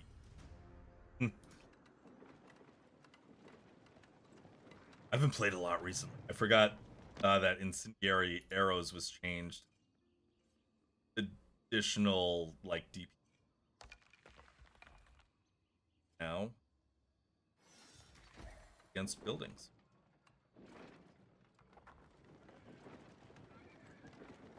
Silk bowstrings also in the queue. Gonna add that additional range. More melee armor for those armor chads. % damage. What are we looking at with men at arm? 2, 3 damage. Well, the cannons come forward, looking to harass the English Treb. Mangonel's actually able to get a shot or two off this time. Trebuchet still survives. French doesn't know what to do with their army. They drop to keep down in the middle. Pocket eco all over the map. Be raiding here. Raiding here.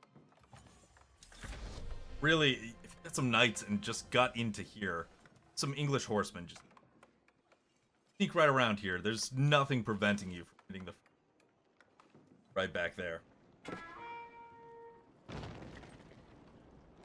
But would that matter that much? Because you can see just resources per minute. Eco's already in a good spot for both players. We're gonna have a horseman for the French. What does the English have really for? Okay, they've got 30 men at arms.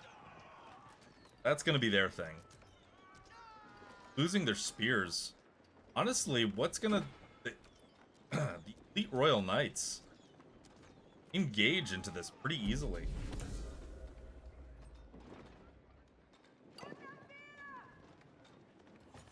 Maybe just looking at... keeps creeping across the map for both players. Radiance has taken all sacred sites, but it's being contested right now. Fucraz really gonna struggle holding those sacreds. Yes, no, yes, not contesting. Okay. I mean, this one is wide open for taking, and I think as soon as you move some units up here to try to take the sacred site, you'll realize that, oh, you can just hit all of this exposed eco. Red Palace, though, under fire, under siege, under Trebs. On the Red Palace, Radiance has enough wood to repair it for the next 2 hours. So no worries there. I need to pull some more vills, though. Oh, and there's one villager. He has found eco. He has found the trade.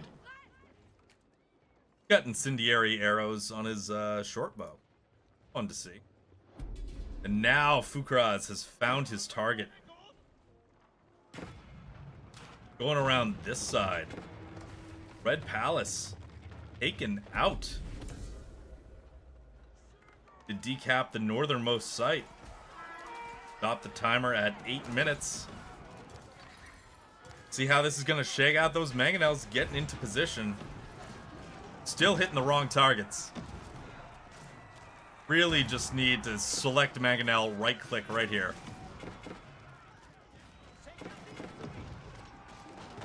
That is not going to happen. They are focused more on the men-at-arms, but Radiance actually looks like he is taking this fight. Red Palace almost repaired. Cannons coming out for the French. Longbows and crossbows. Trying to kite as much as possible. French are taking that out.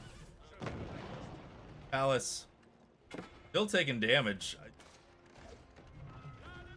Take out these Trebs pretty easily, dude. Entire French army has moved north, and we finally see that mangonel connection we've been looking for the whole game.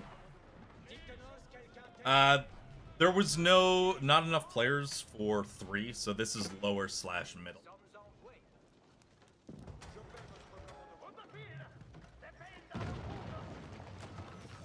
That keep gets taken down. Red Palace not reconstructed quite yet. But the pressure on the sacred site to the north has been relieved. Whereas continuing longbows and men-at-arms. And here comes the horsemen looking to take out the Trebs. 2 go down almost instantly.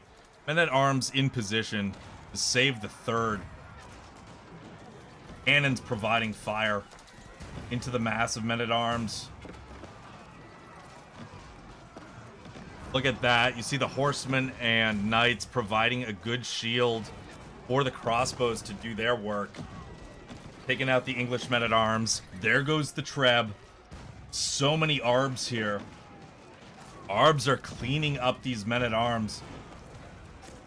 It seems like Radiance looks like he's in a good position. Man, we're at the 45-minute mark. We are going late Imperial. We are driving this party straight into the Berkshire Palace.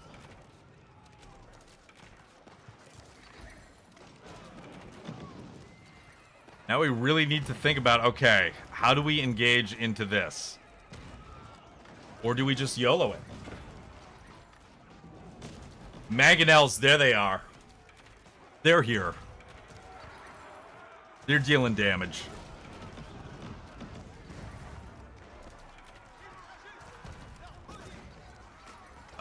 But with this amount of fire, I think French needs to retreat. There he goes.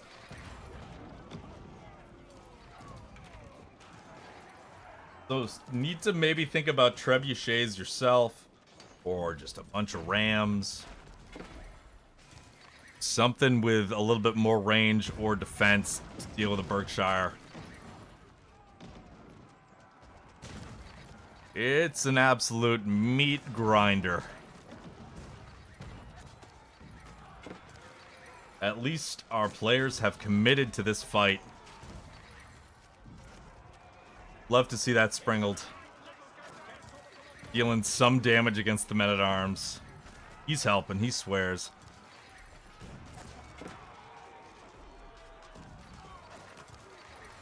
French economy seems so much stronger than the English right now. Enclosures still not researched. English sitting on a lot of gold, though.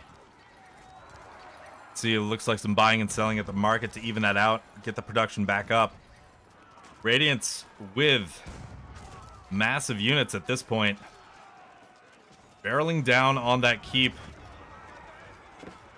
Cannon getting shots on the keep? Are we hitting the keep? What are we hitting? Looks like it.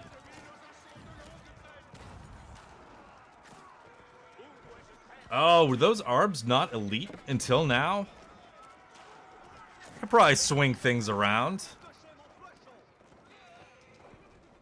Arbs are finally elite. Still would like adjustable crossbars at some point. Mangonels need some help.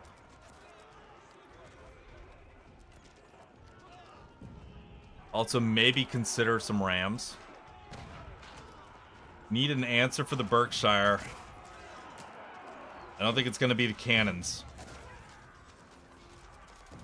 It's going to be more than one cannon anyway.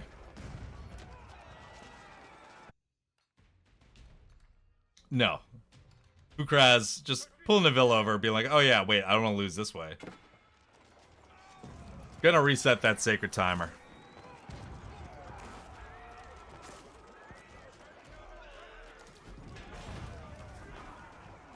I feel like I cursed myself when I was going to say there's one more game to cast today. We are closing in on the 50-minute mark. Sacred Timer has stopped. I still think, based on everything, Radiance is in the position to win. Take a look at the income. Then you take a look at lack of enclosures. This is killing me. It's killing me so much. PC needs to get Vills on these farms. Get a good income there. We are kind of running out of wood. Hey, these Vills are too late. Oh no. What are we watching?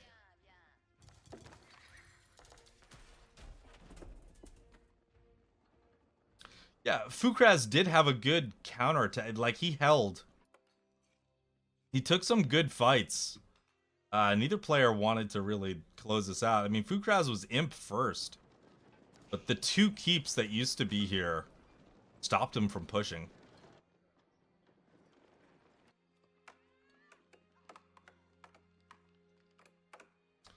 English looking for wood wherever they can find it on the map. No tech left unresearched. Radiant still with a population lead. Look at that. All these horsemen popping out. More keeps are coming down. English army might be caught off guard. I'm not sure. Radiance with a couple of trebs. There's something. Looking for something to take down that bird. Go with the keep in front first.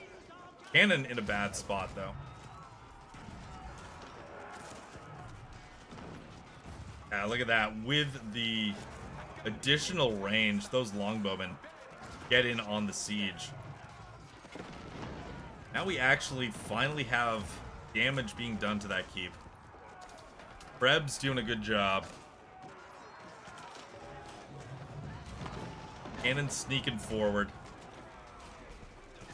Getting damage. I mean, Radiance just needs to, yeah, collect all stables. Shift click elite horsemen over and over and over.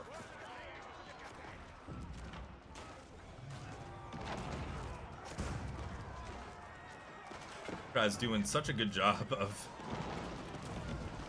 trading.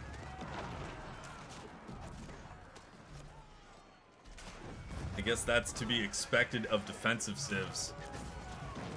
I keep finally fall. Now Radiance is out of trebs, out of units too. Oh no. Oh no. He wasn't producing. Now the English taking their counterattack.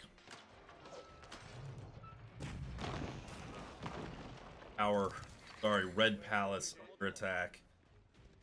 Once more by double trebs.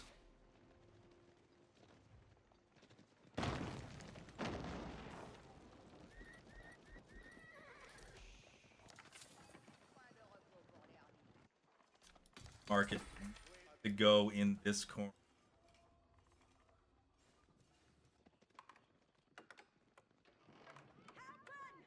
Someone needs to figure out that both players are harvesting resources.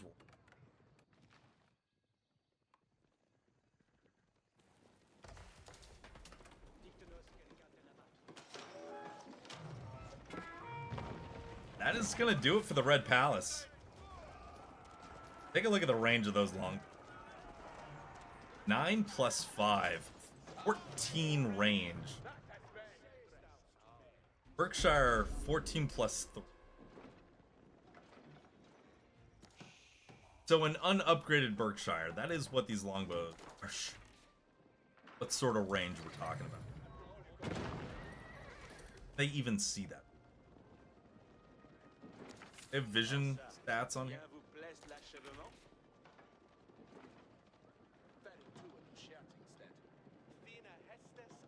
I don't know.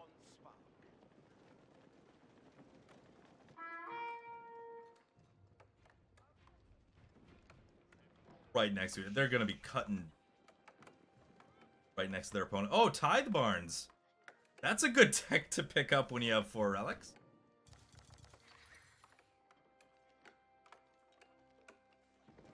Gonna help out. Do we have enclosures yet? Yes, we do. Okay.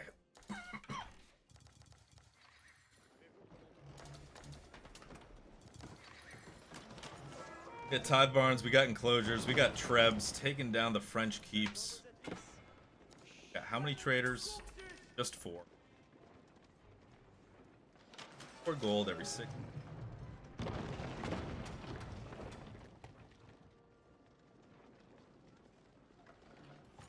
Feel like a lot.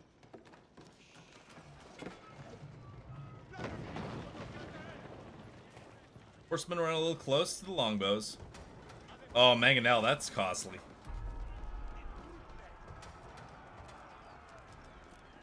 And that keep is gonna burn down.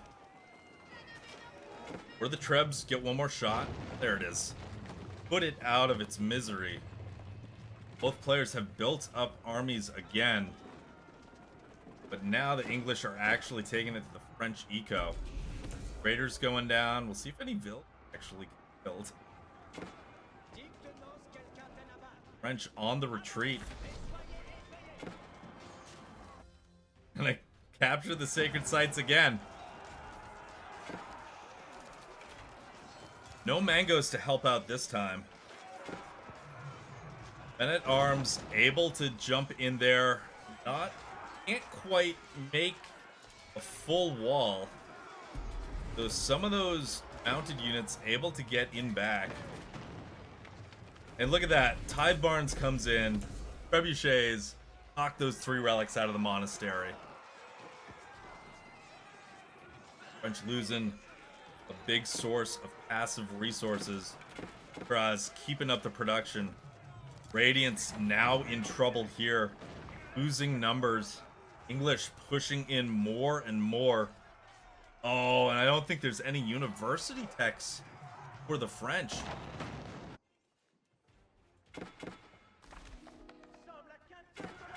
There is. Okay, so he's got, imagine, biology.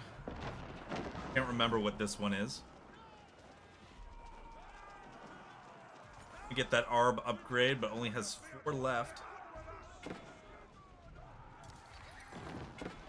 Now the English seem like they're finally in a dominant position. They're gonna stop this nonsense with the sacred sites. They have ejected those relics. They are pushing in on the production of the French.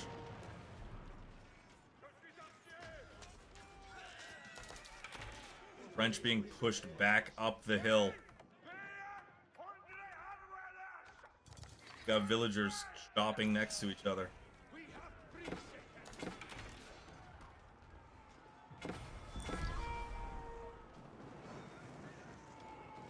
Just coming up here, and with enough sight, yeah, those longbows gonna start taking out the French farmers. Dealing damage, dealing damage. And we are pushing the 1 hour mark. I don't believe it. I cursed myself. I said, oh, we're almost done. This is gonna be the last game. And the last game is gonna be a great hour-long match. Well, army count pretty much even. French able to make enough horsemen.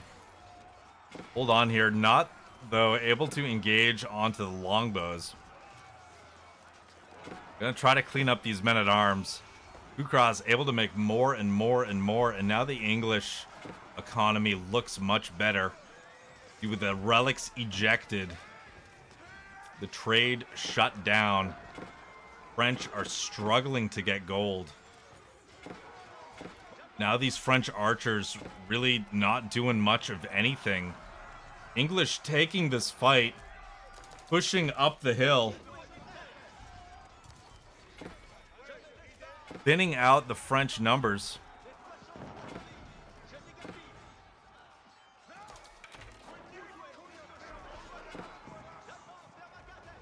French running out of gold.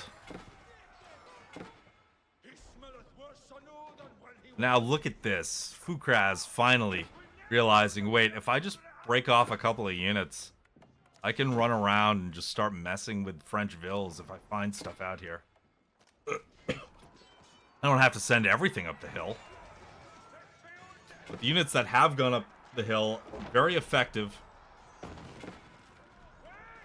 PC has ARB bolts, which is annoying for these elite men-at-arms. They're taking like 30 damage on each shot. Now we get an English keep on top of the French mountain. Folks, we're 45 seconds away.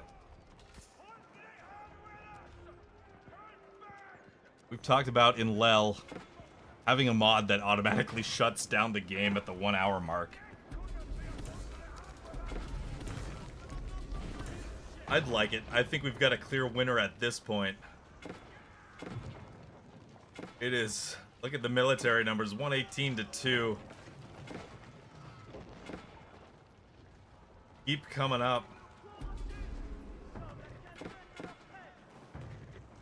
English army is here. There is nothing to stop them.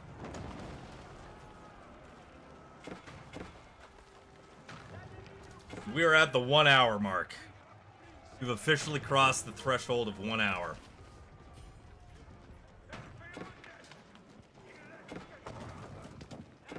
And it's just going to be a push into the French landmarks at this point. Landmark TC is down. School of Cav going down. There's the tap out. And that is game. Hold on. My brain is broken. Radiance. Yeah, in the chat. Man, you did have really, really strong positions throughout that game. But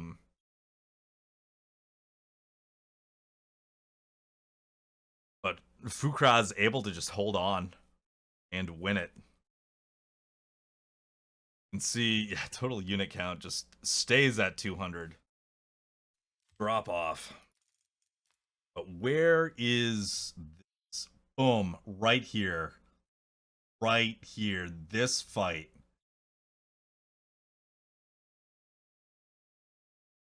Right here, you were in such a good spot. And your military was staying around the middle of the map. It felt like you were uncomfortable with where you thought they should be. So they were just kind of milling around the middle. But this right here, you could have closed it out.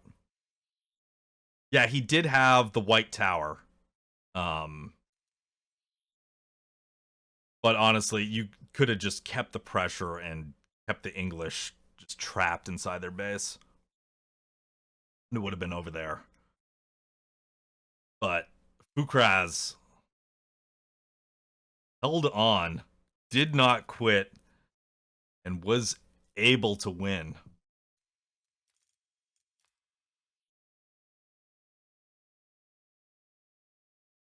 Yeah, there were multiple times where you're even just like, yeah, some stone walls around the southern sacred site. Could have had sacred victory. All it was one villager coming over. Fucraz realizing, like, hey, he's about to win this way. I'll just move a vill and decap this. Yeah, no, for there was, I mean, we can talk about, it's early in the season, so ranks don't super mean much quite yet, but you are 150 hidden elo lower than your opponent, or 150 gap in MMR. You put up a hell of a fight. What's up, Fucraz? You held on. That was like, everybody, we can all go to bed now. Yeah. 1 hour game. Can't believe it. Yeah, everyone's brain is mush on Alel Day, especially finals going to a best of 3. Then you got game 3. Oh, my brain is tired. I am out of it right now. You demand a rematch. I am not casting. You guys do whatever you want. I am not casting that. Endurance. Yeah, this was certainly an endurance game. Thank you, Solarized. Appreciate it. Fucraz, thank you for the follow. You just pushed me up to 400 followers. That's pretty neat. Okay, so we just saw Fucraz take the win over Radiance. Yeah, I'd love to see you both back next week. Oh man, thank you for the sub too. Awesome. Thanks, man. Congratulations. Yeah, come back next week. That'll be our last lel of the year, and we'll probably be back mid-January.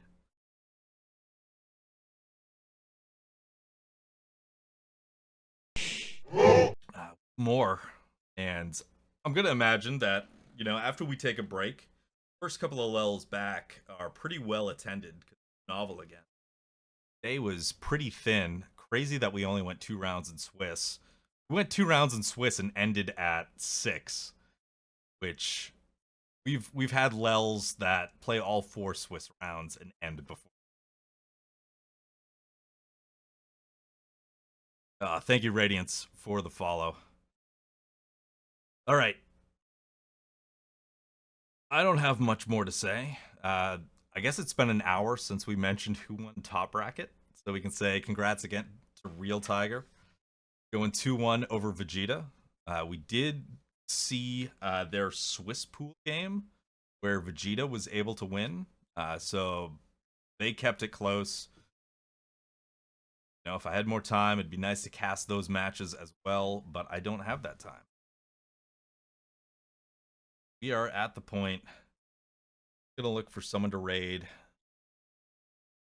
Thanks for dropping in. Thanks for those who played and came out.